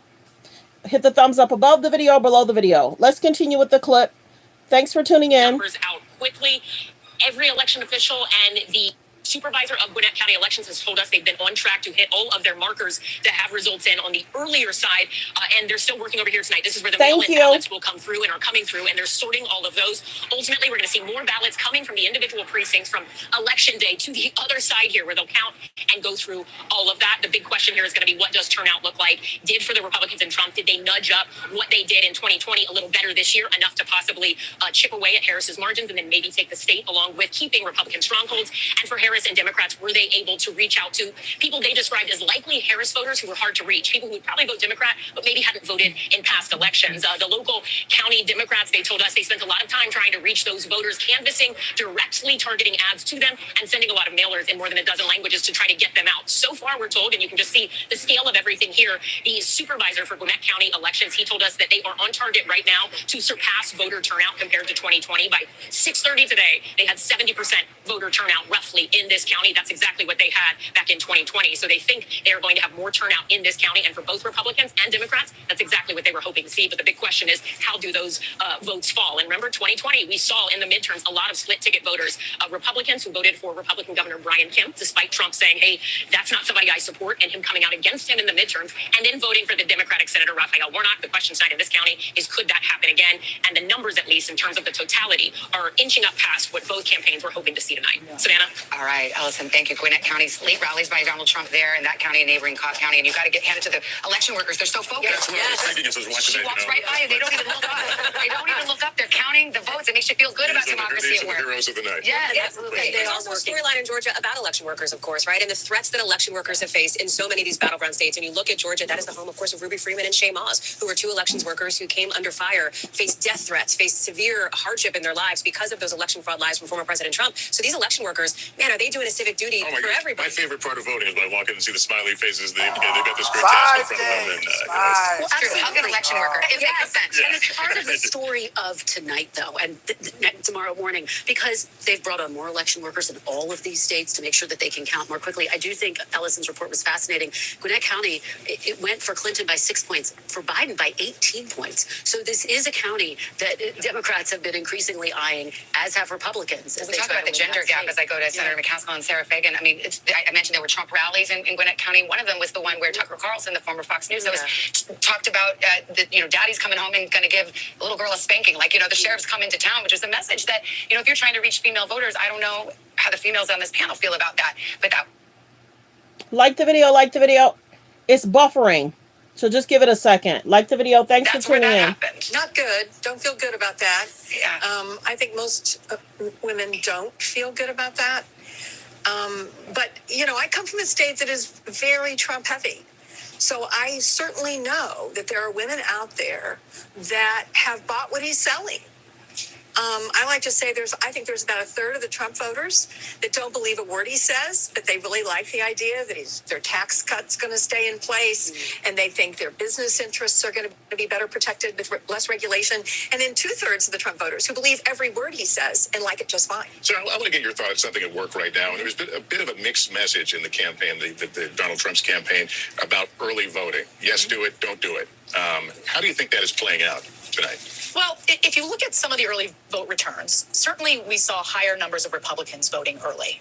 It looks to me like a lot of those were election day voters previously who voted early. Okay, great for the Trump campaign. They banked votes. They can focus on those who haven't voted. So to me, what I'm going to be looking for is his share of the early vote higher than it was in 2020. Democrats dominated the early vote totals in 2020. And, Donald Trump in most of these states was doing 35, not even higher than 40% in any of those states, these target states we've been talking about all night. So does he do 42, 43, 44%? I mean, in 2020, we were in the midst of a pandemic. Donald Trump was actively telling people not to vote early or not vote by mail, saying he was suspicious of it. To Lester's point, he changed that tune. Now they're actively encouraging Republican voters to go in and early vote, and Republican voters seem to have answered that call. That's right. It was a huge strategic blunder in 2020 to have done that, particularly in a close race. Had he not done that, perhaps he would have won. So I think he learned that lesson. And also, if you just look at the trends in early voting and the trends in absentee by states, it's a prudent thing to do. To be clear, the Republican apparatus absolutely made a big push this cycle to get... Like the video, like the video. Don't forget to subscribe to the page and also turn on your notification bell. Press 3 if you knew where you're watching from. Press 3 if you knew where you're watching from. And press 5 if you've been here before. And if you've already subscribed, thank you. Voters out Let's to vote continue. early. Fair Donald use. Trump himself was all over the map on that. You see it at his rallies. He talks about at one rally, he would say go out and do it. At another rally, he would cast doubt on the validity of ballots that were put in through the mail, et cetera. Some of that likely seeped down to some of his voters in some of these key battleground states, as we heard from talking to voters in some of these battlegrounds. Remember that this is a former president who, over the summer, you look at, let's say, 20 rallies. At 5 of them, he cast doubt on the results of the election even before votes were counted. That ramped up in just the last month. At 14 of 20 rallies, he did the same thing. So he has not been super consistent on this. Let's go to Tom Yamas right now. Tom, as we speak, North Carolina, Georgia, and Pennsylvania are counting votes right now. Yeah, and we're getting ready for poll closings in places like Nebraska, and Nebraska could be the key to it all. And I know what you're saying, Nebraska, yes. So when you look at our beautiful map here, you see the maps, the states that are red, the states that are blue, and our battlegrounds here that aren't colored in. And then Nebraska and Maine, they have this kind of Where's Waldo effect. When we hit it, here's why. Nebraska and Maine, they both give out their electors a little differently, their electoral votes. If you win the popular vote, you get 2 in Nebraska, and then they give it by congressional district as well. Trump is going to win 2 of the congressional districts, most likely, in the popular vote. But congressional district 2, seating 2 in Nebraska, is a battleground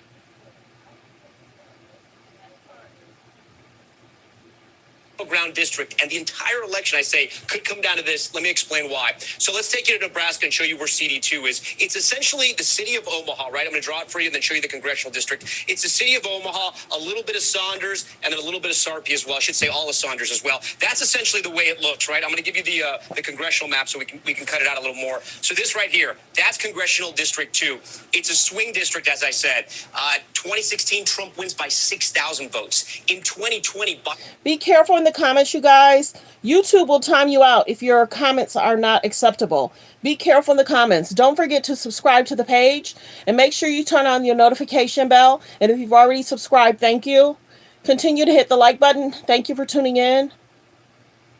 Fair use, reaction video. By 20,000 votes. So why is it important? Because if we come down to that scenario where it's 269, Savannah, I gamed that out. It's going to come down to Nebraska too. So every vote does matter. It matters so much that we spoke to people in Omaha, asking them about what this campaign was like. They say they've never seen anything like it. They've been inundated with ads saying on the television, on the radio, people calling them, unlike anything they've ever seen before. Again, Note in the comments who you project to win. Note in the comments who you project to win. And don't forget, press 3 if you knew where you're watching from. Press 3 if you knew where you're watching from. And press 5 if you've been here before and where you're watching from. Thanks for tuning in. Likely won't come down to Nebraska too, but it might, and that's why every vote matters. Again, Omaha, the biggest area of Nebraska, fastest growing area, and tonight we'll be watching it. Tommy promised me you would not raise the specter of the 269 to 269. It could happen. We're ready for it. It could happen. The Constitution has provisions for it, but can we just all agree? Let's hope we don't get there. Is that Chuck Todd's Yes, music?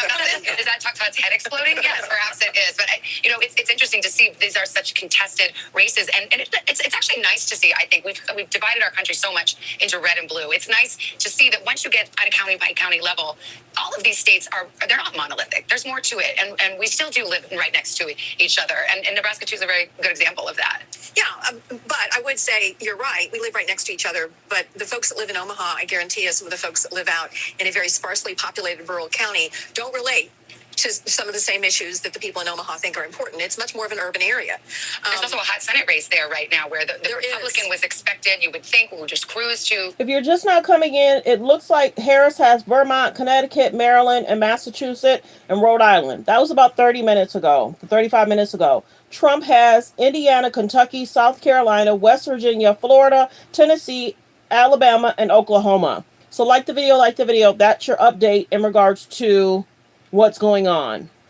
To re-election there, but there's an independent candidate, Dan Osborne, who's really giving a run for her money for Deb Fischer. Yeah, and I will say that one of the things about the urban-rural issue is when you think about the ground game, I don't think we talk about this enough, the ground game for the Republican Party is much harder. Going door-to-door in rural communities is a much different operation than going door-to-door in a densely populated area. It's not as efficient. It's more difficult. Frankly, a lot of folks out in the rural area don't want strangers knocking on their door.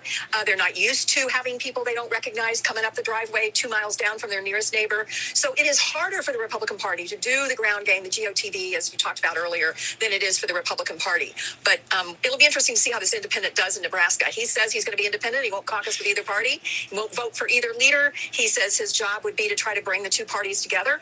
It's probably a winning message right now. I just don't know if Nebraska's pretty red. All right, well, the drama is continuing to build. 3 big battlegrounds closing at the top of the next hour. Don't go away. We'll be right back as we count down the road to 270. Like the video. Thanks for tuning in, everyone. Like the video. Thanks for tuning in, everybody. Like the video. And thanks for being here as well. Thanks for tuning in with me. I hope everyone's having a great day.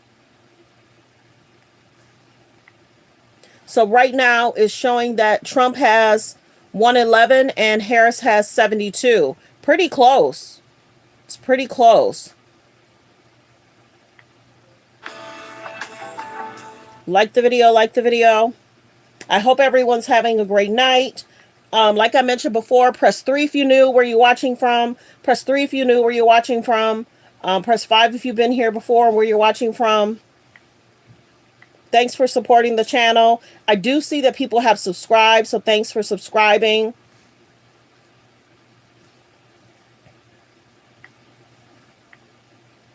Who do you project to win? Who do you project to win? Let me know in the comments. Let me know in the comments.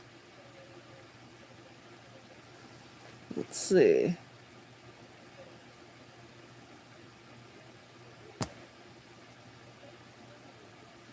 Who do you project to win? Is your favorite leading? Thanks for tuning in to the live coverage. Okay, they're actually back. Like the video. Thanks for getting me to 100 likes. I appreciate everyone for being here and tuning in and supporting the channel. I didn't know if I was going to cover it or not, but I'm glad I did. The truth is right now, I'm looking at this going, this is what I fucking want. Imagine having something Like the video. Thanks for tuning in, everyone.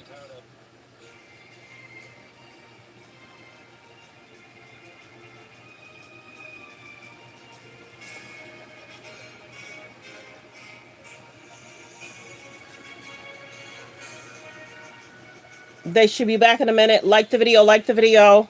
I'm just waiting for them to return.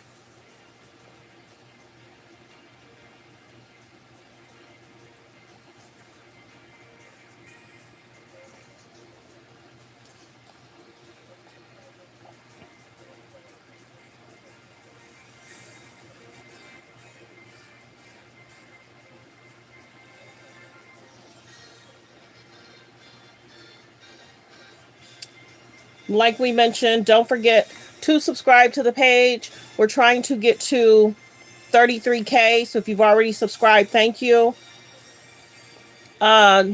Super chats are welcome. Super chats are welcome. I'm trying to wait for them to come back. Hold on.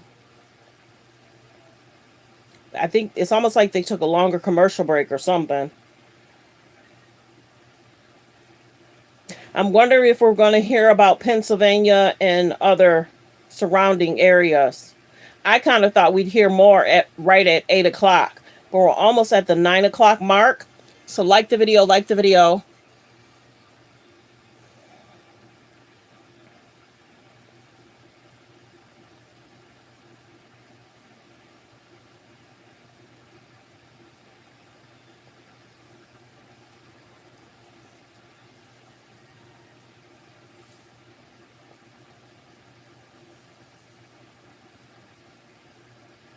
Thanks for tuning in, everyone. Thanks for supporting. Thanks for being kind in the comments.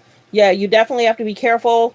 YouTube will time you out if people are saying things they should not be saying. So you definitely have to be careful in the comments. Let's see if they're back. Yeah, they're actually back. Right. They would have loved to have had that in the bag, these 2-seat pickups earlier in the night, Savannah, but we'll wait and see how this one goes. Okay, we are just coming up the top of the hour. We're going to have some major battleground poll closings coming up.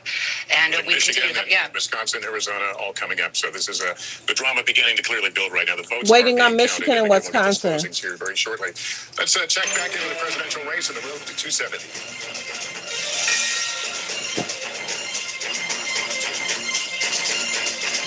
All right, it is 8:51 in the East, and here is where we stand right now on the road to 270. And it has been a night of big surprises so far, with more to come. We're now just minutes away from additional closings. Yeah, we are, and we see that map starting to fill out. So we will watch for those next poll closings. It's in all corners of the country now, almost at 9 o'clock on the East Coast, and they're some of the biggest states to close yet. At the top of the hour, a major round of poll closings with the most battleground states of the entire night. 15 states and 163 electoral college votes up for grabs, including 3 critical swing states. Will Vice President Kamala Harris hold on to the blue wall that cuts through Wisconsin? Good evening, Wisconsin! And Michigan. Michigan, we are not going back. Or will former President Trump break through like he did in 2016? We are going to win Wisconsin. Plus, the first Western battleground, Arizona, moments away from closing. A very big Like the video, like the video. Arizona, we love you, Arizona. Arizona, we need to fight this battle on every front. We are standing by for our first vote count in from these make-or-break states as our decision desk gets ready to make new calls on the road to 270. On the road to Many 270. votes to be counted. Battlegrounds all coming in. Michigan has 15 electoral votes up for grabs, a key state. And Jesse Kirsch in Detroit for us today. Jesse, the polls are just about to close, moments away. What do you expect? What are you hearing? Yeah, so Savannah, statewide, they close at 9 p.m. Eastern, but here in Detroit, in the East Coast time zone, the polls have been closed for almost an hour. You can see this ballot drop box is sealed off here. However, despite all of that, we're going to move down the block here. This is the city elections office, and what we've got going on here is people who have been in line well past when the polls officially closed to continue registering to vote. And inside, it appears we do still have some people in that line. We had people telling us they'd waited in line for around 4 hours. One young woman told us that she almost got out of line because of that duration, dealing with logistics as well as just waiting to be able to register to vote, but was ultimately able to do so. Someone else told us that they got out of line because of the wait. If people got in line by 8 p.m. Eastern time and they closed the doors here at that time, people were going to be allowed to go through the registration process. And it seems people are still going through that at this hour. This is a traditional Democratic stronghold, the city of Detroit. However, when we've spoken to GOP operatives in the state, they tell us that they see Vice President Harris's base as, quote, crumbling because of various headwinds. However, there are other potential headwinds that could send traditionally Republican voters toward the vice president. We will have a clearer answer as those results start coming in at 9 p.m. Eastern. Savannah, back to you. And we'll get a better idea about turnout, too, which is all important. So in about another 6 minutes, you guys. Detroit and also those collar counties. We want to switch over. Let's go to Arizona, the Mountain West. Polls closed. Gotti Schwartz, they're outside of polling place. Have you seen a lot of crowds? Yeah, polls close in about 6 minutes here. This is the end of the line, and this is about a 60 to 70 minute wait here. So you got the people that are at the end of the line right now, probably about 300 to 400 people in front of them. You're noticing a lot of MAGA hats here talking about the gender divide. Gender divide is very much in play here at Arizona State University, and there's been so much talk about low propensity voters. One of the things that we've been noticing here and talking to students about is the involvement of fraternities. Normally, fraternities, they may not be organizing and may not be turning out to vote as much as you'd expect, but here at the ASU campus, it does seem like the fraternities have been involved in turning out the vote, and those that we've been talking to say that they are turning out for former President Donald Trump. We've also talked to a lot of other students that have been coming out for policy issues. There's several props. The issue of abortion is extremely important in turning out the vote. Immigration is also important. But I got to say, just eavesdropping what people have been talking about in line, it's been surprising how often the topic of the Joe Rogan podcast keeps coming up. We've talked to several students now who say that they listened to that Joe Rogan podcast with the former president, and that was the deciding factor for them. And they've also said that if the Let me know in the comments. Did you listen to the Joe Rogan podcast? Did you listen to Joe Rogan and Trump, the podcast? Like the video. The vice president of the United States would have appeared on that podcast. They may have had their vote skewed. It's really interesting because, some people are talking about policy. Others are talking more about kind of like vibes. Well, I like the vibe of Trump, or I like the vibe of Kamala Harris, but it's not so policy specific. But that's just some of what we've seen. We're almost at the end of the line. We just wrap around this corner. But again, right now we're in Maricopa County. This is a county with 2.something million voters. ASU has 74,000 students here, most of them voting age. So what we see here at Arizona is going to be very important in this election. Back to you guys. All right, Gotti, thank you so much. Abortion on the ballot in Arizona, also Florida. Lester, I know you got a key call here. Yeah, we do have a call here in the state of Florida that abortion, that would restore the constitutional right to an abortion. They've had a 60% threshold. It will not clear it. So amendment for right to abortion will go down in defeat. 86% of the vote in there. Let's This is super interesting. I'll just drop in here to say this. It was yes to protect in Florida, but you are seeing it needed a 60% threshold, as you said, Lester. This would be the first ballot initiative that we've seen anywhere in the country since the overturning of Roe versus Wade that has failed. However, but it had a higher vote. the other ballot initiatives were not this high of a threshold here. And I see you want to jump in. No, it's just the same number. Right, it was 57-58 in Ohio, 57-58 in Kansas. I mean, I think we know what the number is. Ironically, I've talked to some Florida Republicans who Press 3 if you're new, where you're watching from. Press 5 if you've been here before, where you're watching from. Don't forget to subscribe to the page. Can I please get about 20 people to hit the like button? Double tap the screen. Hit the thumbs up above the video, below the video. Be careful in your comments. YouTube will time you out. Be careful in your comments. Be careful. Let's continue with the video. Fair use. Reaction clip. really had hoped this would pass, because now Florida elected officials in 2026, which is their big election year, they will have to face the voters on a 6-week ban. And then suddenly that will sort of upend just the state's politics. Yeah. But Ron there's DeSantis clearly, actively campaigned against this amendment which is... And he used the government power. It's going to create there's going to be a fascinating... If the Democratic Party ever wants to have a chance in Florida again, they're going to get an opportunity, ironically, because this thing went down tonight. Think about how complicated this was for former President Trump. I asked him about this. He said it went too far. And then he was asked about it repeatedly throughout the course of this campaign. Well, how are you going to vote on this? And he was shifting his positions in the weeks leading up to this very vote. So it sort of underscores the point that Chuck's making. This is a very complicated... This issue has Republicans in knots and Donald Trump in knots, and now it lives to see another day in Florida. And this is why the vice president and her team have been pushing on this issue. It is on the ballot as well in Arizona and Nevada. Trump orbit folks that I'm talking to think that there is a likelihood of perhaps ticket splitters in those states, people who will back these abortion ballot initiatives, but who will also back former President Trump. But you have seen the vice president hammer this in the state of Georgia. She went to the state of Texas, which nobody really thinks is going to flip blue on the presidential race, but she wanted to use it as a stage to highlight that state's controversial restrictive abortion law. She did it in Georgia with Amber Thurman, and in Florida, she talks about it as a place that she is concerned. We're about to hit the 9 o'clock mark. So hopefully we'll get more information. It's right now 9 o'clock. Hopefully we'll get more We don't have information. a ton of time because we're coming up on a poll closing. But in Iowa, whose polls are going to close, there was a late election poll.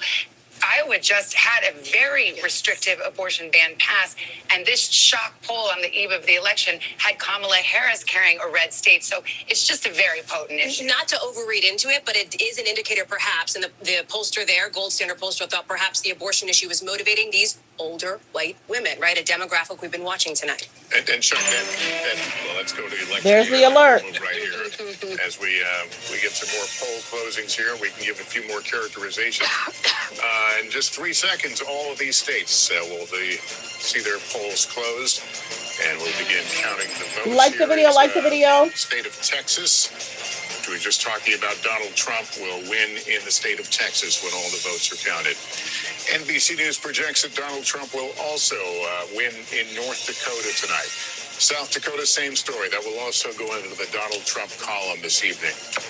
We've moved to the state of Wyoming in 3 electoral votes at stake. Donald Trump, the projected winner in Wyoming. Here's the map. The road to 270 now getting interesting. 154 for Donald Trump, 30 for Kamala 154 for Trump, only 30 for Kamala. Uncalled races just from those 9 o'clock poll closings, including New York, Colorado, Minnesota. So we still await results there. But let's go to Michigan. That's the biggie at this hour. Polls closing in Michigan, and it is, wait for it, too early to call. We will be waiting for it perhaps into the wee hours tonight. Arizona also too early to call. 7 o'clock in the Mountain West, 9 o'clock on the East Coast. Polls just closed there. Let's go to Wisconsin, the other of the blue wall states, along with Michigan and Pennsylvania, too early to call. And speaking of Pennsylvania, too early to call. Starting to see more vote come in, but we could be waiting a bit for that. And same with North Carolina. They're counting more quickly, but it's still too early for us to make a projection. And in Georgia, it's not too early. It's just too close. We are starting to see the vote come in. We've got 66% counted right now. And yet, despite the margin that you see there, we project not only what the margin is right now, but where we expect the vote to come in, whether it's coming from a Republican stronghold or a Democratic stronghold. So when you see that disparity and then you see us say it's too close to call, there's a method to that madness, Tom, and you've got Georgia up there. And I'm going to explain the method to the madness, right? The difference right now, 220,000 votes. Trump on top with 66% of the vote in. But Republicans, it can't even get close to celebrating just yet. These sort of UFO objects we have circling Georgia right now, this is the remaining vote. And the bigger that bubble, that means the more vote that is out. And the more vote that is out right now is in the Atlanta metro region. Remember, I told you guys earlier that about 50% of the vote is going to come from this area right here. The election is essentially won or lost in the Atlanta metro region because the margins are so close. Every vote matters, but because the margins are so close, Trump runs up that rural vote. The Democrats run up the urban vote. They run up the suburban counties around Atlanta as well. Let's take a look. Let's see how Atlanta and the surrounding counties are looking, the ring counties. Cobb County, 77% of the vote is in. Harris slightly overperforming where Biden was in 2020. Let's go over to Fulton County. This is where Atlanta is. A huge county for Democrats here. She's about where Biden was, 72% of the vote in. She can catch up and bring that up. Gwinnett County, again, these are the counties that Clinton flipped in 2016, and they just got bluer and bluer. And you can see what's happening here. 16% of the vote is in, but she's at 60. Biden was at 58. Let's keep going around here. Douglas County, 84% in. Here we go. Harris overperforming in that county. We'll come a little further out. Rockdale County will kind of move a little out the suburbs, the exurbs, if you will. 69%. Look at where Harris is tonight. 74%. She's running up that vote in the Atlanta metro region. If she can keep that momentum going, she could possibly take the state of Georgia. But again, we got to wait and see. I want to see how Trump is doing in some of his rural counties. 78%, 95% of the vote is in. So 78% in 2020. He's at 78 right now. Let me go to a neighboring Towns County right here. 8180. And then in Union, 8180. He seems to be hitting his marks too. I want to hit some sort of swing counties, if you will. Dooley is one of these. Trump won it in 2016, but if we go back, Obama had it in 2012. Tonight, Trump is up. He's building on his margins from 2020. That's a good sign for him. Let me see if Peach County is in. Peach County is another one that no vote is in. This is one of those swing counties, not a whole lot of voters, but it usually sort of picks the winner. We like to watch it as we go around. This is 72%. This is one of the ones we're watching to see if Trump could make inroads with black voters here. Harris seems to be comfortable. She seems to be the same watermark where Biden was in 2020. So guys, still very close in Georgia. As we said, too close to call. It was about 12,000 votes that separated this in 2020. Trump won this state by about 5 percentage points in 2016. The state is definitely changing, and the reason why it's changing, it's in this Atlanta metro region. Yeah. Go North for it. Carolina, I'd love to see some North Carolina numbers. I mean, these numbers are coming in as we speak. Yeah, Let's hit North Carolina. Again, we're going to look at all the state. I'm going to be looking at Mecklenburg County. This is where Democrats have to drive up the vote. Only 6% is in, but we can see how she's performing here. 6% is in. I'm not going to really draw too much from there, but she's overperforming Biden. We go to the research triangle here. Wake County, 76% of the vote is in. We compare her to Biden, 62-63. She's doing better. I know a lot of the vote is in.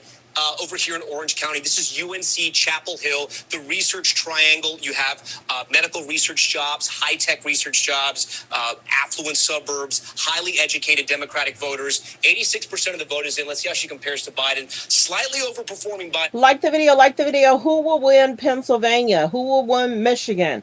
Like the video. Who do you project to win the night? Like the video. Press 3 if you knew where you're watching from. Press 3 if you knew where you're watching from. And I appreciate everyone for being here. And I appreciate all that have subscribed. If I can please get 50 people to please subscribe and turn on your notification bell. Continue to hit the like button. If I can please get 50 people to hit the like button. Double tap the screen. Hit the thumbs up above the video, below the video. Let's continue with the video. Fair use reaction clip. Not by much, but look, any little increment makes a difference when you're talking about a 10,000 vote difference at the end of the day. Right now, the difference is about 41,000 in that county. Trump is on top right now. He's going to run up the rural vote. We can check out some of his counties over here in western North Carolina, Graham County. These are some of the counties that were affected by Hurricane Helene and all that devastating flooding. 95% and 81%. In 2020, was at 79, so kind of overperforming. The big unknown was how many people... Okay, you guys, we've almost been live for 3 hours and 45 minutes. I'm getting the look from my man. So I'm going to exit. So I'm going to go ahead and do my disclaimer. Copyright disclaimer under Section 107 of the Copyright Act of 1976. Allowances made for fair use for purposes such as criticism, comments, news reporting, teaching, scholarships, and research. Fair use is used permitted by a copyright statute that might otherwise be infringing. All comments are alleged, in our opinion, and for entertainment purposes only. I appreciate everyone for tuning in. I appreciate everyone for subscribing. I appreciate for all the kind comments. I hope whoever you voted for is who you voted for, and that is your winner. So, I'm hoping things will definitely get better. That's what everyone's hoping, that whatever policies that were presented will be the policies that is best for people's families and for their futures. Everyone have a great night. Focus on healthy, safe relationships. Be around people that's... Good night and goodbye. I'm still live. Okay, yeah, I'm still live. It buffered itself. So everyone have a good night. Thanks for tuning in. Thanks for supporting the channel. Don't forget, on your way out, 70 people in the building. Please, all 70 subscribe. We're trying to get to 33K. A month and a half ago, we had 3,000 subscribers. So in a month and a half, I've gained almost 33K in a month and a half. That's unheard of numbers. And I appreciate everyone that has subscribed. Everyone have a great night. Thanks for tuning in. Be blessed. Goodbye.